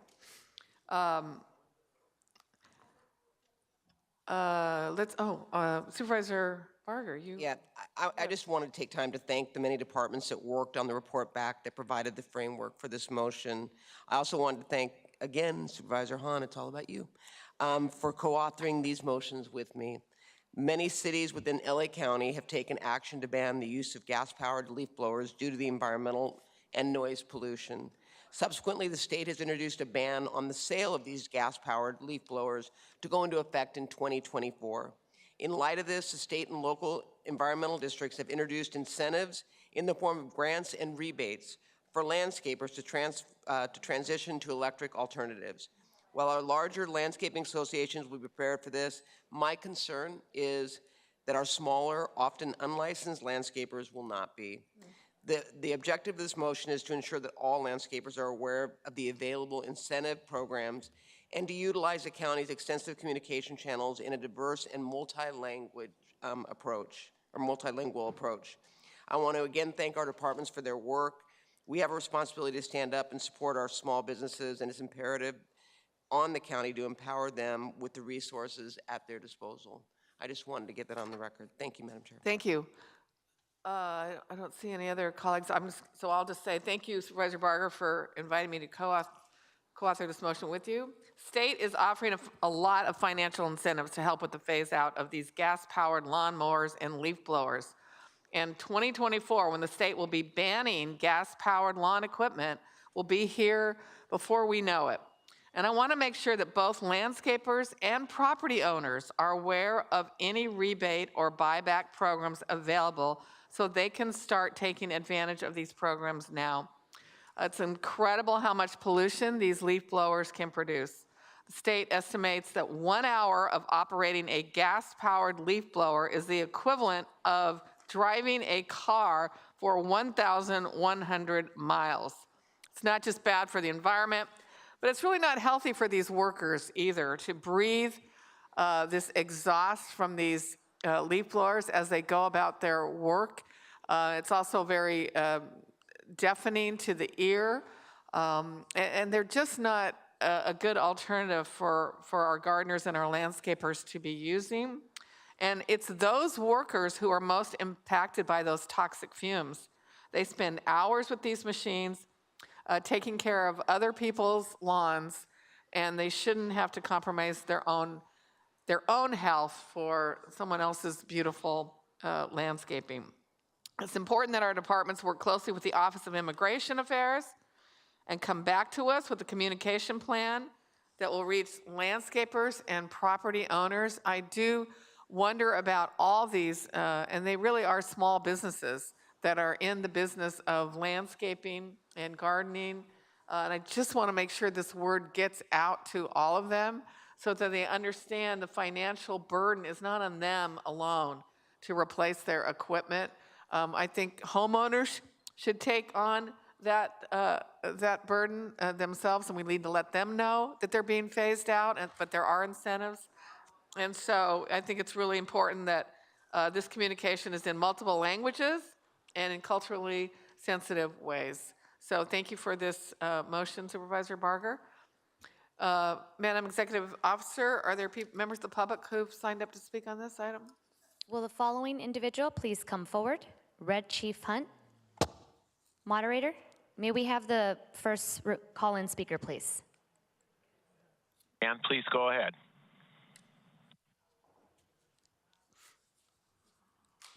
Go ahead, caller. The item that Janice Hahn cited, the 1,000 miles of a car running is the same as an hour of the leaf blow. It is so easily debunked. Why? Because some cars get 50 miles a gallon, like a Prius, and other cars, like a Lexus SUV, get 15 miles a gallon. So you shouldn't pursue a noble cause with easily debunked claims. It depends on how much mileage you get in that 1,000 miles that you're talking about. And that's a false, debunkable claim that defeats a really good point. My other point is, don't give the rebate or grant without getting the old item, the gas-powered one, the gas-powered lawnmower, the gas-powered leaf blower first. If you just give them the grant, people won't get rid of the items that you're trying to get rid of. So make sure you use logic and make it a trade-in for grant, a trade-in for rebate. Otherwise, it's self-defeating. It's a good idea. Thank you. Put some good Thank rules you. in there. Thank you for that comment. Next speaker, please. Oh, no more on the phone? Anybody here in the room? Nobody else? Okay. Seeing no other comments, item 29 is now before us. It will be moved by Supervisor Barger. I'll second it to approve this item. Executive Officer, please call the roll. Item 29 is before you. Supervisor Solis. Aye. Supervisor Solis, aye. Supervisor Mitchell. Aye. Supervisor Mitchell, aye. Supervisor Horvath. Aye. Supervisor Horvath, aye. Supervisor Barger. Aye. Supervisor Barger, aye. Supervisor Hahn. Aye. Supervisor Hahn, aye. Motion carries 5-0. Okay, we'll now move on to item 38, Partnerships for Family Services Contracts, which was held by Supervisor Mitchell. And for members of the public on the telephone, you may now press 1 and 0 to comment on this item. Supervisor Mitchell, start us off. Thank you very much, Madam Chair. I just thought it was ironic that when Mayor Bass was here, I think her parting comment, she talked about the loss of substance use disorder community-based organizations in the community for a variety of reasons. And the reason I wanted to speak to this item is really in a similar vein. I know this item has received some public comment in both the board and policy cluster meetings, and the themes discussed in the public comments echo the concerns that have been brought to my office by several community leaders. Community leaders have voiced concerns for the number of community-based organizations founded and led by men and women of color that have disappeared from our service landscape over the last decade or so. The truth is, quite frankly, the landscape itself has changed. Many CBOs founded and led by men and women of color simply no longer exist. They are disappearing, and we need to really ascertain why. I've met with some community leaders, and I've heard their concerns, and from my perspective, the issue is really twofold. The county does indeed have an obligation to look at our role in the changing landscape, which is the reason my office took the lead to really question the issue of equity in county contracting. The county has a role to play in understanding if we are perpetuating an unequal playing field that results in the systemic elimination of our long-standing CBOs providers, who are our partners. I've been clear in my meetings and discussions that this is my obligation to make sure we're taking every opportunity to promote an inclusive procurement process. And I'm also committed to doing what I can to help to increase the opportunities for incubation, technical assistance, and capacity building so that our smaller, often service-providing community-based organizations can indeed be competitive. I've also been clear that there is another side of this, the back house side of our nonprofit organizations. Having had the privilege of leading several, both large and small, I know very well the responsibilities and the challenges executive directors often have in not only keeping the doors open, providing the critical community services, but also making sure that the back of the house operations are running well, your audits, your accounting, all of those kinds of things. Without those integral structures for your organization in place, it can become increasingly difficult for organizations, frankly, to remain competitive in a changing service provider landscape. So it's a two-way street, and I want to be clear that this is not just a DCFS issue. This issue exists across the county, and this is just one example. So I want to thank the DCFS director, Mr. Nichols, for engaging with myself and my office to begin the hard discussions regarding equity in the county contracting process. And it's my expectation that really every director of every county agency is engaging in these hard discussions, because I believe the issue is indeed systemic. It might, in some instances, might even be implicit. So my office is here to partner. We know that we can't do this work alone, as the mayor said earlier. We need strong, healthy, community-based organizations who have strong, healthy, fiscal platforms, who can engage in government contracting. And we as government need to make sure that we are not continuing to create unnecessary barriers for CBOs to be able to partner with us and do this work. Madam Chair, thank you very much. Thank you, Supervisor Mitchell. Is there any other of my colleagues like to speak on this item? Okay, Executive Officer, are there members of the public that have signed up to speak on this item? Can you please call them? Yes, will the following individuals please come forward and staff will assist you? Cameron Lewis, Daniela Duda, David Salcido, Catherine Eisenhower, Red Chief Hunt, Saeed Coleman, and Vanessa Salgado. Moderator, may we have the first remote speaker, please? Madam Chair, at this time, there are no participants in queue to address the board. Okay, what about here in the room? First speaker. Can you hear me? Sorry. Yes, we Thank can you, hear you. Chair Hahn, members of the Board of Supervisors. As a DCFS resource parent, and on behalf of Shields for Families, our Partnerships for Family staff, and community members in the crowd today, I oppose item number 38. I ask you today to pause new PFF contracts and conduct a review of DCFS contracting processes. The review would determine if DCFS considers the following: the voice of communities served, current contracted agencies' quality of services, if awarded budget proposals offer equitable pay for program staff, if applicant agencies are proposing a realistic number of families served that matches their budget proposals, and if DCFS's decision to allow out-of-county agencies to bid on RFPs is appropriate for programs that require a high level of trust within communities. Thank you very much. Next speaker, please. Hello, my name is Danielle Dutta, and I'm a case manager with the Shields for Families PFF program, and I'm speaking to oppose DCFS's decision regarding the new PFF contracts. In my 6 years with the PFF program, I've seen firsthand how well-known Shields for Families is in the community. Many clients I have contacted have been more open to services with our program because they're comfortable with our agency. They have a friend or a family member who have received services in the past. All of my current clients are saddened that our services could come to an end. One client said that our well-trained and passionate staff show empathy and compassion to truly help families in need, and she can't thank our program and our staff enough for the support and help we've been able to provide. Losing the PFF program at Shields for Families will be detrimental not just to our current caseload, but to many other families in the community who will come to us for services. Please reconsider DCFS's decision and allow Shields for Families to keep the PFF program. Thank you. Next speaker, please. Hi, my name is David Salcedo. I oppose agenda item number 38. DCFS is stripping Shields of a Partnership for Families contract that it's held over 20 years.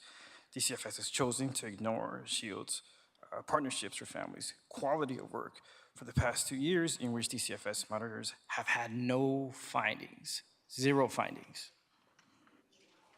Hundreds of families have received services, while Shields has focused on providing quality work My coworkers, I can attest to, work very hard consistently to make sure every single one of our families gets quality work.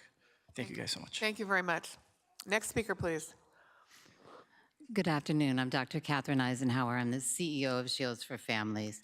DCFS today is recommending to you that 50% of their contracts are changing hands. I would ask you, board, if this was the Department of Mental Health and they were asking you that 50% of their providers changed, I would hope you'd be appalled, because it is necessary for our families to have a consistent safety net in the community. This used to be a priority for DCFS. However, they no longer, in their RFP process, take into consideration agencies that are representative of the community voice in the process, or prior experience that has been said here before, and the quality of that.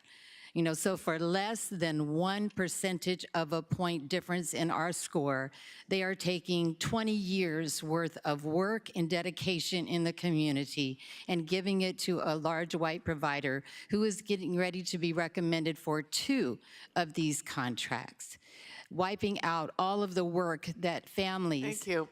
Thank you. Thank you very much. Next speaker, please. Good afternoon. My name is Vanessa Salgado, and I'm a case manager for the current PFF Shields contract. As a case manager, I've seen firsthand the presence that Shields has in this community and how the community members embrace our agency. The community trusts Shields because we've been an established presence during times of need, during times of unrest, and times of social injustices. The community has a relationship with Shields and trusts us so much that even during a pandemic, when everyone was closing their doors and other agencies refused to do in-person services, our participants kept their cases open with us and allowed us into their homes. We have a large Hispanic and undocumented population that has been traumatized and re-traumatized by larger systems. Many of our Black and brown families have experienced systemic oppression and are understandably cautious when it comes to in-home services. Yet, Shields has been able to build relationships with this community. We have passionate staff that are dedicated to the contract's mission and the community. Please look at our referral and retention numbers. We've never turned a referral away and have even taken referrals from other spas. We've had several technical reviews with 0 findings, and we continuously provide services without compromising our ethics or dilute the quality of care. Can another agency do the same type of work? Possibly, but it will take years to create the foundation that Shields has established. Thank you very much. Next speaker, please. Hi, my name is Krista Mejia. I've been working with Shields for 10 amazing years. I've had the privilege to be supporting families. I have grown a lot working with Shields for Families as a home service provider and a child development specialist. I enjoy working with the families, and I believe that this is a great program for them in the families in South Los Angeles, SPA 6. Please allow Shields for Families to keep PFF program thriving. I also have a comment about one of my families that I work with, that she still cannot really sleep during this program that's going on, what is going on right now, and hopefully you guys could see our contract again. Thank you very much. Thank you. Is that the last speaker here in the room? Yes, that is correct. Has everybody spoken who's wait. wanted to speak? There's one Guess more not. speaker. Are you speaking on? Are you speaking on item 38? Yes. Okay. I wasn't going to speak on Agenda 38, but when I see that Shields for Family is not even part of the contracting partnerships up there, I just need to know why. They have been a heavy figure in South LA. A lot of our clients, especially that went through DCFS, actually utilize Shield for Families services. So why they're not up there, I'm confused.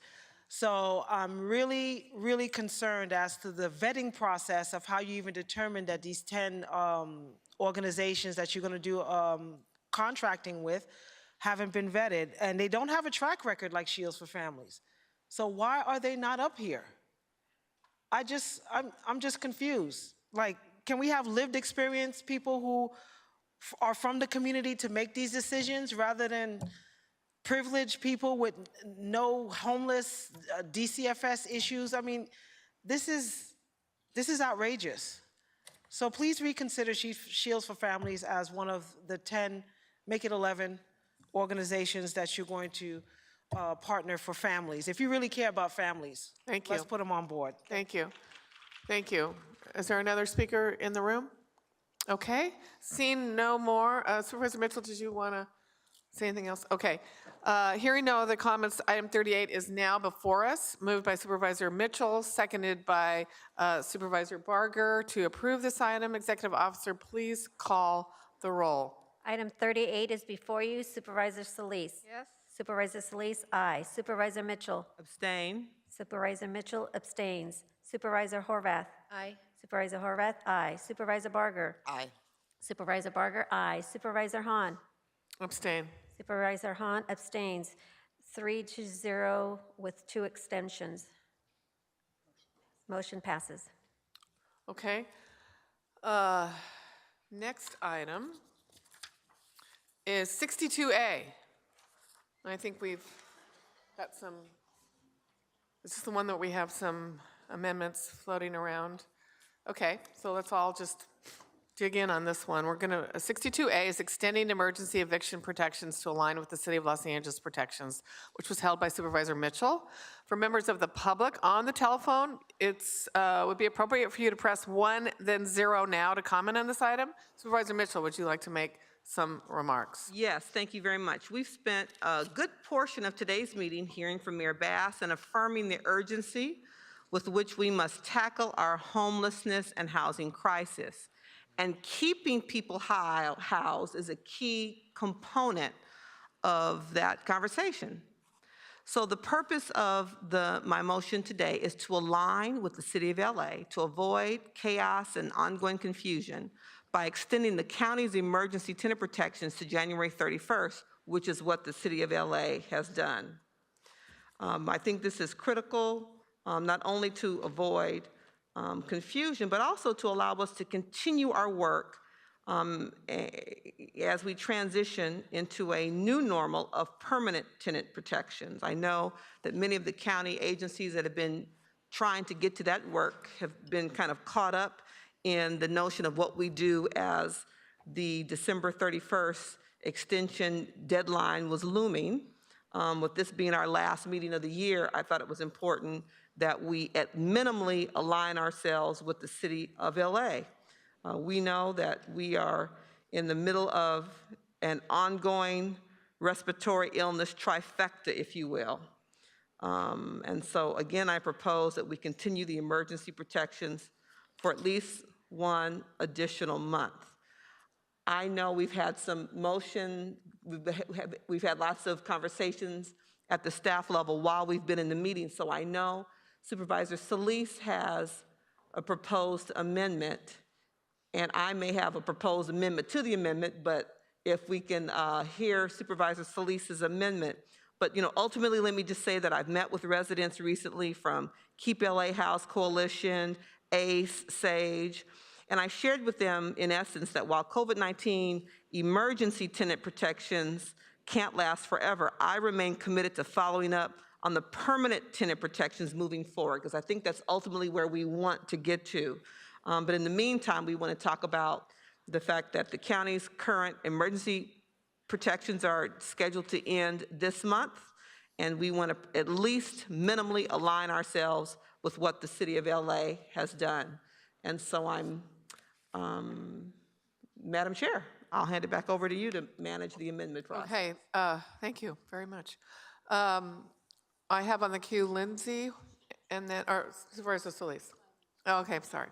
That's okay. Take it away. Thank you, Madam President.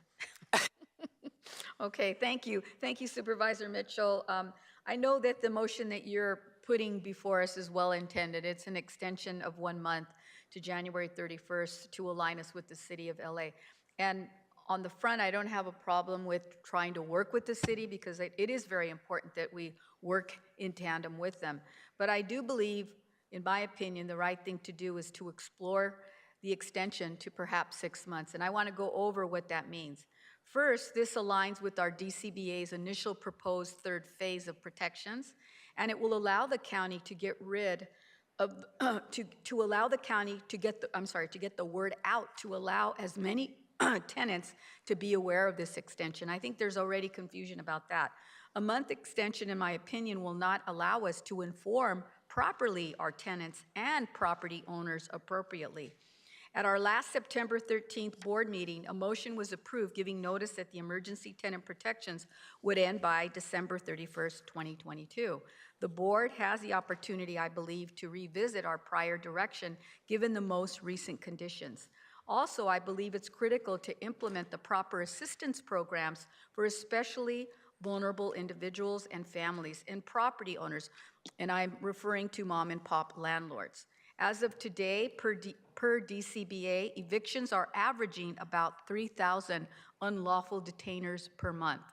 Tenant protections in LA County that have kept families housed throughout the pandemic, as you know, are set to expire the end of the month, meaning that more than 30,000 households could face eviction by the end of the year, according to UCLA's researchers' estimates based on county superior court records. Furthermore, a 6-month extension will help us reach out to the cities to help them implement permanent protections in their own jurisdictions before the lift of the emergency tenant protections. Today, also on the board agenda, Supervisors Hahn and Barger have lifted up the importance of collaborating and supporting the City of LA Mayor Karen Bass's declaration in the state of emergency on homelessness, which we all agree. It is imperative that we work together with the City of Los Angeles and any city that similarly declares a state of emergency on homelessness. We need to do all we can to reduce displacements to prevent more from falling into the homeless bucket. Together, I believe these two items, 62A with my amendment and 22 on today's agenda, are complementary and substantial motions that will help provide critical support to our most vulnerable populations as emergency protections are lifted. And I know members, time and time again, we've had several of our tenants' rights groups come before this board asking for more help and assistance. And I, as of late, have had many of my field offices inundated with casework because we are already seeing the eviction notices coming forward. So it is a problem, and I do believe we can try to settle on something where perhaps there's a middle ground. So I'd like to read this amendment, and it reads as follows.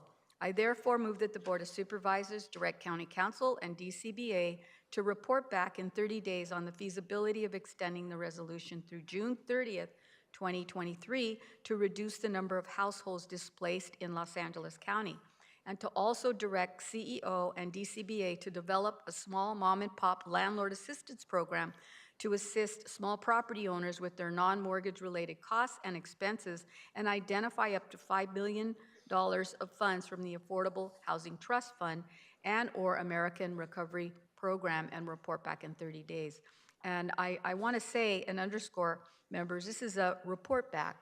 Obviously, we need to have the support and help of our CEO and our other individuals who I think can help us identify funding, because this isn't just a problem here with the county and unincorporated areas. I do believe a lot of our independent cities are also going through this as well and looking for ways of trying to get assistance and understand what it is we're doing. So I believe with that, Madam Chair, I'll conclude, and I believe Supervisor Mitchell does have some amendments to my amendment. No, actually, the second part of your amendment was going to be my amendment, Supervisor.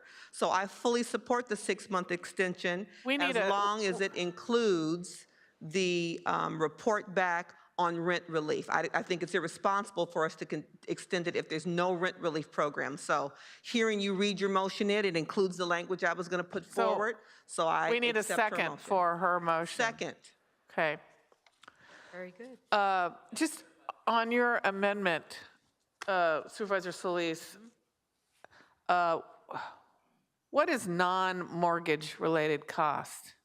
I think there are other things that landlords, you know, in terms of upgrading, for example, their facilities, I mean, that they have been renting out and maybe not have received any rent. There's upgrades, there's paint, there's this, you know, all things. And why don't we offer mortgage-related help? I think that's going to be, that's where we want our CEO and our fiscal departments to help us identify where we can get support. It may not be where we're going to end up relieving everybody's back pay in terms of mortgage. I know. But if we do a portion of it, and if we look at mom and pops, what I think this board has really looked at and figured that out in terms of need, I think we have at least something to look forward to. And we'll see what the report says when it comes back. Yeah, I just know, I'm a little bit conflicted on this, but I'm going to listen to everybody because, again, I know I do hear a lot from our mom and pop landlords who are struggling to pay their mortgages. And it's an equation. You can't have a renter without a landlord. And I agree that we need to protect our tenants, but I'll tell you, I don't think our programs so far have been very helpful to landlords. I really, they're not getting the money. And we're talking about back rent, which you're right, they're probably never gonna get their back rent. I have a landlord who lives across the street from me, and he knocks on my door all the time, and he tells me how much money is owed him. Like, I think he's owed $60,000. He's never gonna get that. So he's gonna be distressed that we're gonna continue this without, I like the second part of your amendment. I just don't know how that money is getting to the landlords. It just feels like it's a complicated process that is not helping them. I think that, in prior meetings that we had, I did try to get something similar passed before, and it didn't quite make it. But the intent was to try to get to mom and pops, because I think they have been suffering, there's no doubt. They have been. And And I agree. their And mortgages are what their mortgages they have to pay, and they're we having a tough time. I don't think we can absolve them. I don't think the state has even done that. I don't think the federal government has. But I do think at least we're attempting, and there's $5 million there that we can pocket and use. And we should really get with our DCBA and with our departments to make sure that they can expedite it. We did it very well with some of our tenant supports. We should be able to do it now. I think we learned a lot. And if not, we'll get the information back. Maybe the CEO wants to opine on that. Supervisors, I believe our Director of Department of Consumer and Business Affairs is present. I don't see him in a boardroom, but he might be able to shine some light on early attempts to establish this program under one of the earlier ARP funding tranches. For the landlords. Correct. Yeah, because again, this is non-mortgage related funding, and I know that they're having trouble paying their mortgages, and I don't know where the help is for them. Ooh, and as he comes forward, I'm wondering if, since it's a report back, and I know that you were in the process of clearly defining what constitutes a mom and pop. I know that that's not super clear yet, so we want to know mom and pop. And then we want to entertain if it can be for mortgage relief. The first two programs were for mortgage relief. So those would be the things I'd put on the table as a part of the report back if it's okay with. Raphael, can you? And then the other piece I would just say, Supervisor Solis, in what I was going to read in, but felt I didn't have to based on the direction you took your initial amendment, was I was hoping that we could look at ARPA funds as opposed to American Recovery Program funds. I think they have different criteria. And so I think that's fine. I mean, I don't have an issue with that. We'll look at all sources and try to identify the one that has the most flexibility to implement the program. Thank you. Raphael, can you clarify for us? Good afternoon, Supervisors. Raphael Carvajal. Good afternoon. Director of Department of Consumer Business Affairs. As a matter of fact, we're in the process of negotiating an agreement right now to put out $5 million in ARP and mortgage relief. So we're in the very late stages of executing that. To pay for rent. To pay, yes. Well, actually, yes. It helps provide assistance to small mom and pop landlords, but it's connected to their mortgage. So the difference here is that the current program design provides payments to those landlords, small mom and pop landlords that own 4 units or less, that actually have an open mortgage. Part of the discussion here is whether or not non-mortgage related payments. So these are for landlords that own the properties outright and don't have a mortgage. And what's being proposed is a direct payment to the landlord. So you made a point, Supervisor Mitchell, about, I don't know, I can't remember now, but I think something about, how are we, what's the criteria for small mom and pop? So I know we've been very clear through this pandemic that it's the corporations, it's a different animal. But even small mom and pops, they might have a few more than 4. And they, in my opinion, they would still be considered. Is this some national criteria that? So there isn't. That's the biggest and most complex issue of this. Yeah. Even locally, we don't have a strict definition of what is small mom and pop. One thing I do have to give credit is to this board in the middle of the pandemic, before the state or the national government did any sort of mortgage assistance, this board took it upon themselves, and we defined for that program 4 units or less. But Yeah. it does merit a discussion and an evaluation of what we qualify. But, and one more thing, Ms. Mitchell, and are you hearing what we're hearing, that some of these landlords are finding it very difficult to access these dollars?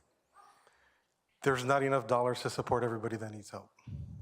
And even the dollars that are there have been difficult, you know, getting to those who need them. That's my problem with all of this. Can we use Measure H? Ms. Mitchell. What we've heard in our office is, you know, a tenant needed to meet a certain criteria to qualify, right? It wasn't just that my income wasn't impacted by COVID and I just chose not to pay my rent. So what we are hearing is from landlords who know that their tenants didn't qualify, and so that's what's complicating their ability to access it, because they didn't qualify for the program. So thank you for defining for us what non-mortgage relief means. It means for people who own their property outright. So I guess clarification, that's. Oh, I missed. So it's people who own their property outright, Yes. who don't have a mortgage burden that the relief would apply to. So my question is, based on Supervisor Solis's amendment, is it only for people who own their property outright, or does her language capture both, people who are carrying a mortgage and people who are not? It captures both, because we have an existing program that we're getting ready to launch for those that do have mortgages attached to their properties. And the program you're about to launch will cover non-payment of rent for the next 6-month period of time? It's not related, well, it's for mortgage arrears. So resulting from the non-payment of rent due to the COVID protections. And so the point of this motion in our effort is to look at a go-forward basis. And so the original motion before us was to extend it a month. Supervisor Solis provided an amendment to extend it for 6 months and to provide relief to mom and pop. For non-mortgage related costs. Oh, Madam Chair, it's for both. where do we see that? Mortgage and non-mortgage, because the way, as you just heard from Rafael Carvajal. Yeah.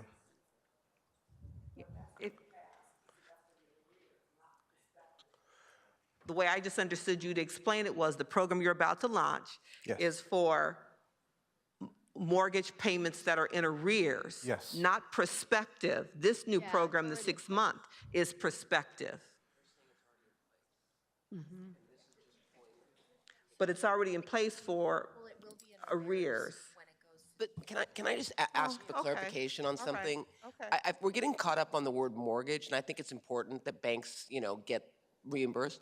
But what about those that don't have a mortgage, that are living off the income that, I know, and so, I mean, if that's what you're talking about, then that fills that gap. That's what this language says, what the additional non-mortgage language related costs. So we've heard stories, as Madam Chair, as you recall, we've had women, widows, come up here and say, you know, I have 2 bungalows and haven't been paid, and that's what I live off of, right? So, yeah. Okay, well, you know, on this report back, you know, it needs to be really clear how both of those folks are being helped and covered. So it's a report, this motion before us is to extend tenant protection to 30 days, but Supervisor Solis's amendment says, okay, but in 30 days, also tell us what it would look like to extend it another 6 months. But then you've got to really, because I'm not sure when it comes back in 30 days where I'm going to be, but I'll tell you, I'll be a lot closer to where you want me to be if I can guarantee that our landlords, both those who own their property, need help, are living off of their property, are never going to get paid back for the amount that they're in arrears, because they've suffered through the pandemic as well. That better be very clear in the report back. You think Completely that I'll- agree, and that's been part of the discussion as we've been Okay. ha- And having quantify how discussions. much you're going to need. You said you're not going to have enough money. What do you, given Yeah, us? so, I yeah, mean, so come back and I'm not- say. I mean, I know you don't have a crystal ball, but you're saying there's not enough money, which tells us that I know. there are a lot of people that are suffering beyond those that aren't paying the rent. So one of the things I think, our CEO always hates it when we say, what is it that you actually need? But, it's very difficult for us as policymakers to make good policy when you don't actually tell us what it is we need to do to create the LA County that we envision. So we know you don't have it, but I would expect for that, and we're not saying we're going to be able to find it, but let's not operate in a vacuum on this. Tell us what it is that we need to take care of our tenants and our landlords as we continue to ease out of this pandemic. Completely agree, and that's why Okay. we appreciate the ability to report Okay. back. You have your hand up, Ms. Mitchell?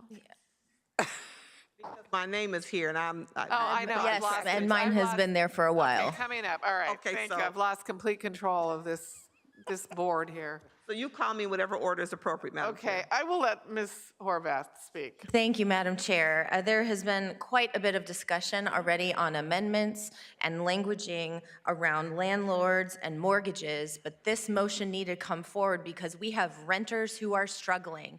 And we haven't heard from the public yet, but I'm gonna guess we're gonna hear from a lot of renters who need representation, who need help, who need to make sure that they are not the next statistic that is adding to the conversation we started this day with about homelessness.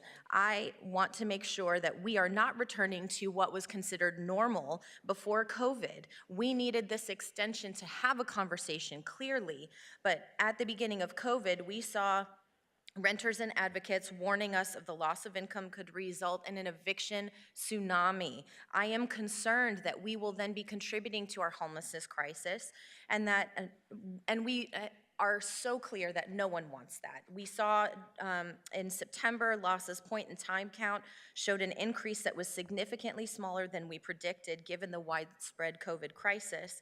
And last week, we know that Mayor Bass declared a state of emergency, and the LA Times reported that without the interventions of eviction moratoriums and cash payments, homelessness would have increased by 23% from 2020.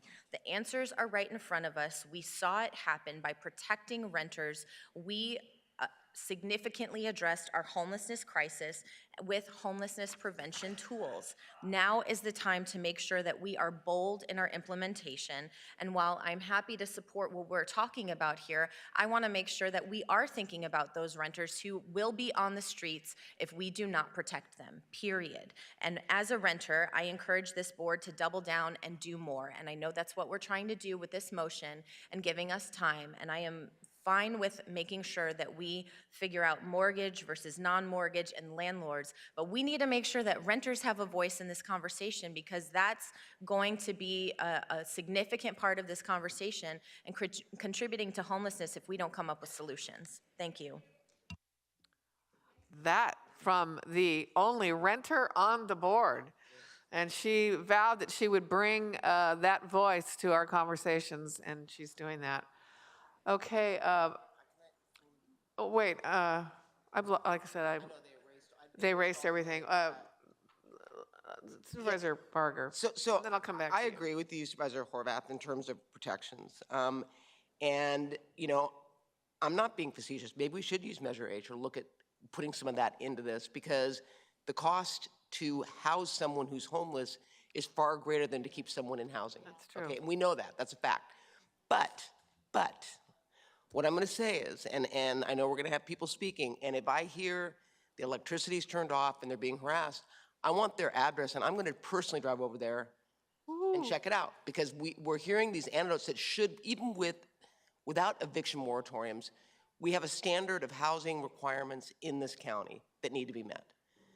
And that is separate from evictions, okay? And we heard that like last month when we had this discussion. But I also want to find out how many of the individuals that are behind in rent have reached out to their landlords to try to come up with some sort of way to at least come up to not even pay the full rent, but work with their landlords? I don't know the answer to that. And it's not as black and white. There are gray areas. And then you have landlords that are looking for opportunities to take advantage, evict, so that they can collect more rent. And I know that happens as well. This is a very complicated issue. And meanwhile, the mom and pops, which by the way, we're talking about mom and pops, but last time I checked, if you buy property and you are collecting rent, it doesn't matter whether you're mom or pop or not, you own that and you have a right. I mean, we have laws in this land, correct? And so, I think it's a fine line. We have to protect the renters. And we have to acknowledge that it is more expensive to house someone on the street than it is to keep them in housing. So we have to do more. So when I ask you to quantify it, I know you don't have a crystal ball, but I think you can guesstimate based on what Supervisor Solis talked about in terms of the number of evictions that have come forward, an estimate in terms of the average rent right now in certain areas. I know it differs, but come up with or quantify that. And then let us know what the turnaround is in getting that money out. Because I'm also hearing that they apply, but it takes a long time to get that money. And then I've heard we had someone call that was a landlord, and the state paid the renter like $60,000, of which he was owed. And I think y'all are looking into it because we reported to you all for fraud because the tenant kept 55,000 of it, or 40 or something, and gave the landlord 15. And the money was supposed to go to the landlord, and it would have made this person whole. I mean, we all have different stories anecdotally that really jade me as it relates to what kind of program we want and who we're helping. Because clearly we're going to hear from people today in the audience who need help. And I am sympathetic, but I also am sympathetic to the mom and pops who are trying to navigate a bureaucracy that, quite frankly, we can't even figure out. We're trying to get clarification and mortgage versus non-mortgage, what does this mean?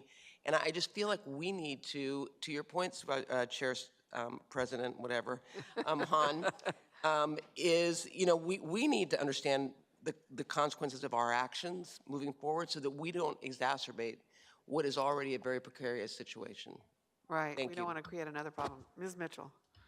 Thank you very much. I appreciate the conversation. And, from my perspective, I think I started by presenting the motion by saying, the work to provide support is to both populations, the tenants and the landlords.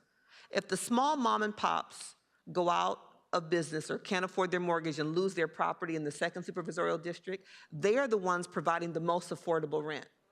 So that is a population I must protect, those who are providing the most affordable rent. We also must prevent our increase in our number of unhoused. So we have to protect both populations. And so looking at extending the program in conjunction with developing a relief program that also, let's remember, my concern, Supervisor Solis, if we extend it by 6 months without any relief, we are adding to the debt burden of our tenants exponentially with no opportunity for them to get support for that. So we already have people carrying tens of thousands of dollars of debt who, once the state releases the emergency order, will become due a year later. So I don't want to add to that debt burden. So that's why I was prepared to offer an amendment to the amendment to Supervisor Solis's amendment to say that if we're going to extend it by 6 months, we have to provide some kind of relief to protect both sides of the equation, the tenant and the landlord. So I just want to make sure, Supervisor Solis, I appreciate you included that in your motion. I'm not sure if it exactly mirrors the language I had, because I wanted to make sure that we talk about tenants and I wanted to make sure that it's ARPA.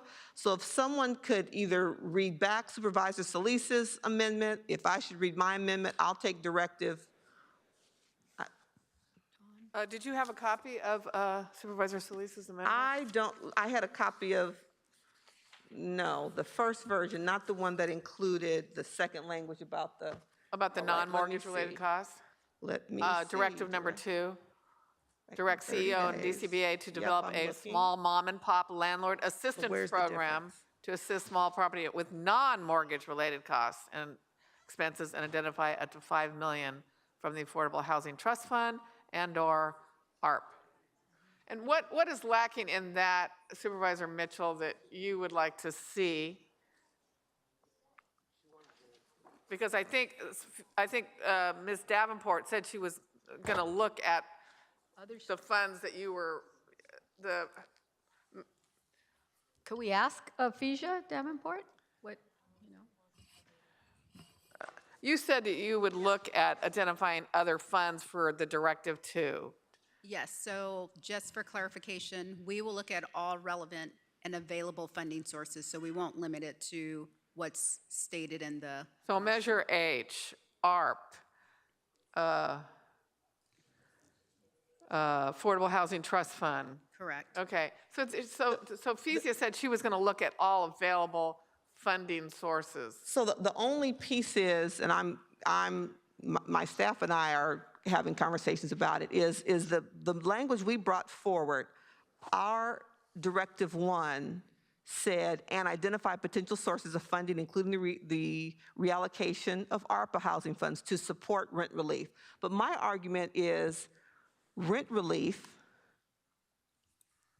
should be the same thing as supporting mom and pop for their mortgages. If you're getting a support for your mortgage, you can't then go and charge folks for the rent. You see what I'm saying? It's got to be one and the same. So as long as we're all clear about that, the support for the mortgage is so that that's the equivalent of you having gotten your rent. So as long as we're all clear about that, Well, then I'm fine. this talks about non-mortgage related costs, so not the mortgage. No, it's both. Raphael, and I'll ask County Council to chime in here, Don. Yeah. You said there's already, well, I'm talking about this motion. You said there's already a program for mortgage. So there's an existing program Right. that this but board approved. It's not this amendment. This is asking us to look at a potential design for a mortgage relief program that includes support for mom and pop landlords that do not have a mortgage. Part of the discussion has been, in going through the development of this, looking at rental arrears, and part of the condition of accepting the grant is forgiving rental arrears for the existing tenants of the locations.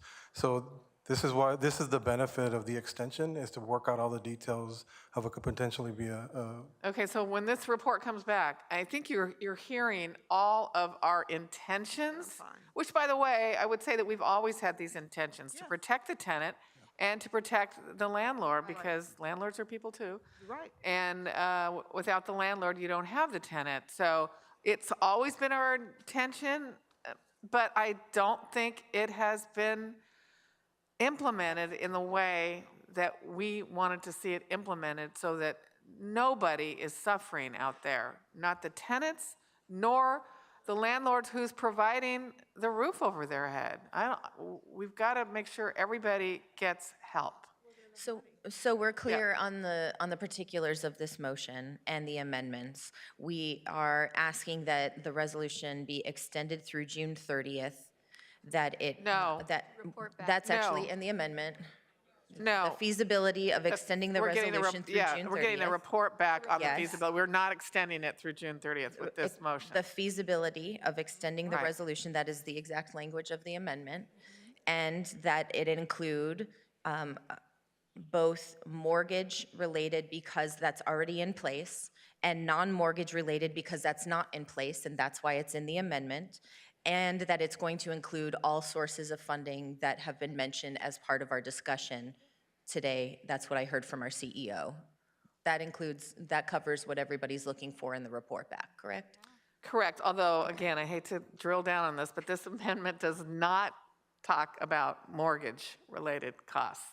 So you'd have to, if you want to, but we're asking that we see that in the report back. So. I guarantee it will be in the report back, and by then we should have launched, Okay. potentially on the verge of launching the mortgage relief program. And to clarify that this is amendment on the motion that is extending us right now for the 30 days. Right. And the rest, and the Solis amendment is a report back. Just wanted to make sure we were clear about that. Thank you. Correct. And the main impetus, as Supervisor Solis started this off, was aligning us with the city of Los Angeles so that it's not. That was yours. But my Oh, sense is too. That was your comment, okay. The city is going through some changes too, because you have, I think, 3 or 4 council members that are new that also tried to propose something to extend their extension, and they just didn't have enough votes, but I'm sure they're gonna come back. So I have a feeling this is an evolving discussion, but if we're at least looking ahead, I think that helps us. It's a report. Yeah. It's a report. And we usually, doesn't always happen, Supervisor Horvath, but we have tended to give the courtesy of report backs, even sometimes when we disagree with the underlining. It doesn't happen all the time. I remember the times it didn't, but most of the time, we do that for one another. Okay, are we all good up here? Okay, let's hear from the public on this item, Madam Executive Officer, as amended.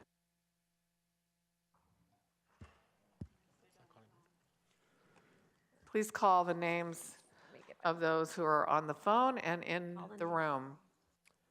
Will Anna Carrion, Andrew Grebner, Angel Diaz, Annabella Maraciegros, Acel Roblero, Carla De Paz, Emmanuel Matamoros, Eva Garria, Fernanda Jimenez, Herman, Jasmine Perez, Margarita Gonzalez, Maria Escobar, Maria Liriget, Mateo Gill, Mike Greenspan, Pamela Augustin, Red Chief Hunt, Ruby Rivera, Sasha Hardin, Sylvia Arenas, and Sofia Garcia. Please come forward and staff will assist you. Okay, first speaker, let's go. Moderator, may we have the first speaker, please? Our first participant is Maria Lopez. You may begin. Go ahead. Grand rising to you all and happy Tuesday. My name is Maria. I'm a tenant in the city of Long Beach in Supervisorial District 4. I have lived in this duplex for 25 years and my neighbors for about 30. Our landlord about a month ago told us she's selling the property and has begun showings. My neighbors and I can only imagine what is to come as we plan to fight for our home. In the same note, many Long Beach tenants are imagining what will happen in our city when you all ponder letting county tenant protections expire without providing crucial support to local cities in the way of a summit. I want to urge you all to extend county-wide emergency tenant protections for at least 6 months. We know that the emergency protections cut projected evictions in half, and now headed into the holidays and potential new surge, it is not the time to end protections. It is the time to be bold and to give hope. Without these protections, over 1 million tenants living in incorporated cities like Long Beach will be left without just cause protections and non-payment protections, leaving them vulnerable to eviction. I ask and encourage you, Supervisor Hahn, as my representative, to support Long Beach tenants in your vote to extend county-wide emergency tenant protections for at least 6 months. Thank you. I appreciate the step forward. Thank you. Thank you so much for those comments. Next speaker, please. Our next participant is Dan. Please go ahead. You may begin. Yeah, hi. I have a column today on danielgus.substack.com called Undermining LA's Housing and Homeless Efforts. And, supervisors, first of all, I am thrilled to see Holly Mitchell there. So much better, a breath of fresh air rather than Herb Wesson. I am thrilled to see you.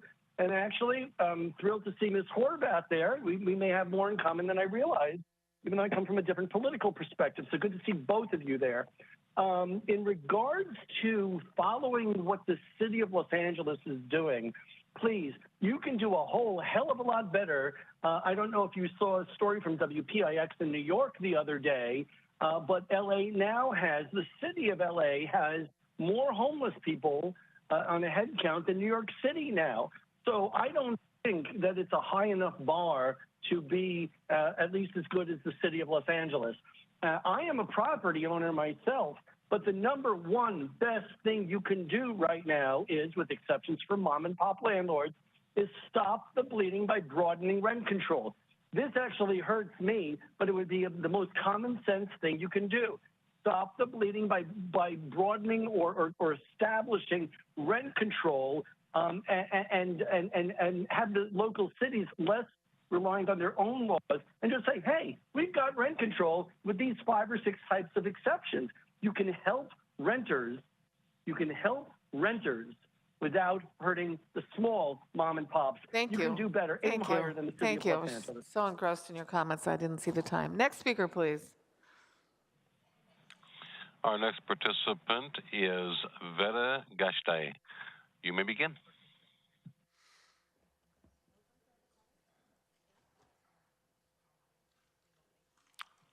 Go Vera, ahead. your line is open. Please begin. I just want to thank the supervisors for giving funding for this issue to help tenants and landlords.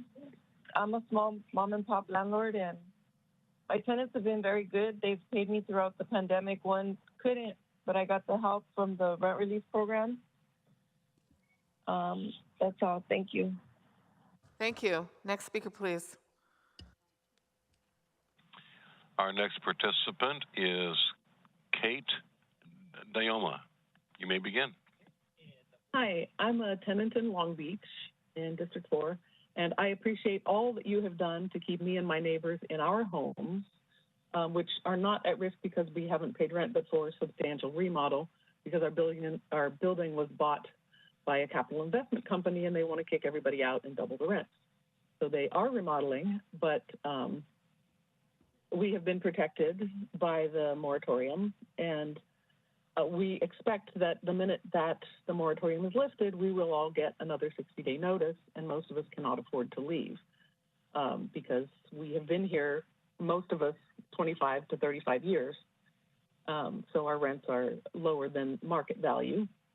But there is no place to go because there are no affordable housing units available. So to prevent homelessness, preserving existing housing is critical, and one of the ways to do that is to stop letting people mass evict full buildings of people to remodel them. Thank you. And double the rents. Thank you. Appreciate your comments.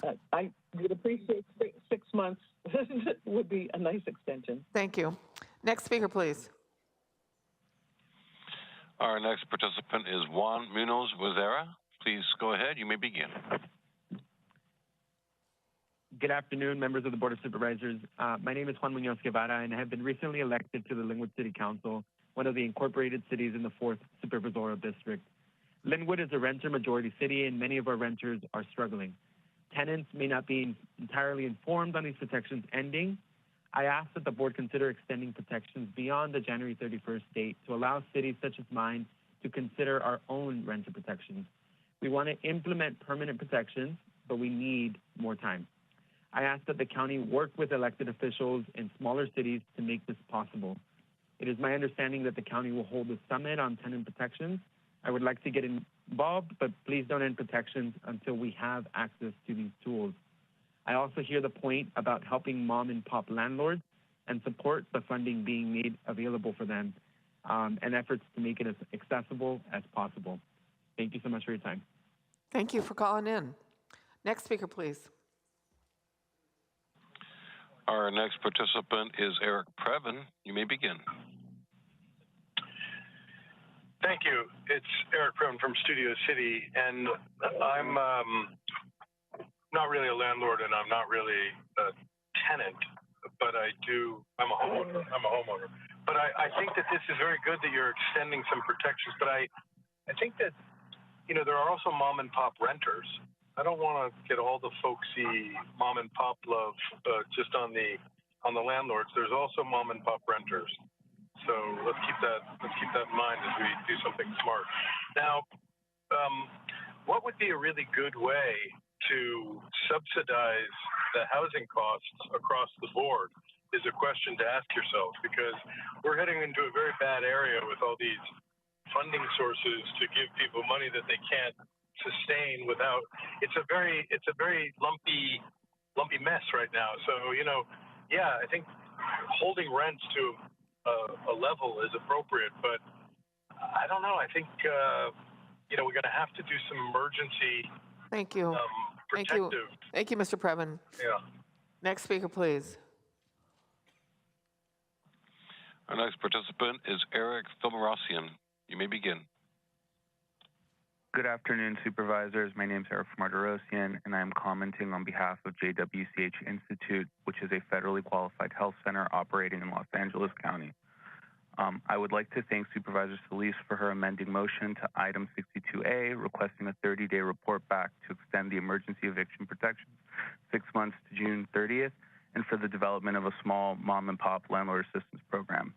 Families should not be forced out of their home and communities, particularly during a pandemic. It is unacceptable to let anyone fall into homelessness during the pandemic when they cannot afford to pay rent. As a frontline provider that served over 15,000 homeless individuals last year, we believe that we must do all that we can to stabilize our families and prevent this homeless crisis from getting worse. Families need eviction protections for at least an additional 6 months to further reduce displacement and disruption. For these regions, we urge support for Supervisor Solis's amending motion. Thank you. Thank you. Next speaker, please. Our next participant is Salam Alem. You may begin. Hi. In 1988, I remember in the 80s, a group of singers sing a song, "We Are the World" song for Africa, specifically for Ethiopia.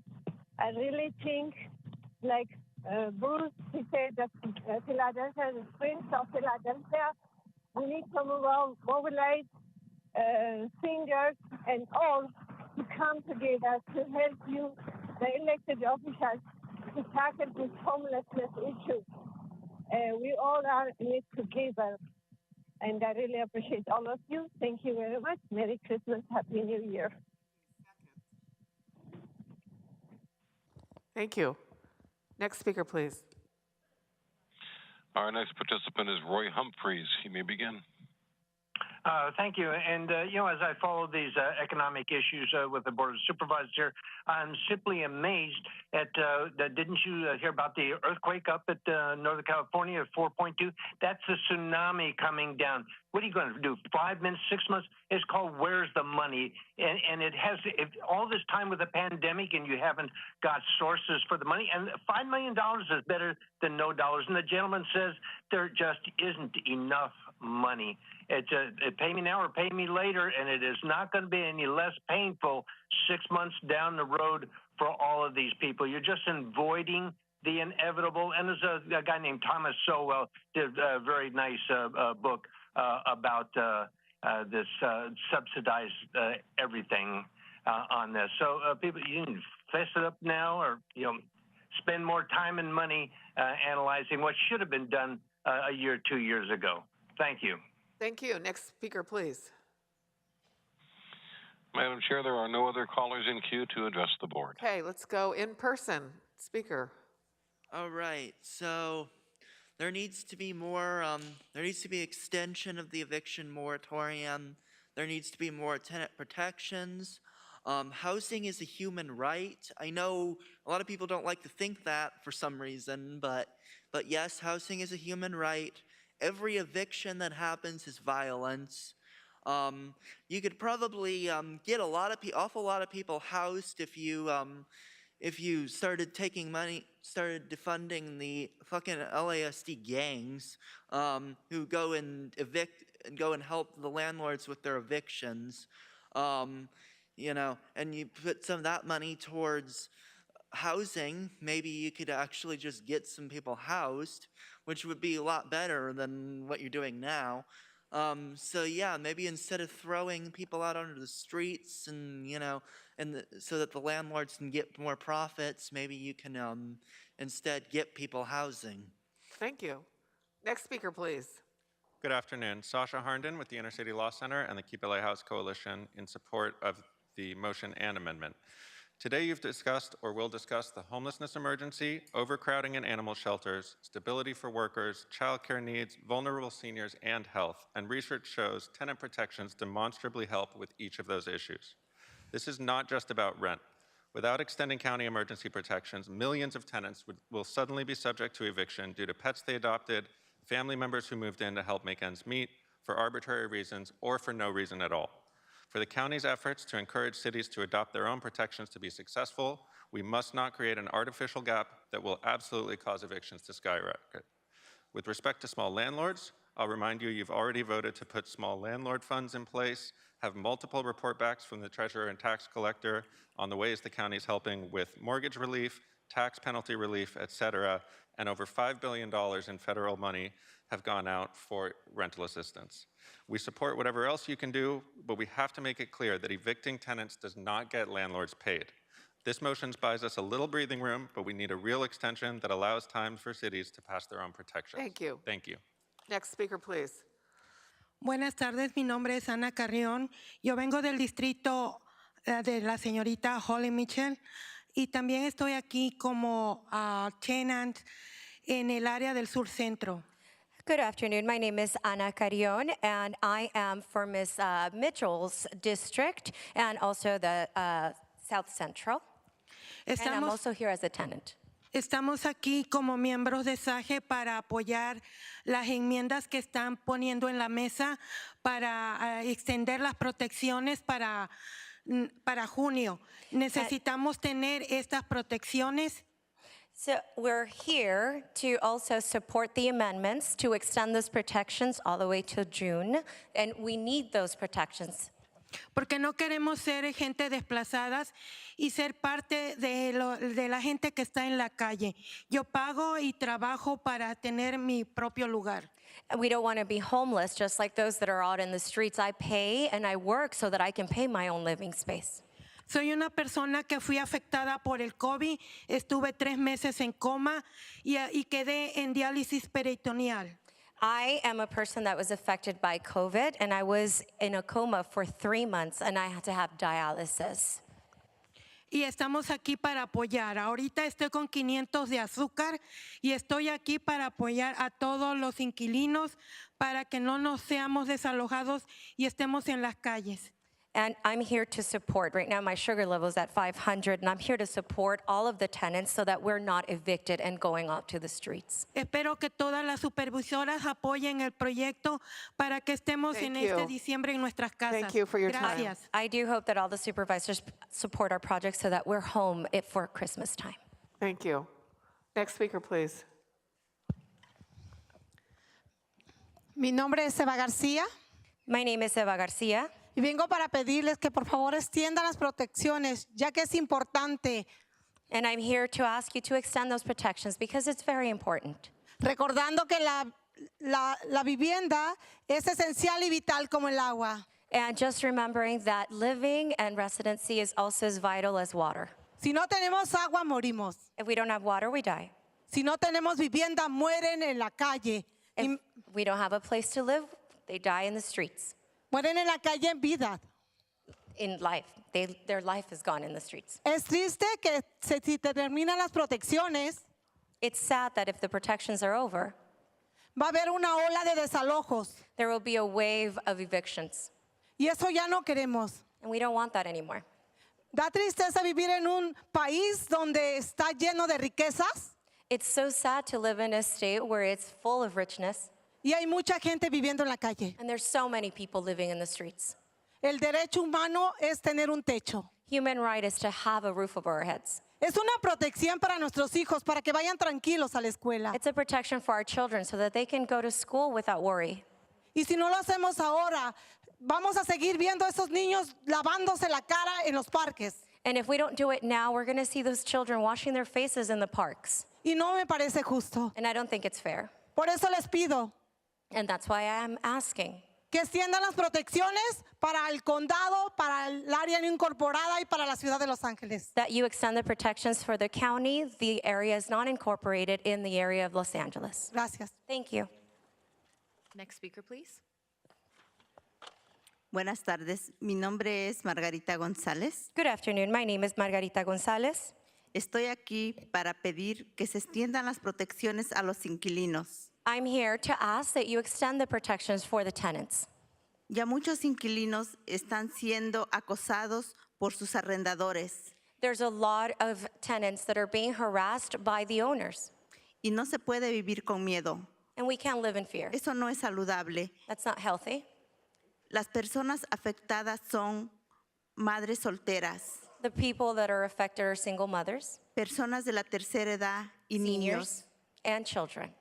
Si pedimos que los niños estudien, que tengan, decimos, son el futuro, pero si no les damos un apoyo, una casa segura, ¿cómo van a ser en adelante?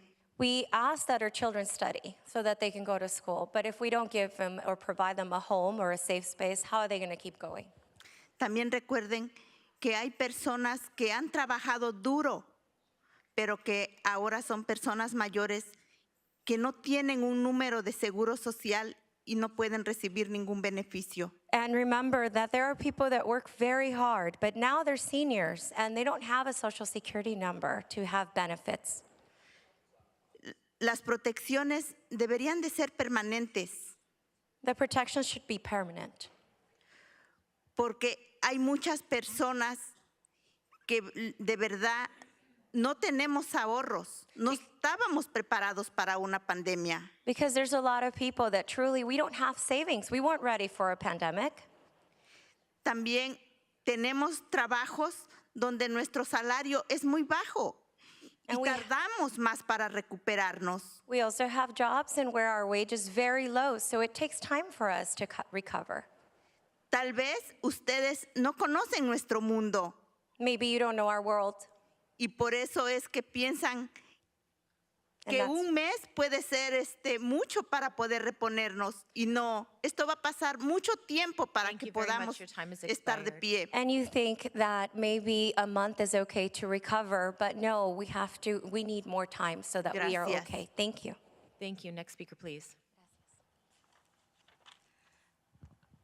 Buenas tardes, mi nombre es Silvia Arenas. Good afternoon. My name is Silvia Arena. Yo también fui impactada por el COVID. I was also impacted by COVID. A los 10 días de haber sepultado a mi hermana me empecé a sentir mal, era COVID. After 10 days of burying my sister, I started to feel bad, and it was COVID. Estuve en el hospital, I was in the hospital. salí en silla de ruedas, I came out in a wheelchair. mi mente no estaba bien. My mind wasn't well. Poco a poco empecé a caminar y ya camino. Little by little, I started to walk, and now I walk. Es por eso que pedimos que extiendan las protecciones, porque muchas familias tememos ser desalojados. Yo fui una de ellas que estuve a punto de ser desalojada. And that's why we're asking for you to extend the protections, because many of us fear being evicted. I was one of the ones that was almost going to be evicted.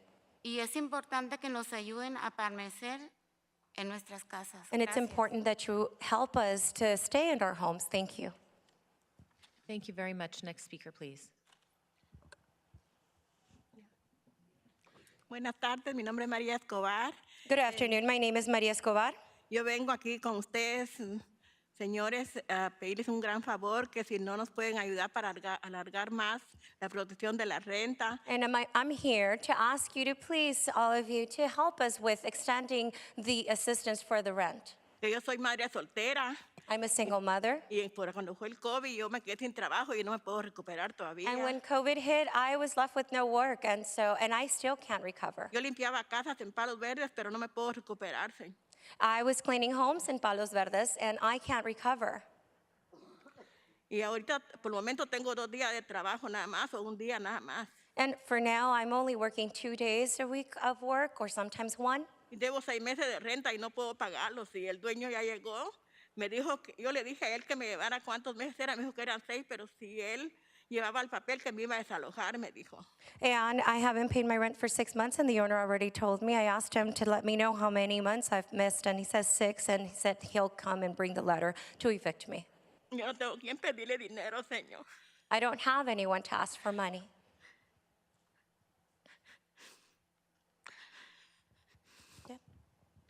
Gracias. Thank you. Thank you very much. Next speaker, please. Ay, disculpa. Hello, my name is María Leriget. Perdón, que hablo poquito inglés.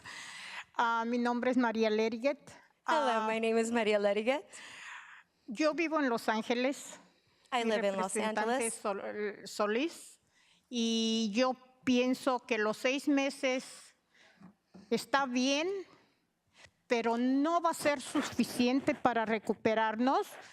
I live in Miss Elisa's district, and I'm from Los Angeles, and I think that yes, the 6 months is okay, but it won't be enough for us to recuperate. Okay, yo pago mi renta a tiempo. Soy jubilada. I pay my rent on time. I'm retired. Pero el mes pasado me dijo el dueño que iba a vender la propiedad. But last month, the owner told me that he was going to sell the property. Y tengo miedo quedar en las calles porque lo que pago y lo que va a venir si me sacan de mi casita donde he vivido más de 20 años. And I'm afraid to be out in the streets because what's to come, and if they take me out of the home that I've been living in for up to 20 years. Ustedes saben que la renta está muy alta. You know rent is very high. So, por favor, les pido que nos ayuden a esta proposición para que todo nos ayude un poquito más. And so I do ask you to please help us with this proposal so that it can help us a bit more. Sí, mi hijo también murió en las calles. My son also died in the streets. Yo sé que Karen Bass dice, vamos a sacar la gente de las calles, pero nosotros estamos a peligro de estar en las calles. ¿Y cuándo va a terminar esto? I know Karen Bass says that she'll take the people out of the streets, but we're in danger of being out in the streets. And when is that going to change? So, les pido su ayuda, por favor. So I ask for your help, please. Especialmente Thank you very much. Hilda Your time Solís. has expired. Especially Ms. Hilda Solis, please. Next speaker, please. Buenas tardes, mi nombre es Fernanda Jiménez. Good afternoon, my name is Fernanda Jiménez. Miembros del jurado, les pido que por favor extiendan la protección para nosotros los inquilinos. Members of the board, please, I ask that you extend the protections for us, the tenants. Yo soy vendedora ambulante I'm a street vendor desde que llegué a este país. ever since I arrived to this country. Desafortunadamente tuve el caso de COVID. Unfortunately, I suffered from COVID. Y ahorita tengo un problema con el dueño de la casa. And right now I do have a problem with the owner of the home.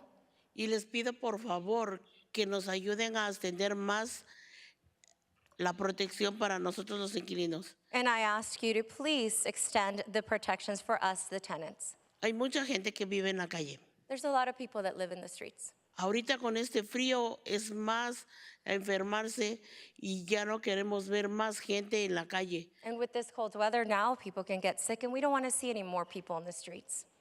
Más por los niños. Even more so for the children.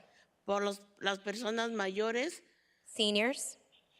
Que a veces van a parar al hospital y ya no tienen remedio. That sometimes they end up in the hospital and there's no remedy to it. Entonces les pido por favor que nos ayuden. So I do ask that you please help us. Yep. Thank you. Thank you. Gracias. Next speaker, please. Hola, mi nombre es Ángel, vivo en la ciudad de Los Ángeles, Distrito 1, por cerca de 14 años, con mi madre que es mayor de edad, y hablo a favor del tema 62A. Hello, my name is Angel. I live in the city of LA under District 1 for almost 14 years with my mother who is elderly, and I'm here speaking in favor of item 62A. Y pido que las protecciones no se terminen este mes y que se extiendan por más de 6 meses, por 6 meses, de acuerdo a la propuesta de Solís. And I ask that the tenant protections don't end this month and that they are extended for 6 more months according to the proposal by Supervisor Solis. Miles de familias como la mía no estamos preparados para que las quiten en este momento. Yo tengo un caso de hostigamiento extremo por parte de mi propietario. Thousands of families like mine, we are not prepared for these protections to be lifted. I currently have a harassment case against me by my property owner. Y lo único que lo detiene de echarme a la calle son las protecciones. La pandemia todavía no ha terminado completamente. And the only thing that keeps my landlord from throwing me and my mother into the streets are the COVID-19 protections. Es importante que mantengamos permanentes las protecciones por el bien de la comunidad.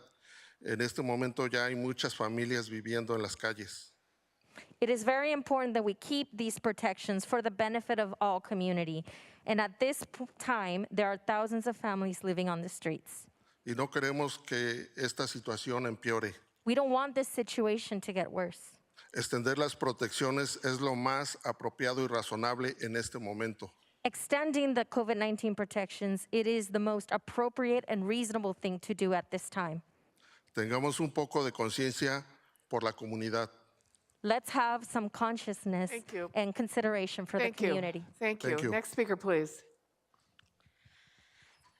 Hello, my name is Ruby Rivera, and I am a Linwood tenant, and I'm also here as a member of the Keep LA Housed Coalition. I want to urge you all to vote in support of amended item 62A.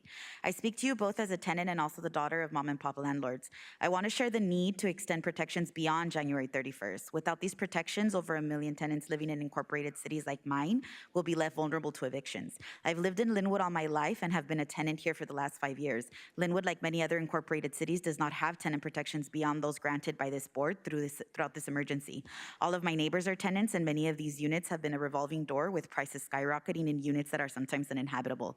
But these neighbors during the pandemic have been able to maintain their housing, protect their families, and in doing so, protect their communities. I appreciate the steps that this board has taken to implement permanent protections for tenants in unincorporated LA. Now I'm asking you to support the same opportunity for tenants in incorporated cities. There was a need for tenant protections prior to the pandemic, and there's an even greater need now. Act on our behalf and extend countywide emergency protections until you're able to host a summit with incorporated cities so that they have the tools they need to implement permanent protections of their own. So thank you, Solis, for your leadership on this. Thank you very much. Next speaker, please. Hi, my name is Carla de Paz. I'm an organizer with the Community Power Collective and the Keep LA Housed Coalition, and I'm also a tenant in Linwood in District 4. It's truly devastating to hear from so many families who can't celebrate the holidays because they're so worried about where they will go in the new year. I myself am dealing with issues with my landlord. And as you heard from our newly elected council member, Juan, who called in, we're working in Linwood to try to figure out how to implement permanent protections. But 1 month is not gonna be enough time. Elected leaders in the Southeast and the South Bay don't know anything about the summit and toolkit that this board approved a few weeks back. We've heard a lot about report backs on finding more funding for small landlords, but we haven't heard anything about how this board is gonna help those small incorporated cities. Last we heard was that talks about this summit and a toolkit, and advocates and small cities like Linwood are waiting to work with y'all to actually implement that and give the small cities the tools they need to implement permanent protections. We just had a whole conversation this morning about homelessness being a humanitarian crisis. Thank you. And we all know that the best way to fight homelessness is to keep people housed. Thank you. Thank you. Next speaker, please. Hello, my name is Yasmin Perez. I am a tenant in District 1 in favor of item 62A and urge you to extend tenant protections beyond January 2023. The pandemic has exacerbated economic and personal hardships for many residents, and households have either accumulated high debts, carried the rent burden, or have been evicted. The problem is affordability. Supervisor Solis has acknowledged that unlawful detainers continue to be filed. That number should be 0, demonstrating that not even the global pandemic pandemic will stop a landlord from placing tenants at risk of eviction and homelessness. The risk of being unhoused is deadly. Last year, an average of about 5 homeless people died per day in LA County. And as we emerge from the pandemic, we cannot afford to return to the same policies that are responsible for the displacement of millions of residents. We need systemic change implemented and actually enforced. Thank you. Thank you. Next speaker, please. Hello, my name is Mateo. I'm an organizer with SAGE, and I also live in SD1. I'm here today in support of the amendment on 62A for an extension for 6 months. There's still a lot of folks who are going through a lot. They're being harassed, they're being evicted, people are dying. We need more time to recover, and we need to establish permanent tenant protections, especially in the small cities where once these emergency protections are gone, there's not gonna be any support for them.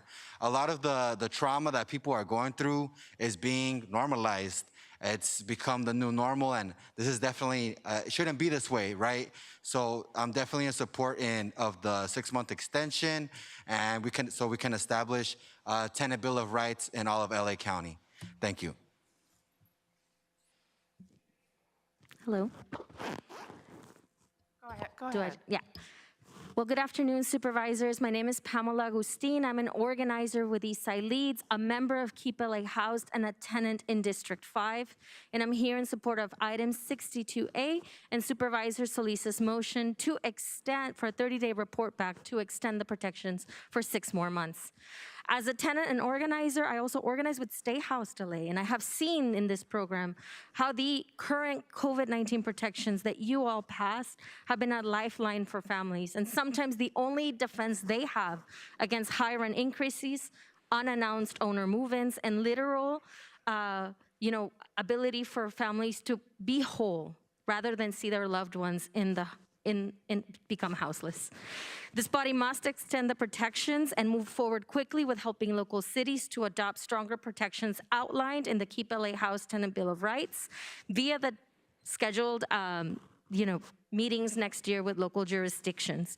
We're also waiting on ERAP. Over 179 tenants were helped by my organization, and they have not heard from the state of a resolution when they're going to get their COVID relief money. Appreciate that.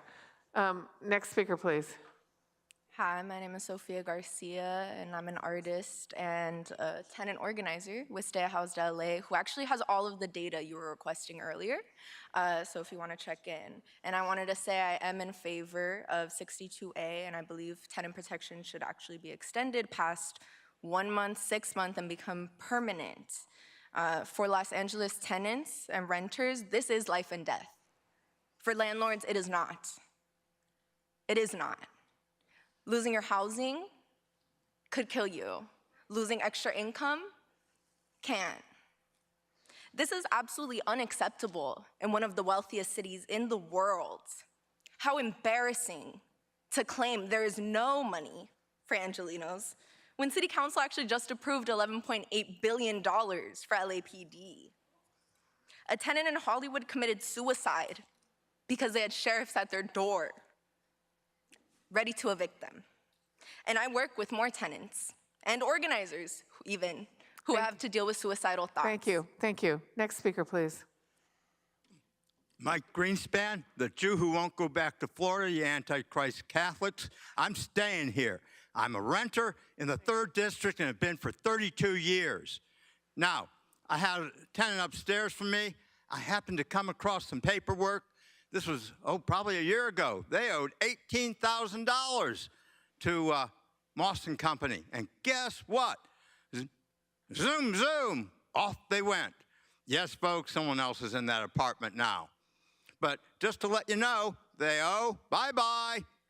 Well, hey, Rick Caruso is going to solve homelessness. Well, maybe some of his $100 million could be given to that slush fund of $5 million. I mean, what's $50 million to Caruso? Toilet paper, that's what. What about those racist white Republican pigs that had $5 million to spend in Caruso's behalf? Maybe they should kick into the fund too. But of course, we all know why they did that. They didn't want to see a Schwarzer gal in the mayor's office. Thank you. Next speaker, please. Yes, this is Daria Chief. I guess last meeting, this is what the fight was about, the evictions and eviction tenants. Everybody has good points here.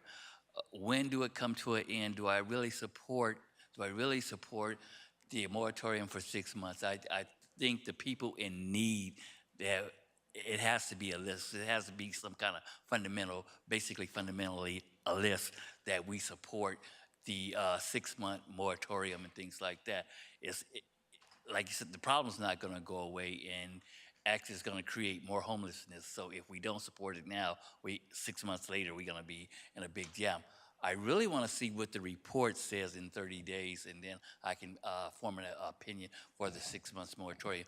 But the governor has $1 billion for the county and the city of Los Angeles, so we do have the funding. It's just if we're going to use it properly, and he hasn't released that money yet. So we do have the funding, so let's work together, you guys.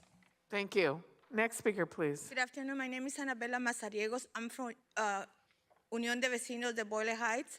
I am part of LATU, Los Angeles Tenant Union, local member 721, and Occupy Los Angeles. We're still occupying LA because things are still continue happening. It's ridiculous. We have the money, but it's not properly addressed to the issues of the people.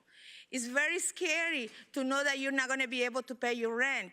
It's very scary that you don't know you're going to have a secure home for the next day. It's very scary to know that you're going to become a mental disabled more than we all are, because there is nobody who is perfect. We all have some type of mental disability, especially us who are county employees, because we have bad management. I'm not being distracted of the subject. It's imperative that you put these rules, and thank you for the compassion and the understanding for the tenants. But we need to change. Attorneys are underpaid to protect help the tenants with the evictions. We need to have a plan what we're going to do beyond these 6 months. Please, thank you. Thank you. Even your little dog is yawning. It's been a long day. Complicated. Okay, next speaker, Very please. complicated, exasperated, money laundering, fraud, housing, mortgages, very straight up forward bullshit, emergency under Measure H. Quantify what? Mortgage, non-mortgages, and rent. It's all corruption as far as I'm concerned, because there shouldn't be a livelihood of people living on our streets daily, as Miss Lindsay, who's a renter, would say. But the obvious is what you see, what you know, and if you're stupid enough not to see and believe, it's happening. People are living on the streets. The CEO has no crystal balls. The only thing he can rub is his bald head. He should have sat here and listened to the comments, because, again, statistics state this emergency under what's going to happen, the genocides of you people living on the streets. Thank you. Thank you, Herman. Thank you. Thank you. I believe we have another person on the phone. Is that correct? That is correct, Supervisor. Okay, speaker on the phone, go ahead. Our next participant is Elizabeth Alcantar. You may begin. One moment, Ms. Alcantar. Apologize for there was a delay in opening your line. You may begin. You are open. I think she's muted herself again. Let's try that one more time. Liz, unmute yourself. Has dropped out of queue. Yep, she's dropped out of the queue. Oh. I'm trying to find her 1 second. Are you trying to get her back? Liz Alcantar, we know her. Okay. Oh, can you hear me? Oh, yes, There we go. yeah, got we your can line hear open. you. Go ahead. Yeah. Perfect. Okay. Not sure how I got dropped off, but hello, my name is Elizabeth Alcantar. I'm a renter, but I also serve as mayor for the city of Cudahy in the 4th Supervisor District under Supervisor Hahn. I'm calling today to support the county's tenants and ask for an extension on the eviction moratorium and tenant protections that matches the city of Los Angeles. In Cudahy, so many of our families have relied on protections to stay housed and safe in a home that they can afford. We've been working to support tenants on our end and have relied on working with the county's leadership up to now. So far, we passed an eviction data and protection ordinance and the rent increase freeze, something that even I, as mayor, was assisted by when my landlord attempted to increase my rent, despite my leadership on council being the reason that we have the protection in the first place. I ask for the board to revisit this item and extend the moratorium into the summer to work with our cities, especially our small cities in Southeast Los Angeles and heavily renter cities, on supporting the most vulnerable in our communities, many of which are renters. Thank you. Thank you, Ms. Alcantar. Appreciate your calling in. Okay, any other speakers? Those are all the speakers, Madam Chair. Okay. Supervisor Mitchell, did you want to? Just wanted to thank Supervisor Solis for her amendment to the motion. Okay. And just in hearing from the small cities, want to make sure people really understand that the actions we're taking today dealing with the emergency protections. And separately, yes, we're going to have to work with Director Carvajal and make sure all of our small cities come to the table as we have the conversation, and we can't afford to wait, for the permanent tenant protections. That's not what we're attempting to do today. We're dealing with the emergency protections that we're about to extend the end of this month. And so I want to make sure that everyone is clear that we will continue to have the conversation about the permanent tenant protections and make sure that our small cities know about the meeting and get there. We need them there to participate. Thank you very much, and I encourage it. I vote. Thank you. Supervisor Barger, did you have something else to say on this? No. Supervisor Solis. Yeah, thank you for accepting the amendment, Supervisor Mitchell, and just want to reaffirm to the people who came out today, thank you for coming. This is a really tough issue for all of us. We're going to work hard, and our report back will give us more information about where we can look down the line in 6 months and also look at more protections, not just for the renters, but also for small landlords, and making sure that there's more equitable division of funding for all those appropriate needs. So thank you all for coming, and I thank the board for their indulgence, and thank you all for working with us. Thank you, Madam Chair. Thank you. And I'm glad you clarified that, Ms. Mitchell, because again, tenant protections kind of has a different connotation too. This is the eviction moratorium. Is that correct? That we are extending the eviction moratorium, meaning no one can get evicted. Which is a tenant protection. I know, but we had other tenant protections that we were talking about before, where if you paid part of your rent, you couldn't be evicted. That's different than what we're doing today. The emergency eviction protections Yes. we are extending. Thank you. Okay, item 62A as amended is before us, moved by Supervisor Mitchell, seconded by Supervisor Horvath to approve this item. Executive Officer, please call the roll. Item 62A as amended is before you. Supervisor Solis. Aye. Supervisor Solis, aye. Supervisor Mitchell. Aye. Supervisor Mitchell, aye. Supervisor Horvath. Aye. Supervisor Horvath, aye. Supervisor Barger. Abstain. Supervisor Barger abstains. Supervisor Hahn. Aye. Supervisor Hahn, aye. Motion carries 4-0 with one abstention. Okay, thank you. And now we're to public comment on the remaining items not held by the board. Look how fast we got through this meeting. We'll now hear from members of the public wishing to address the board on all the remaining items not held by supervisors and general public comment. For members of the public on the telephone, please press 1, then 0 now to comment on these items. You must indicate the agenda item numbers that you wish to address, including general public comment, in order for us to allocate the appropriate amount of time. Executive Officer, please call the members of the public who've signed up to speak on the remaining items and general public comment. Thank you, Madam Chair. Members of the public, you will have up to 3 minutes to address the board on all remaining items and general public comment. You will have 1 minute for one item, 2 minutes for 2 or more items, and 1 additional minute for general public comment. Please state your name and clearly indicate the agenda items numbers that you will be addressing. You may only address the board on these items. For members of the public that are here in person, if you can please come down, and my staff will assist you in coming down. We'll take telephonic public comment first. Okay, first member on the phone. You're up. Our first participant is Dan. Please state the item numbers you're addressing today and whether you'll address on general public comment. You may begin. Yeah, just general public comment. So 1 minute? That is correct. Yes. Is that 1 minute? Okay, great. So, Janice, I want to apologize for snapping at you a little earlier regarding my comments on item 10. the problems at the animal care and control. The situation there is far, far, far worse than just euthanasia. Have to adjust, change the mindset that euthanasia is for animals who are suffering, and the reason that animals are being killed, young and old, big and small, frisky and quiet, is because there is a comprehensive failure in this department. It has an old school GM, it has old school policies and old school facilities and old school mentality.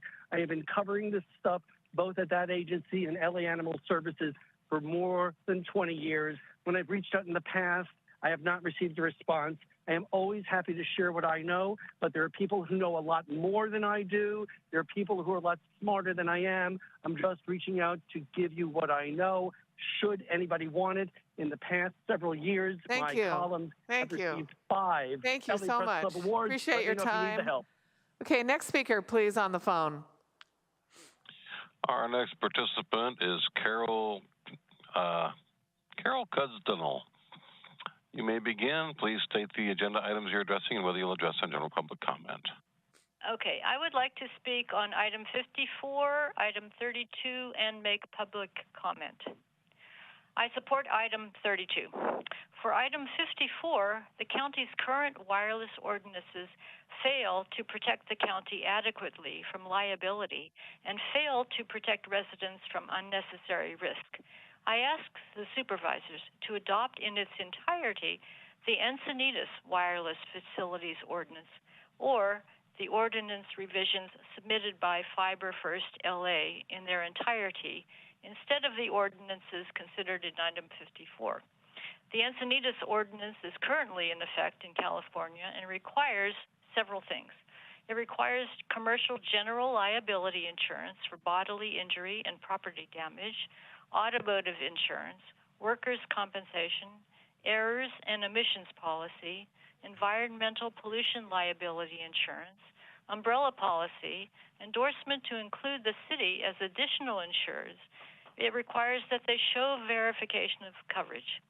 It requires carriers or installers to show proof that all FCC standards have been met and that a fire assessment has been completed and mitigation measures have been taken if needed. It requires compliance with NEPA through EA or other means. It restricts site locations where permissible by law. It requires location preferences. It requires transmitters not to be placed in front of any door or window. It requires that the proposed project will comply with all applicable health and safety laws, regulations, and other rules like building code, fire code, electric code, local street standards, and specification and public utility regulations and orders. It requires an RF compliance report certified by an RF engineer under the penalty of perjury that small facilities, both individually or cumulatively, with all other emitters, will comply with applicable federal RF exposure standards and exposure limits. The report must include frequency bands, power levels, and the boundaries of areas with RF exposures that exceed general population limits and occupational limits. Those boundaries must be marked and identified at the site. RF reports will be reviewed by the county. It requires an environmental impact assessment to determine if the project is categorically exempt from CEQA. It provides reasonable accommodation under ADA, the Fair Housing Act, and other federal law for those people experiencing symptoms from electromagnetic fields. It requires application submittal notice to all residents entitled to that notice, with a statement for anyone who wishes to seek accommodation under ADA or Fair Housing Act to do so. It requires email notifications of all projects to all those who desire to receive them. It requires condition of approval in demonstrating that the project will comply with applicable FCC regulations and guidelines of RF Thank you. exposure. Thank you very much. If the director finds... Thank you. Okay. Okay, thanks for your comments. Next speaker, please. Our next participant is Socia Quinones. Please state the agenda items you're addressing today and whether you'll address on general public comment. You may begin. Okay, item 52, item 11, and public comment. Can you hear me? Yes. Okay, con el permiso de mis antepasados, yo pido la palabra. The Strategic Growth Council grant program is a 5-year plan. We want to ensure that the executive office of the board enter into contracts or agreements necessary to support the acting chief sustainability office so that the unincorporated communities of East Los Angeles be allowed to participate in the Transformative Climate Communities Grant. My concerns are that the residents, business sector, and stakeholders of East Los Angeles have not been included in the process, and that outsiders have taken the lead. Unfortunately, some of the nonprofits listed have come from City Council District 14 that has had a bad history and a culture of corruption, and we see them as bad neighbors. After East LA Community Corporation got publicly burned, spin-offs were created. The damage that was done created deep wounds in our neighborhoods. The fraud that was committed and the corruption with the nonprofits associated with them damaged so many families and entire neighborhoods.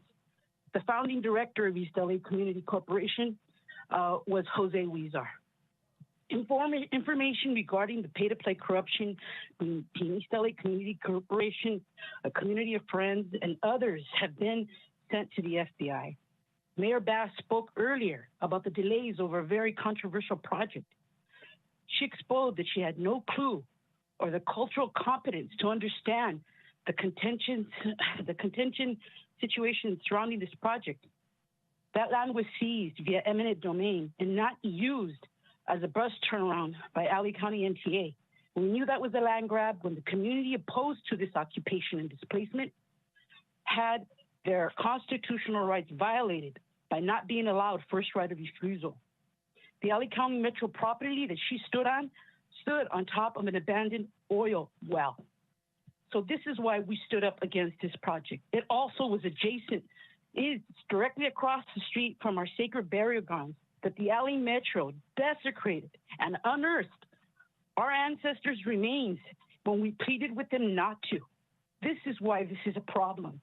We have a history of the occupation and displacement of Mexicanos on the east side. Anyway, we have the right to self-determination, and we as the inhabitants of East Los Angeles must be included from participating in the process. We would not have been if we had not been misled by those who handled the entire process, because there was no transparency, and some of the presentations that were done in the public were misleading. And the document that you could see on agenda item 11 is wrongfully titled Nuestra Tierra, Nuestra Lucha. These individuals failed to properly inform the community regarding the East Los Angeles Land Trust. We are requesting that we be included in the grant process. Thank you. And that this grant be amended to include us. Thank you very much for your comments. I just want to. Thank you. Your time is up. I just want to end that overwhelming people are not from East LA. Thank you. That's Thank just you. for the record. Thank you. Okay, next speaker, please. Our next participant is Courtney Shattuck. Please state the agenda items you are addressing today and whether you'll address the general public comment. You may begin. 63 and 66. Hello. My family and I were rendered homeless on November 8, 2018 by the Woolsey Fire. From that day forward, we have, including my architect and expediter, have been working diligently in our efforts to pull permits to rebuild our home. We were promised help, advocacy, expediting from all the agencies and representatives from our county. We're in District 3, as I said. I can argue that we have not received any of that promised help. Instead, we have been notified that our temporary living on our own property that we pay taxes on has been told that we have to have it removed by December 31st, 2022. We will now not be rendered only homeless from the fire, but also by the representatives who promised to help and advocate for us. Thank you. Thank you. Are you switching back now? Yes, We'll go back to some in person and some on the phone, because these people have also been sitting here. Yes, Mr. Gelati. Good afternoon. It's almost evening. Hola, Madam la Presidenta y Vicepresidentas de Supervisors y Mujeres Maravillas. Me llamo David Gelote, yo soy presidente del Síndico de Bomberos y Paramédicos de County de Los Ángeles. Presidente también. You can help them with that later. Gracias, amigas. I rise today as the president of LA County Firefighters, 1014. And I speak on closed session item 1, but I also speak in general comment. It's been a very interesting and heartfelt day, our issues aside. I want to give thanks to all of you on this last day, and we worked hard all week on firefighter issues. None more hard and more vigilant than your CEO, Fuchsia Davenport. And I also want to thank her team, Tim Pescatello, Ron Wu, and my team, Tony Carsapolo, and all my executive board, and all the staff in this room here today as we work on all the other issues. And heading into the end of the year, I just want to tell you that I'm in full support of all the solutions that we came up with, but we are just getting started, and we said this when we adjourned on Sunday night in this building after 8 hours, that the work is just beginning. And I want to extend that to all of you on behalf of the proud men and women that you're going to affect in today's work, but also we serve on the streets. Everything you talked about today, I touch every day, all week long.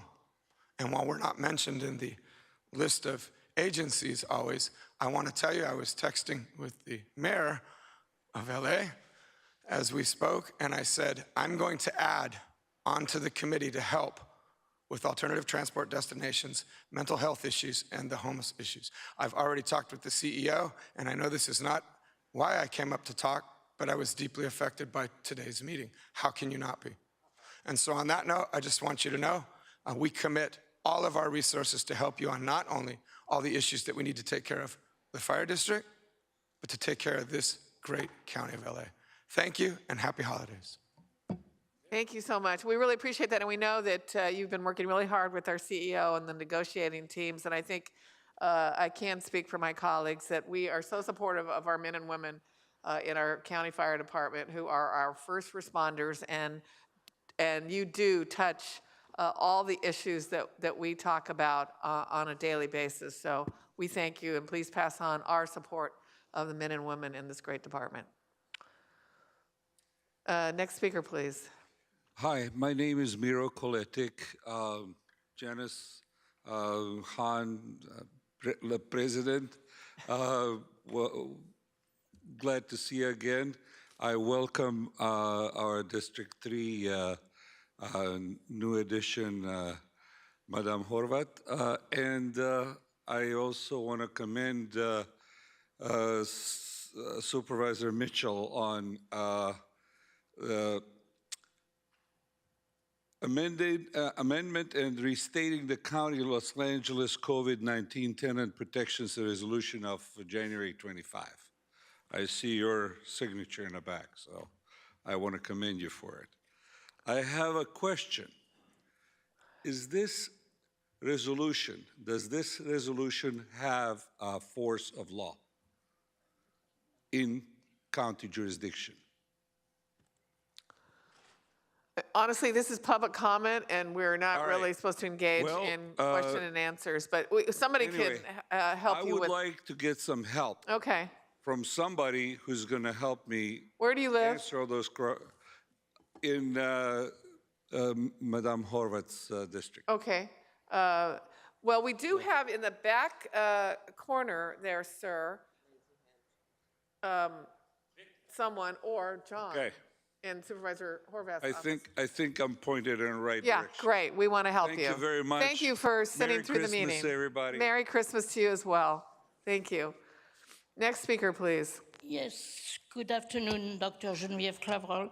I'm going to speak to items 32, 39, and 42 in public comment. On item 32 is that AB 361 and to continue to have closed meeting and so on. You know, it's time to reopen because many of the commission lately cancel their meeting at the last minute, or their meeting lasts 10 minutes, you know, they don't give it down. And I think it's about time to reopen. And it's about time not to wear masks. I don't know where Dr. Ferrer get her science, but she's not getting it in the right place because what she quotes is not appropriate. The reason we have not many hospital beds is because for the last few weeks, many of the hospitals have to close their hospital, sometimes 150 beds because they don't have enough nursing staff. That's right. That's That right. don't mean we don't have, bed because of COVID. And when I talked to Dr. Ferrer the last time, she told me, I asked her why she has 80,000 under investigation. She said, when we have 700 hospitals, we don't have 700 hospitals in LA County. We have 70. Maybe somebody need to tell her that's the difference between 700 and 70. I am very upset about that. I'm very, very, very upset. And on item 39, I am concerned that for the financial report of DHS, you accept, received and filed. DHS is millions of dollars deficit this year and the coming year. How come this was not brought here so it could be discussed? And what's going to be done to stop it? Item 42, I spoke briefly under item 32. It's imperative that a hospital can obtain temporary nursing staff so they don't have to close bed because we don't have enough nursing. So please, I hope you say yes to 42. And that's what I have for today. Thank you. Thank you. I do appreciate that. I know what you're saying is true. I've spoken to Dr. Galley about the staffing issue in our hospitals. And I did mention about traveling nurses and temporary, and she said that is a problem nationwide. So there's a nationwide staffing shortage in our hospitals. But thank you, Genevieve. Okay, next speaker, please. Yes, the Red Chief on item 22, which I got looked over in general public comment. Can you put me 2 minutes up there, please? Yes, we were going to give you another minute because we goofed. Thank you again. Item 22, it's a great venture that we come together with the county, but the only way that would work if everybody is together. We have to have DHS, the Department of Mental, everything has to come together. We're looking at 70,000 homeless people with no solution. I gave you guys a solution in 2004 over at City Council, me, Matt Dowd, and Zuma Dog, but it was overlooked. Now we have a situation that has just blown out of proportion, and we can't get nothing done. Here's the reason why we can't get nothing done. I've been through 3 programs, and I sat down and talked with all the people from DHS and things like that. Yeah, well, they know the statistics, but they don't know the logistics. And this is the problem that we face, is that the logistics is not being done compared to the statistics.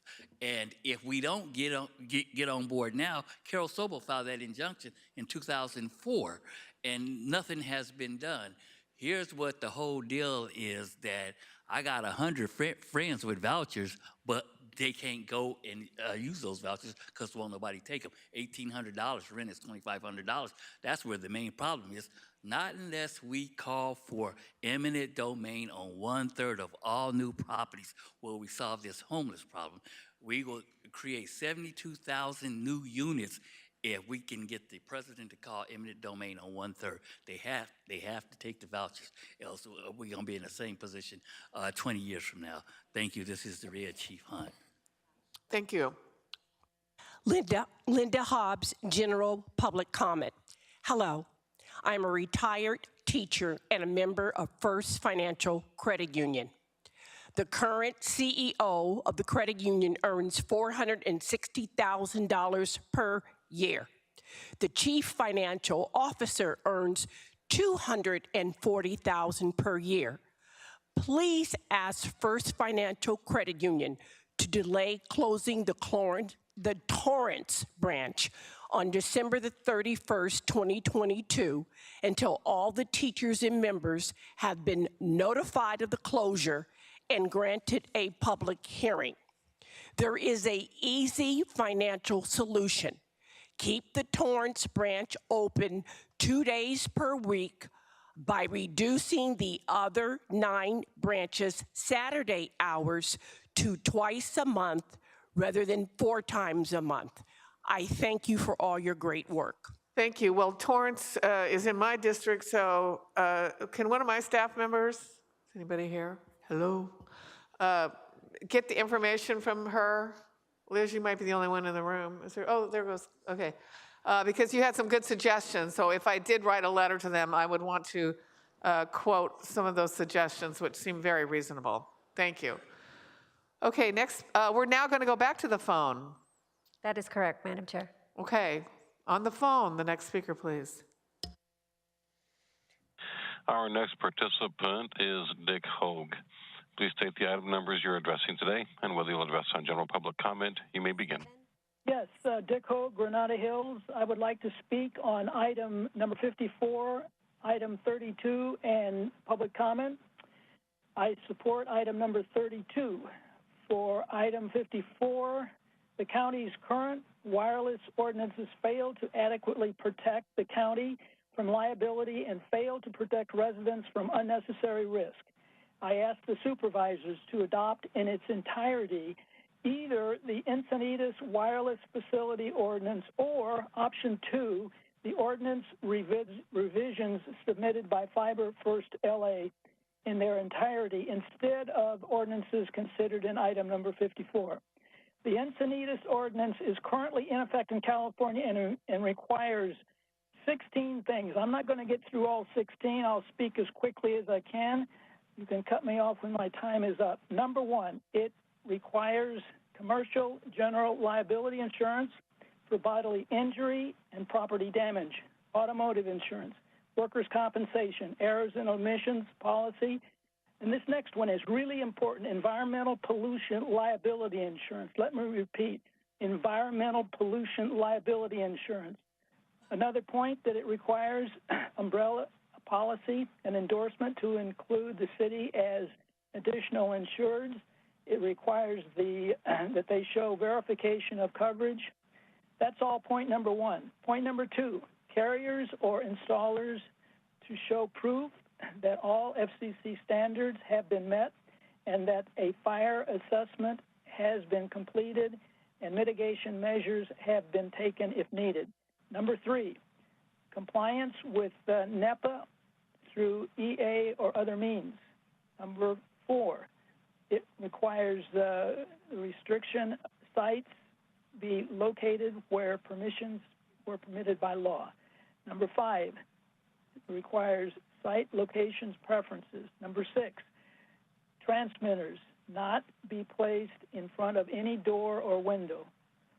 Number 7, requires that proposed project will comply with all applicable health and safety laws, regulations, and other rules like building code, fire code, electric code, local street standards and specifications, and public utility regulations and others. Number 8, requires RF compliance report certified by an RF engineer under the penalty of perjury that small facility, both individually or cumulatively, with all other emitters will comply with applicable federal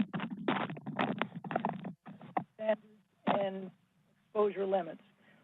Report must include frequency bands and power levels. And Thank you. Thank you very much. You can always submit the rest of your comments to the board if you haven't gotten through all of them in the 3 minutes. Next speaker, please.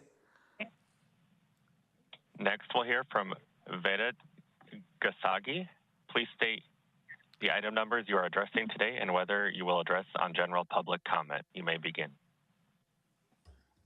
Hello, this is Veda Gashkai. I would like to speak on general public comment, item 11 and item 54. I'll start with general public comment. I'm the president and co-founder of First Blocks of Whittier Boulevard. We are a grassroots group in the city of Los Angeles who are trying to deal with the fact that we have no insufficient services, basic city services like street sweeping. Our major streets haven't had street sweeping.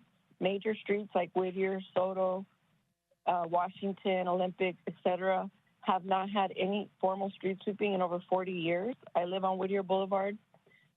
We have storm drains that are packed with trash. On the Caltrans side, we have the largest freeway system, interchange system running through our area. Because of the homeless crisis and illegal dumping, items are sitting around as kids are walking to school. A lot of our students a lot of our schools are right next to the freeways, and there's a lot of trash. And it's really degrading conditions, and it's gone on for over 20 years. I've been in the community 17. So I just wanted you guys to be aware that we have done 33 community cleanups, and we've picked up over 230,000 pounds of trash. And we would like support from the County of LA for ground crews that can clean up after mentally ill, unhoused people who are digging through the trash or hoarding trash. And also to supplement sanitation and street services in the city of Los Angeles to clean out our storm drains that are packed. We've cleaned storm drains that are just packed. We could get only what we could see, but it's packed all the way down, full of trash. We need the machines to come in. Just to make you guys aware of that situation, it's unacceptable. Can I ask you where you live? I think I missed that in the beginning. Where do you live? Okay. In Boyle Heights. Okay. And we've had, yes, thank you. Okay, go ahead.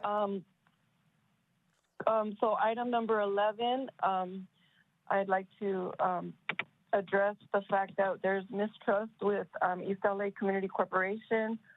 It's related to Jose Huizar and backroom land deals. And Kevin De Leon has kept 6 of Huizar's staffers. Also, there's a 5G tower that was built right on top of a community garden in the Casa de Mexicano. And the ELAC Community Corporation that proposes to be, champions for community gardens and the community allowed that cell radiating tower to be there, which is going to be hurting those plants and the community as well. And that will lead me, we don't, East LA Community Corporation, and I wanted to just, one moment, please. The East LA Community Land Trust should be led by the communities of East Los Angeles, not outsiders or nonprofits. Thank you very much. Your time's up. Thank you for calling. I wanted to say something. Thank you. One something about the. Yeah, one more. Go ahead. One sentence. Another item. Well, not another item. Just like if you want to just wrap up what you're saying. There's a cell phone. There's a cell tower, a 5G tower that tower, antenna was put across the street from my house. All right. And we could just use fiber optics. We don't want 5G towers. All right. Thank you very much. Next speaker, please. Next, we'll hear from Rogelio Pasado Jr. Please state the item numbers you are addressing today and whether you will address on general public comment. You may begin. Item 20, 21, and public comment. Good morning, board. Or good afternoon, board. My name is Rogelio Posada from Next Level Education.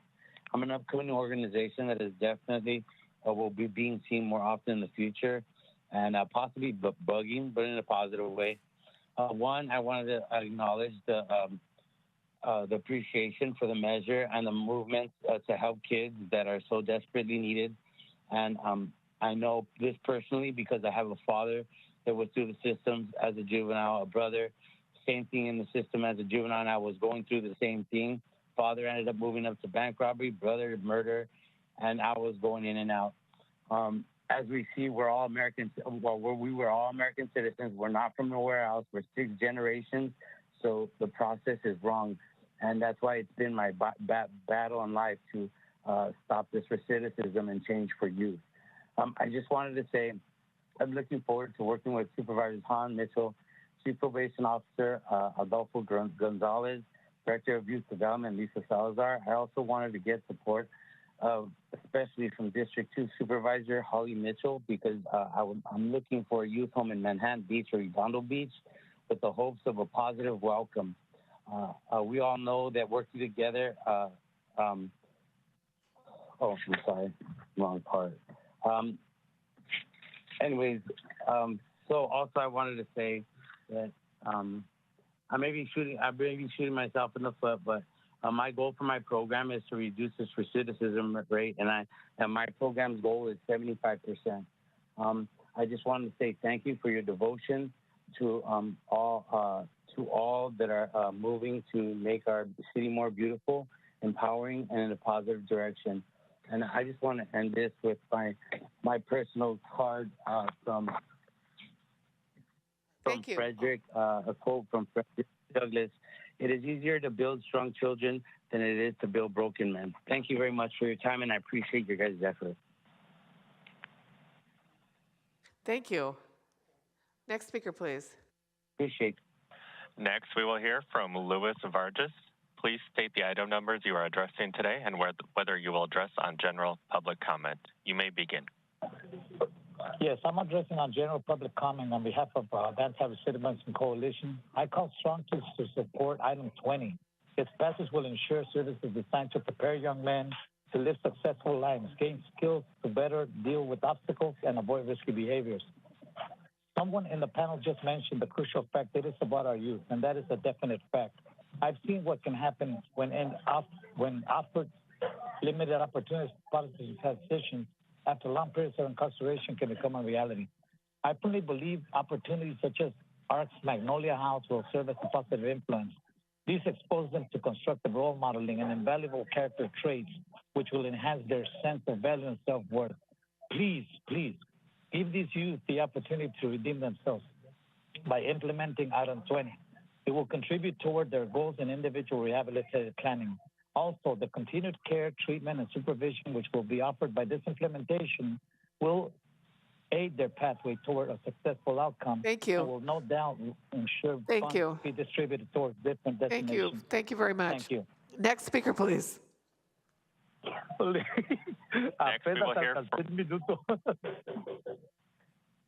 Next, we will hear from Julio Ramirez. Please state the item numbers you are addressing today and whether you will address on general public comment. You may begin. I will be speaking on public comment and also item 42. So good afternoon, Madam Chair and honorable members of the Board of Supervisors. My name is Julio Ramirez, and I'm a representative member of SEIU Bargaining Unit 342, Supervising Health Science Professionals. And I'm here to relay the message that SEIU and its members demand that LA County stop dismantling and privatizing our members' jobs. It is well understood, published, and accepted that both nationally and within the state of California, public health departments have been suffering from a severe lack of support and investment for the last couple of decades. Also, overdependence on contract work serves only to stop as a stopgap that over time destabilize the sustainability of public health departments. LA County must budget for, recruit, and retain its permanent workforce if we are to be ready for whatever emergencies come our way. I have seen it firsthand that we were not ready for measles, not ready for Zika, and definitely not ready for COVID-19 or monkeypox. It is because of the lack of permanent staffing resources that we were unable to provide crucial services to our communities. I just stand to wonder how many more lives we could have saved had we had the proper staffing within our ranks. Also, I am a member of a team for the California Can't Wait initiative, and because of our work for the last couple of years in our advocacy, we were able to secure $300 million of ongoing annual support for the state of California, 47 of which is going to be coming to LA County. Now, with that money, and rather than further dismantling through privatization, SEIU stands ready to help the department by establishing a small task force focused on staffing and insourcing critical SEIU represented classifications. We are ready to begin work immediately. Additionally, we are demanding that the service agreement dates incorporate no more than one added optional extension through October 2025. The union further insists that the department notify us and the board in writing and meet with us with any attempts to amend or expand the scope of services agreement within 75 days of prior change. With your leadership and collaboration with SEIU, we can begin to address critical understaffing privatization issues and use the funds that we have obtained for LA County on an annual support basis Thank you. so that we can utilize these funds in a more Thank you. efficient Your and time's effective up. way. Thank you. Thank you. Next speaker, please. Next, we will hear from Diana Beard-Williams. Please state the item numbers you are addressing today and whether you will address on general public comment. You may begin. I am going to address 22, 25, and public comments. I come before you, Board of Supervisors, to share my feelings concerning helping Mayor Bass achieve her goal of eradicating, to a certain degree, homelessness. In your statement, number 22, you are missing a key ingredient of what will make her a success or make this effort a failure. And that is us up here in the Antelope Valley, where I have been an activist for 34 years. I was on the shelter, homeless shelter board of directors 3 decades ago when Catholic Charities had it. The homeless have never really been embraced up here. And last week, Mayor Parris threw down his glove and challenged you to not send any homeless up here. What you're missing in 22 is the reaching out to the people in the Antelope Valley, because we have already been positioned politically to defy you, to not help, to discourage you. So you need to put a component in there that shows that you are aware of the politics up here and how that politics may be detrimental to the success of your endeavor. I also wanted to speak out about the issue of accountability of Kaiser Permanente. I am forming a group called A Taste of Justice. And as I told you a couple of meetings ago, I am a widow today because of Kaiser Permanente and their ambivalence and a whole host of other issues. And I see no accountability on Governor Newsom's part or on the county's part in terms of structuring a deal that really was a walk in the park for Kaiser and is going to be detrimental to Medi-Cal recipients, because you put in a clause, or he put in a clause, that allows them to discriminate, to pick and choose based on people's conditions. And somewhere along the line, we need to start investigating Kaiser. I will be filing a complaint in Superior Court next week over the death of my husband, because I want the community to know the outrageous things that went on that drove me into the arms of Catherine Barger to save my husband from dying in a tormented state of mind. So please hold them accountable and get their hands out of all of our pockets and off of the backs of Medi-Cal people who you know could not even afford to complain because of their outrageous arbitration agreement. They killed my husband. I'm going to prove it in court. Thank you. God bless all of you. Thank you. Thank you. Next speaker, please. Next, we'll hear from Brenda Rentschler. Please state the item numbers you are addressing today and whether you will address on general public comment. You may begin. Yes, I would like to speak on item number 54, 32, and make public comment. I support item 32. For item 54, the county's current wireless ordinances fail to adequately protect the county from liability and fail to protect residents from unnecessary risk. I ask the supervisors to adopt in its entirety the Encinitas Wireless Facilities Ordinance or the ordinance revision submitted by Fiber First LA in their entirety instead of the ordinances considered in item number 54. The Encinitas ordinances is currently in effect in California and requires that commercial general liability insurance for bodily injury and property damage, automotive insurance, workers' compensation, errors and omissions policy, environmental pollution liability insurance, umbrella policy, endorsement to include the city as additional insurees, requires they show verification of coverage. Carriers or installers to show proof that all SCC standards have been met and that a fire assessment has been completed and mitigation measures have been taken if needed. Compliance with NEPA or EA or other means. restricts site locations where permissible by law, cites location preferences, transmitters not to be placed in front of any door or window, requires that proposed project will comply with all applicable health and safety laws, regulations and other rules like building code, fire code, electric code, local street standards, specifications, and public utility regulations and orders, requires RF compliance report certified by an RF engineer under the penalty of perjury, that small facility, both individually or cumulatively with all other emitters, will comply with applicable federal RF exposure standards and exposure limits. Report must include frequency bands, power levels, and the boundaries of areas with RF exposures that exceed general population limits and occupational limits. Those boundaries must be marked and identified at the site. RF reports will be reviewed by the county. How much time do I have? I have more points. You have 49 seconds, 48, 47, okay. 46. Requires an environmental impact assessment to determine if project is categorically exempt from CEQA, provides reasonable accommodation under ADA, Fair Housing Act, and other federal laws for those experiencing symptoms from electromagnetic fields, applicable submittal notice to all residents entitled to notice with a statement for anyone who wishes to seek accommodation under ADA or Fair Housing Act to do so, email notifications of all projects to those who desire to receive them, condition of approval in demonstrating that project will comply with applicable FCC regulations and guidelines of RF exposure. If the director finds that there is good cause to believe that the facility is not within FCC or FAIR standards, permittee must submit a report certified by. Thank you. Time's up. No problem. Thank you. Next speaker. We're now going back in person. Herman.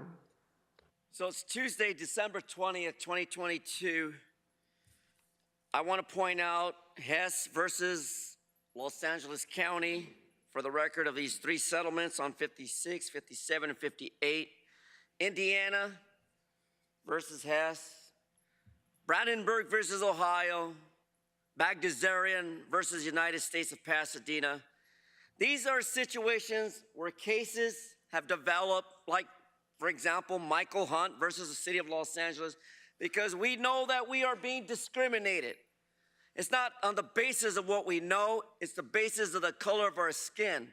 As I watch my family and friends die on the streets daily because we cannot provide housing. So I'm submitting these three in the record, and I hate to say it, based on Brandenburg versus Ohio, US 395, 444, 1969, a dirty end is how I leave it. God save America. Merry Christmas, Janice Hahn. Merry Christmas to you too. Next speaker, please. All right, yeah, my name is Marcel Farmer for the record. I just want to basically speak on more of the criminal side. Now, you know what? I give you guys credit because you have the United States and you have the United States Corporation. So you guys are operating under your jurisdiction. But when it comes to this law, you guys are in violation of probate 2320C4 for not furnishing a bond. You have to furnish a bond in order to show who has the tax liability. So by you guys not putting up a bond on these criminal charges, because we know you guys don't have no money, because HJR 192-7310 says that there's only fiat currency and the government has no money. So you're not putting up these surety bonds for the case, which basically means that there's a breach of contract and all these charges that you're bringing up are non-void. Now, this is where you guys is going to face some penalties, up to $250,000 and up to 5 to 10 years in jail for violating USC Code 26-7201, attempt to evade or defeat taxes, USC Code 1956. Thank you, sir. Your time is up. Thank you. Yeah, I bet. If you want to turn something in to, okay. Next speaker, please. Los Angeles County has a request for the public and its employees. I have 2 minutes, please. What items are you speaking on? 40, 45, 42. Contracting. That's what I waited here all day to speak about contracts that we submitted. She has 2 minutes. Wait, hold on. She has 2 minutes? Yes, 2 minutes. Okay, well, the clock does not show that. Okay. Okay, 2 minutes. Thank you. So you are requesting for any contract fraud to be reported. Any tips on contracting fraud to be reported? So when we submitted our contracts during the time of Mark Ridley Thomas, which is why I say it's personal, I find it quite disgusting that you had Mary Conway Wickham use her powers as a commissioner for superior courts to stop, block us, the contracts that we applied $1.7 million worth to give it to USC, and yet you retire Kathleen Austria and Mary Wickham. None of them are in jail or were indicted. You only threw Mark under the bus. So if you guys really want tips on contract frauds, what are you really going to do about it? You're going to go home to your white picket fence, help your white kids make sure they continue to better the society in their protected environment. When my black kids are in jail, we get nothing. You keep using us for homelessness. You keep putting us on your website. But yet, when it comes to the contracting table, black service providers are still giving nothing. Catherine Barger cannot stand me for the life of me. I understand that. She comes from a privileged background. I'm not mad at her and her brother John. But what I don't appreciate is that when your staff that you're hiring is instructed to disrespect us behind the scenes. I have no shade to you, Ms. Mitchell. We support you. But I don't appreciate your non-black staff treating us like garbage. We have data that you're using right now concerning housing and outreach. You don't give us credit. You keep slandering my name. You post my face on homeless shelters. You disrespect the partners that I'm trying to do the right thing the right way. And there's not one day you never gave us a chance. Now, 10 years later, you think I'm an angry black woman? No. God is the one that we've been working with.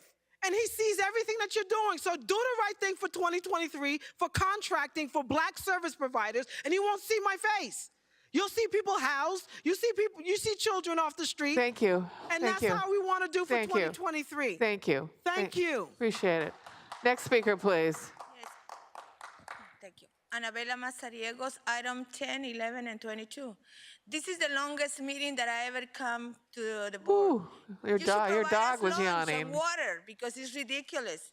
But anyhow, item 10, I think you have to penalize the people who are breeding dogs in their homes because they're making business out of the poor dog's ass, excuse my word, but that's what it is. And it's ridiculous. And that's why we have too many dogs in shelter because people get them because they are cute, but then they leave them. She's a rescue.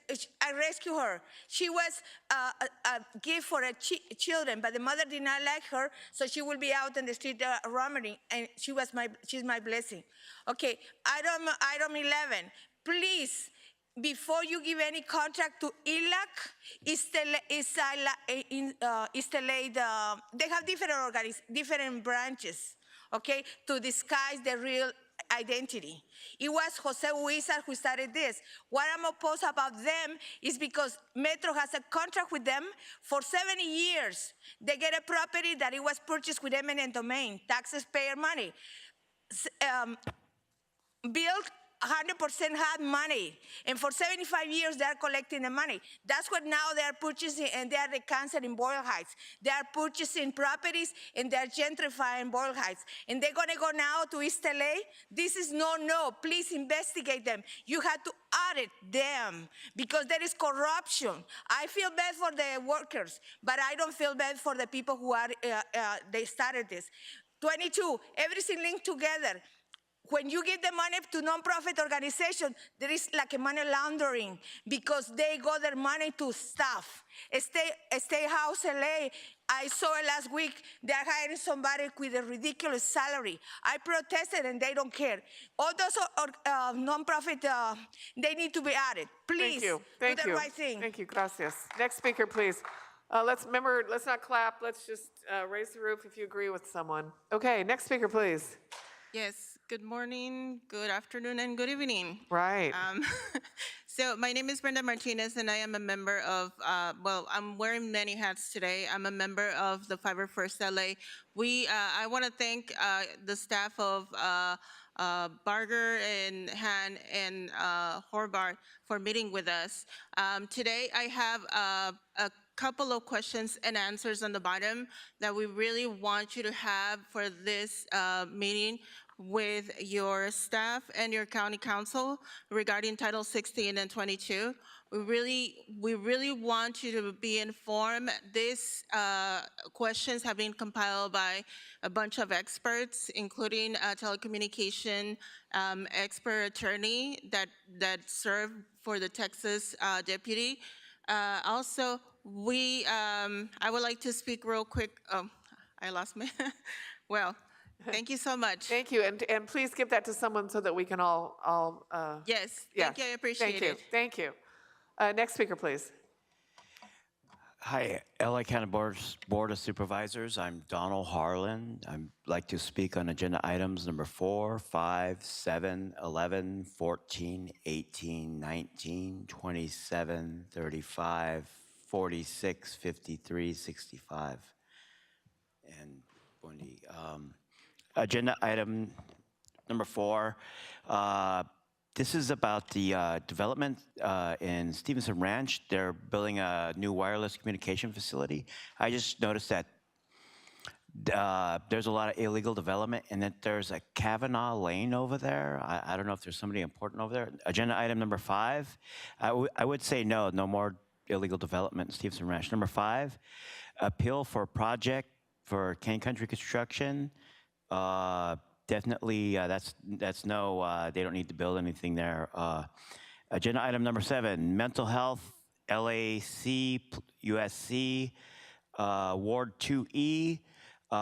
They want a bunch of millions of dollars to remodel USC. They need to be stopped from doing that. You know that if you're keeping an eye on the problem with the development, illegal developments and criminal activity with the real estate, you should be aware that there's people that just build hospitals that absolutely need to be stopped. They're tied to a lot of hospital developments. You just got to pick those people out and they get rid of them. Same thing with schools, public schools. There's people that just build public schools and public buildings. They might need to be investigated a little bit. Consent calendar, agenda item number 11. That's no. Transformative climate in East LA. CEQA does not own the property. Ownership transfer, there's 10 properties, ownership transfer for ARP and DHS. Look at the assessor report from 1998. That's the one you need to be looking at for those properties. You know, those 1998 assessor reports are really bad. Thank you, sir. The community care, you know, there's 2,700 facilities. Thank you. Thank you. Thank you. Thank you for speaking. Next speaker, please. Mike Greenspan. I'm going to speak on 4861 CS3 in public comment. Now, one of the things the rabbi mentioned today was about anti-Semitism. Well, let's go back in history. The Depression era. A radio priest, Father Coughlin, always said, the Jew deal, the Jew deal. That's what he called FDR's New Deal. Folks, we didn't get the Jew deal. We got the anti-Semitic, anti-Christ Catholic deal. All the time I went as a kid to school, I had to put up with a stinky yaller fish because I asked, why are we having fish? Oh, Catholics will go to hell if they eat meat on Friday. Well, you know, a Jew should not have to appease a false Catholic doctrine. That Klanner Baptist minister was right. You anti-Semitic, anti-Christ Catholics have false doctrines. So don't just talk about it, hate speech against Asians. Why don't we talk about anti-Christ Catholic, anti-Semitism? Now, let's go to 61. Vernon's 150 people. Why are we wasting all this money on an election? In fact, Jose Huizar years ago on the city council wanted to get his buddies in Sacramento to make Vernon illegal. How hard is an election with 150 people, including men, women, children? It's a student government election has more people showing up. I think Mr. Herman and I and a deputy from LASD could be there to handle it than all the wasted money. Now, CS3. Got to talk about that because, you see, there's this loophole. And 721 is one of the biggest violators. All these candidates signed this thing saying they'll limit their expenditures. Well, Lindsay Horvath got these big 14 by 48 billboards by out front. Bob Hertzberg got these mailers from 721 of SEIU, so let's give them more money so they can stuff my mailbox with their garbage and ruin our environment by putting out their mailers. Okay, now about public comment. Now, good old Rick Caruso, he was so upset that his Catholic church that he gave money to was against Prop 1. Oh, and he was supposedly for abortion. Yeah, right. After all, he was going to get his name taken off those churches, that church. It hasn't happened. He's basically a Goyim version of Bob Hertzberg, a slimy Jewish lawyer who would say anything to get a vote. Well, he's a shady developer, that's all, making all kinds of promises, and at least if his promises were put in writing on paper, they'd be good for one thing and one thing only. They'd be the world's best toilet paper to wipe your ass after a shit. Oh, boy. Okay, next speaker, please. Okay. So, yeah, so basically, again, you know, as I mentioned earlier, there need to be more protections for tenants. Yeah, and everyone here should Google LASD gangs and find out some stuff there. Yeah, I guess welcome to the board, Lindsay. You're okay, I guess. Better than Hertzberg.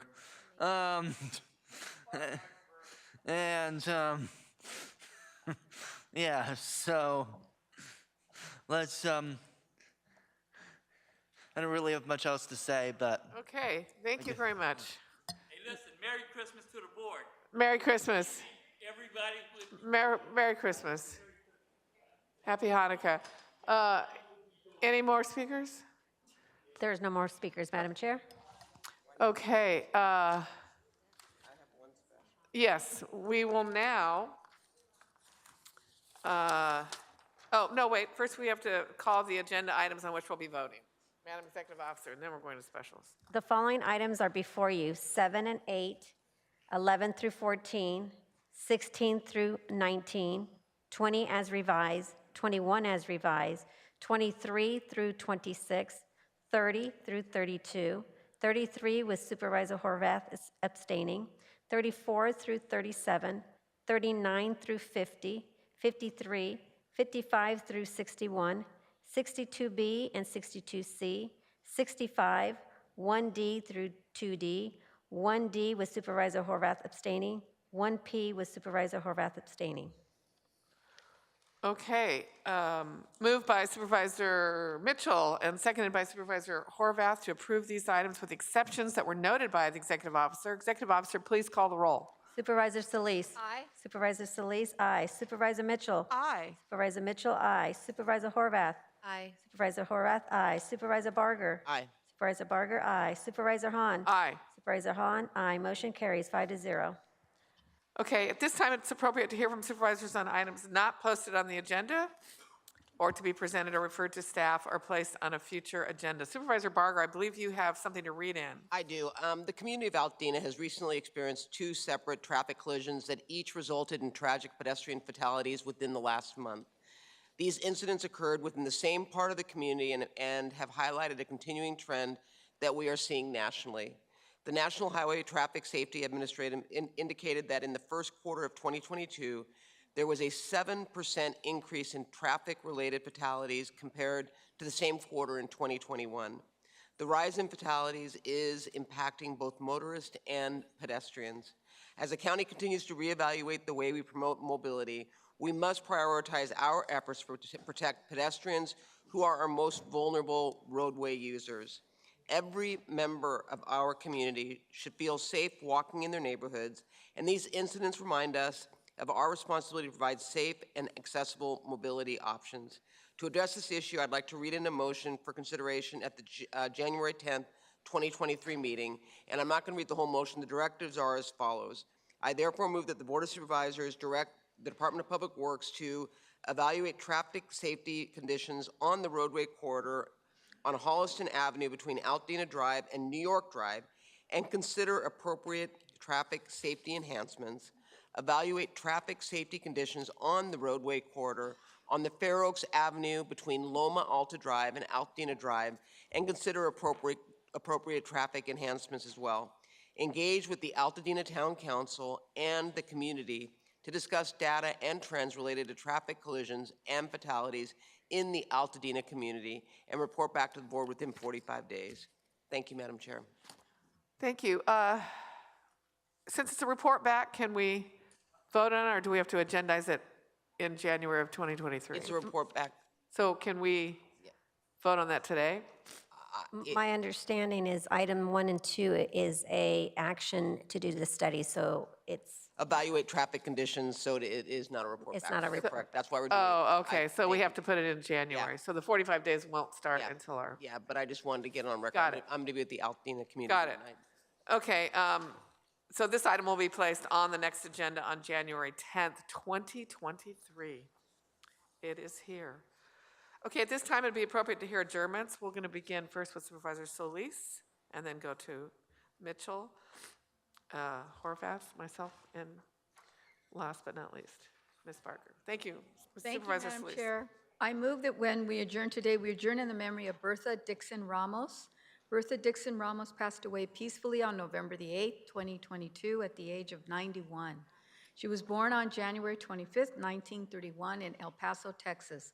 Bertha moved to Los Angeles in the 1950s. She was a single mother for many years, raising her children in East Los Angeles and the city of Azusa. She was a continuous learner throughout her life. She took courses in first aid, typing, shorthand, and data entry. She eventually began working at the University of Laverne in the data entry department and retired from the accounting department in 1996. She loved her family and was a mother figure to so many. She loved to laugh and have big family gatherings. Those family gatherings would almost always end with games of poker or dominoes. She is reunited with her husband, Robert Ramos, her son, Richard Cervantes, and her best friend, her sister, Mabel Aguilar. Bertha is survived by her children, Robert, Jose, Maria, John, and Mark. And you might know Mark Ramos, who's president of UFCW Local 1428 out of Claremont. This was his mother. Roberta and Michael and her daughter-in-laws, Kang Sung, Margaret, Lori, and her son-in-laws, Ian and David. Her grandchildren, Rebecca, Lisa, Paula, Ruben, Robert, Alexander, Ian, Daniela, Joshua, Reagan, and Athena. Her great-grandchildren, Raymond, Lorraine, and great-grandchildren. May she rest in peace, and we wish them well. My second notice is I move that we adjourn today in memory of, this was Catherine Barker's. I'm joining you on that one. On Lions? Yeah, is that? Okay, I'll wait for you. That was it. Okay, thank you. Yes, Supervisor Mitchell. Thank you very much, Madam Chair. Today when we adjourn, I ask that we adjourn in memory of Louis Batty. Mr. Batty was born on July 22nd, 1967, here in Los Angeles, and passed away November 14th at the very young age of 55. He will be remembered as a dedicated community leader and interventionist who fought tirelessly to promote peace in South Los Angeles. In 2008, he founded the nonprofit organization Advocates for Peace and Urban Unity, where he used the lessons he learned as a former gang member and having experienced incarceration to provide a living example to at-promise youth, teaching them the importance of self-determination, building a career, and quite frankly, living long enough to raise your children and grandchildren. He worked with gang members and their families to provide support and resources to help reduce gang violence, raise awareness about the dangers of gangs, and to develop prevention strategies. His mission was to teach young people that there is pride in accomplishing your goals and beating the odds. Mr. Batty was a member of A Better LA, Ceasefire, and the Los Angeles Intervention Coalition. He worked as a driver for Coven Trucking Company for many years. He'll be remembered as a community advocate who cared deeply about the safety and well-being of everyone in his community. He is survived by and will be deeply missed by his wife, Kelly, 2 sons, Isaiah and Devin, his mother, extended friends and family, and the broader South Los Angeles community. Thank you. Thank you. Ms. Horvath. Thank you, Madam Chair. I have 4 adjournments today. First, I move that we adjourn today in memory of Stephen Twitch Boss, DJ, dancer, and producer, who died on December 13th. In 2003, Boss was a semifinalist on MTV's The Wade Robson Project and was also a runner-up on the television talent competition Star Search. His career really kicked off after becoming a runner-up on So You Think You Can Dance in 2008, the same show where he met his wife Allison, and he would later return to serve as a judge for the dance competition. In 2014, Ellen DeGeneres brought him on as the DJ of her popular daytime talk show, The Ellen Show, and he became an integral and much beloved part of the show until it ended earlier this year. He stayed in touch with fans via his popular social media accounts. I certainly appreciated his dancing with his wife and the videos that they often shared. He is survived by his wife, Allison, and their children, Wesley, Zaya, and Maddox. Next, I would move that we adjourn today in memory of Joanne Jubileer. Dr. Joanne Jubileer died on December 14th. Dr. Jubileer practiced as a clinical psychologist in Beverly Hills. She was a UCLA graduate and lifelong supporter of the university, recognized for her commitment to the AAP program, aiding disadvantaged and underrepresented students. She was also committed to the Venice Family Clinic, where she taught for more than 20 years. She began as the first mental health volunteer, then developed the mental health services, training, and building a large department of clinical psychologists. Joanne authored a chapter in the book, Delivering Healthcare to Homeless Persons, and presented the first paper on that subject at the annual American Psychological Association National Meeting. She served on the VFC Board of Directors and was the honoree at the 2006 Annual Silver Circle Awards dinner. She was one among 5 recipients nationwide of the 2011 awards from the Eli Lilly National Council for Community Behavioral Healthcare and flown to Washington, D.C. to receive a $10,000 check for the Venice Family Clinic. She is survived by her husband, James, and sister, Jill. Next, I'd like to adjourn in memory of Sidonia Lax, who died on December 13th. With the outbreak of World War II and the invasion of Poland, Sidonia and her parents became victims of the Holocaust. After losing her family, she lived in ghettos, work camps, and eventually was sent to Auschwitz. She survived the war and soon thereafter was united with her cousins in Los Angeles. Here, she met Louis Lax, and they married in 1949. Together, they raised 3 children while starting a successful women's clothing business, Classic Creations. After Louis passed away in 1994, Sidonia became involved with educating the community about the Holocaust. She worked with the Shoah Foundation and Builders of Jewish Education March of the Living. Sidonia, along with Louis, were involved in many community organizations throughout their lives. She is survived by her children, Jeannie and Irene. May her memory be a blessing. And finally, I move that we adjourn today in memory of P22, the mountain lion of Hollywood and international wildlife icon, died on December 17th.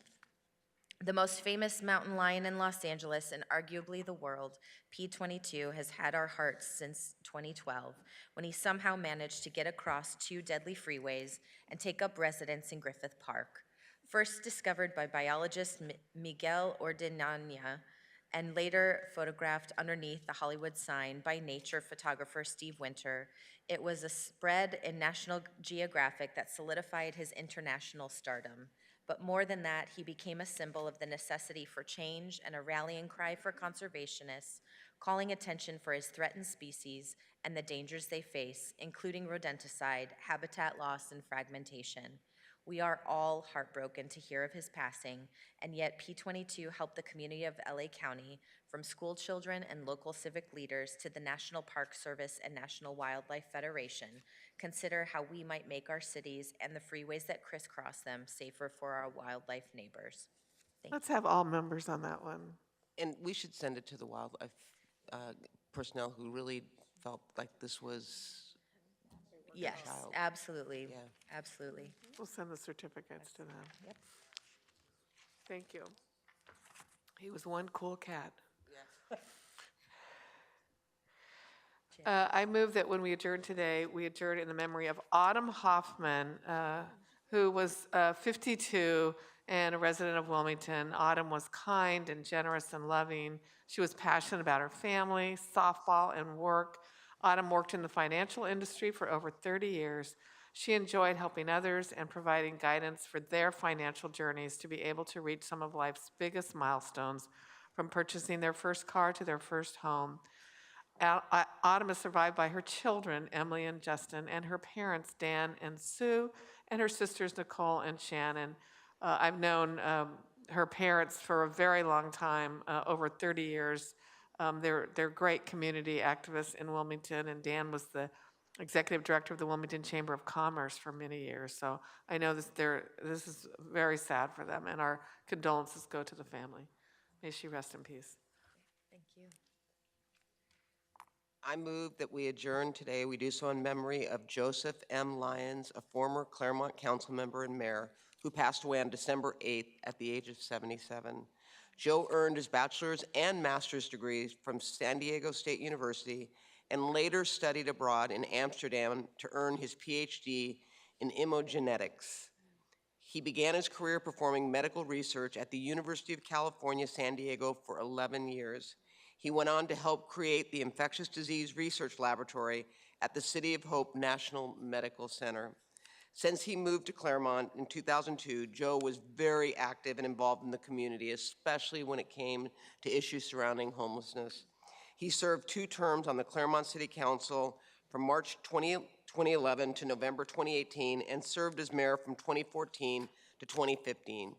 He was a council representative for numerous governing boards, such as the Tri-City Mental Health Governing Board, the Six Basins Water Master Board, the Pomona Valley Transit Authority, and the city's Committee on Aging, the council's Commission on Nominating Ad Hoc Committee, Foothill Transit, and the San Gabriel Valley Council of Governments. He had since remained active in his community as a volunteer and advisor, focusing on, as I said, homelessness and advocating for affordable housing. Joe was well respected in his community and truly dedicated his life to serving others. He will be deeply missed. Joe is survived by his life partner, Sharon Webb, 4 sons, Adam, Matthew, Peter, and Bryce, and 5 grandchildren, Taylor, Jacob, Julia, Ian, and Evan. I know Supervisor Solis, you wanted to say something. Yes, thank you so much, Supervisor Barger. I met Dr. Joseph Lyons the year that I ran for this seat. That was almost 9 years ago.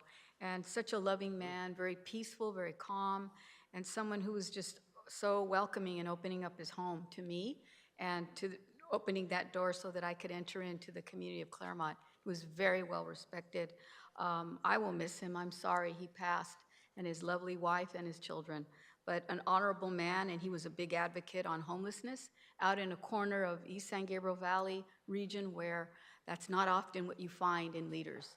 So quite frankly, he did a lot, I think, to help get the community out there more engaged, including communities like Pomona. Mm-hmm. He extended a hand to help residents there because they would come to Claremont to get services. Yep. So he was that kind of a person. He's an angel, and you know, I too am blessed to have known him, and thank you for allowing me to join you on this. Absolutely. I also move that we adjourn today. We do so in memory of Lewis E. Moore, Jr., a World War II veteran who passed away on December 6th at his home in Quartz Hill at the young age of 100. On Veterans Day 2021, Lew was among the Chinese-American World War II veterans who were awarded the Congressional Gold Medal, the nation's highest honor of service. Born October 30th, 1922, Lew was a third-generation Chinese-American. His non-Chinese name resulted from an immigration official who could not pronounce his grandfather's name, and so it was changed to Moore. After briefly training as a pilot, Lew served in the U.S. Army Air Force in Europe into a weather squadron. Returning to the United States in 1946, he saw Nellie Hatsume Maeda dancing in a New York nightclub. He eventually worked up enough nerve to talk to her, and after a week-long courtship, they married. Their marriage lasted 74 years. When Nellie died, Lew was writing a book, Eternal Love, about their marriage. The book was published when Lew was 98. Also that we adjourn in memory of Mary Lou Potts, a longtime resident of Valencia who passed away at the age of 87. Mary was born in Los Angeles, California, and was raised in Burbank, where she graduated from Burbank High School. She would go on to move to Valencia in 1972 and eventually founded MLK Inspections, Inc., which services the insurance community. For over 45 years, she ran a successful business and now operates under a third-generation family member. Mary is survived by her husband, Robert, and her daughters, Lori, Darcy, and Robin.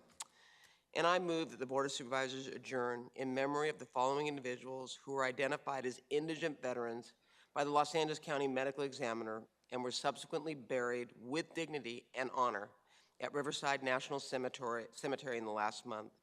William Barry Barkley Jr., Air Force; Terry Mario Bryson, Army; Theron Cheney, Army; Arthur Coleman III, Air Force. May their contributions and sacrifices in service to our country never be forgotten. Thank you. Yeah, all members. Yes. Thank you. Thank you. Thank you. We'll take all those motions as seconded. If there's no objection to unanimous vote, that will be the order. Members of the public and colleagues, we're now going into closed session.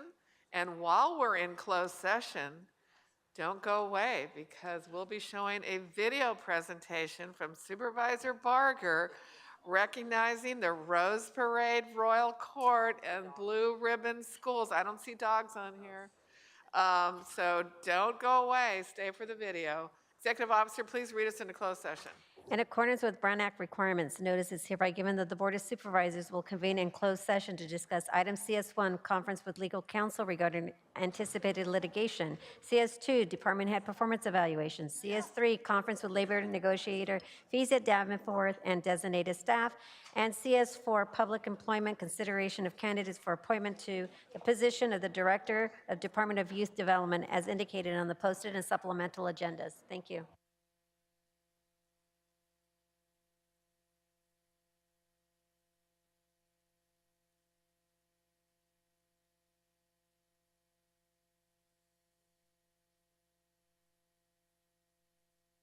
Each year, the Tournament of Roses celebrates new beginnings. For our residents here in Los Angeles County and for visitors from around the globe, the Rose Parade ushers in the new year with joy, expectation, and unity. And each year, the festivities are made extra special by the leadership of the Royal Court. Made up of young ladies from local high schools, each of them is selected to represent our region in this remarkable display of New Year's festivities. They spend the months leading up to the New Year's Day in and out of our community, connecting with residents and doing their part to give back. Each of them is an exceptionally hardworking, well-rounded, generous, and ambitious young woman who is striving to serve our neighborhoods and achieve their goals. Without further ado, I'm excited to honor the Royal Court for the 134th Rose Parade. I'm Queen Bella Ballard from the Ogburn School. I'm a Ronald McDonald House Charities volunteer and a soccer coach. I enjoy reading, calligraphy, collecting vinyl, playing chess, and playing soccer and tennis with my sister. Hi, I'm Princess Adrienne from Sequoia High School. I'm president of my school's STEM Institute and an Altadena Library volunteer, member of Jack and Jill of America, and band leader.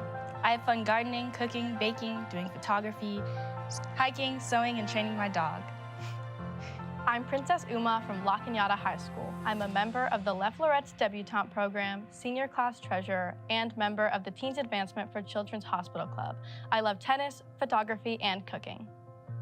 I'm Princess Michelle from Pasadena High School. I'm president and founder of the Girls Learning International Club, a student board representative, California Scholarship Federation member, tennis co-captain, and a member of the Baking Club, Tutoring Club, and Creative Arts Media and Design Academy. I love embroidery, reading, graphic design, volunteering, and advocacy. I'm Princess Zoe from John Marshall Fundamental High School. I am French Club president and founder, part of my National Honor Society, softball team treasurer. I enjoy running, drawing, and volunteering. I'm Princess Sahana from Arcadia High School. I am Chemistry Club president, lead programmer and builder on the robotics team, USC Hospital volunteer, and Women's Shelters volunteer. I like reading, dancing, singing, and playing the piano. And I'm Princess Talia from Alverno Heights Academy. I am basketball captain, senior class secretary and treasurer, ASL club president, and fashion club vice president. I spend my spare time doing track and field, photography, volunteering, and painting. Congratulations to each of these extraordinary young women.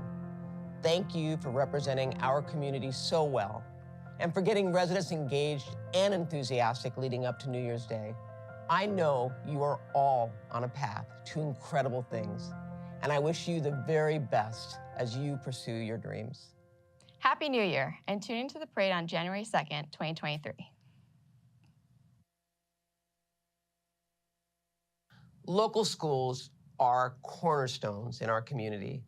They invest in our children's futures and in the future of our county. I'm proud to have many exceptional schools in my district whose principals, teachers, and staff care deeply about the education, well-being, and the success of our youth. Each year, the National Blue Ribbon Schools program recognizes elementary, middle, and high schools for academic excellence. In 2022, multiple of the nation's Blue Ribbon schools were in my district. I'm grateful to have the principals with me from each of these remarkable schools. Congratulations to our honorees.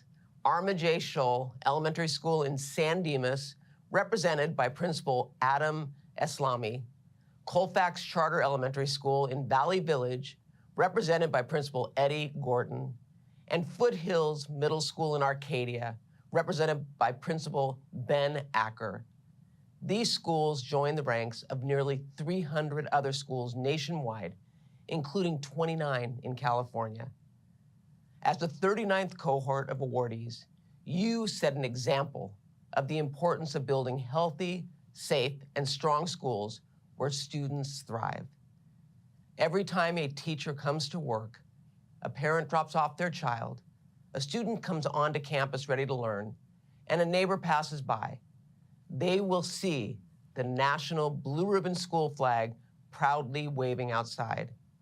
It will serve as a reminder that our students, teachers, families, and neighborhoods are at their best when we all invest in school success. Congratulations to all of you, and thank you for your steadfast leadership that led to this truly remarkable achievement.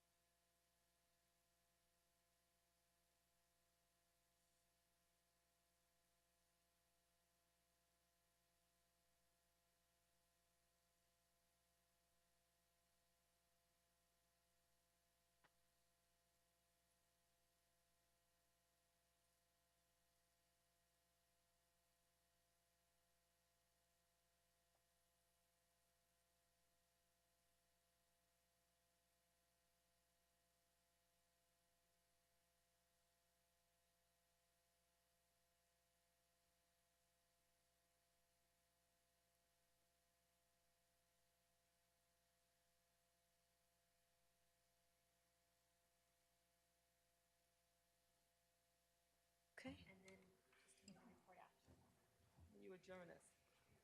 Yes, thank you. We are now reconvening an open session. Executive Officer, please read the report of action. Okay, thank you, Madam Chair. We have Supervisor Solis, we have Supervisor Horvath, and we have Supervisor Mitchell here. The following is a report of action taken in closed session on December 20th, 2022. Item CS1, no reportable action. Item CS2, CS3, no reportable action. Item CS4, the board selected a final candidate for the position of Director, Department of Youth Department, and instructed the Chief Executive Officer to negotiate a salary and execute an at-will employment contract, which is approved as to form by the Interim County Council, subsequent to approval of an annual salary by the Board of Supervisors. The vote of the board was unanimous with all supervisors present. If there are no further comments, that concludes today's meeting. The next regular meeting of the board will be held on Tuesday, January 10th, 2023. We are adjourned. Happy holidays. Happy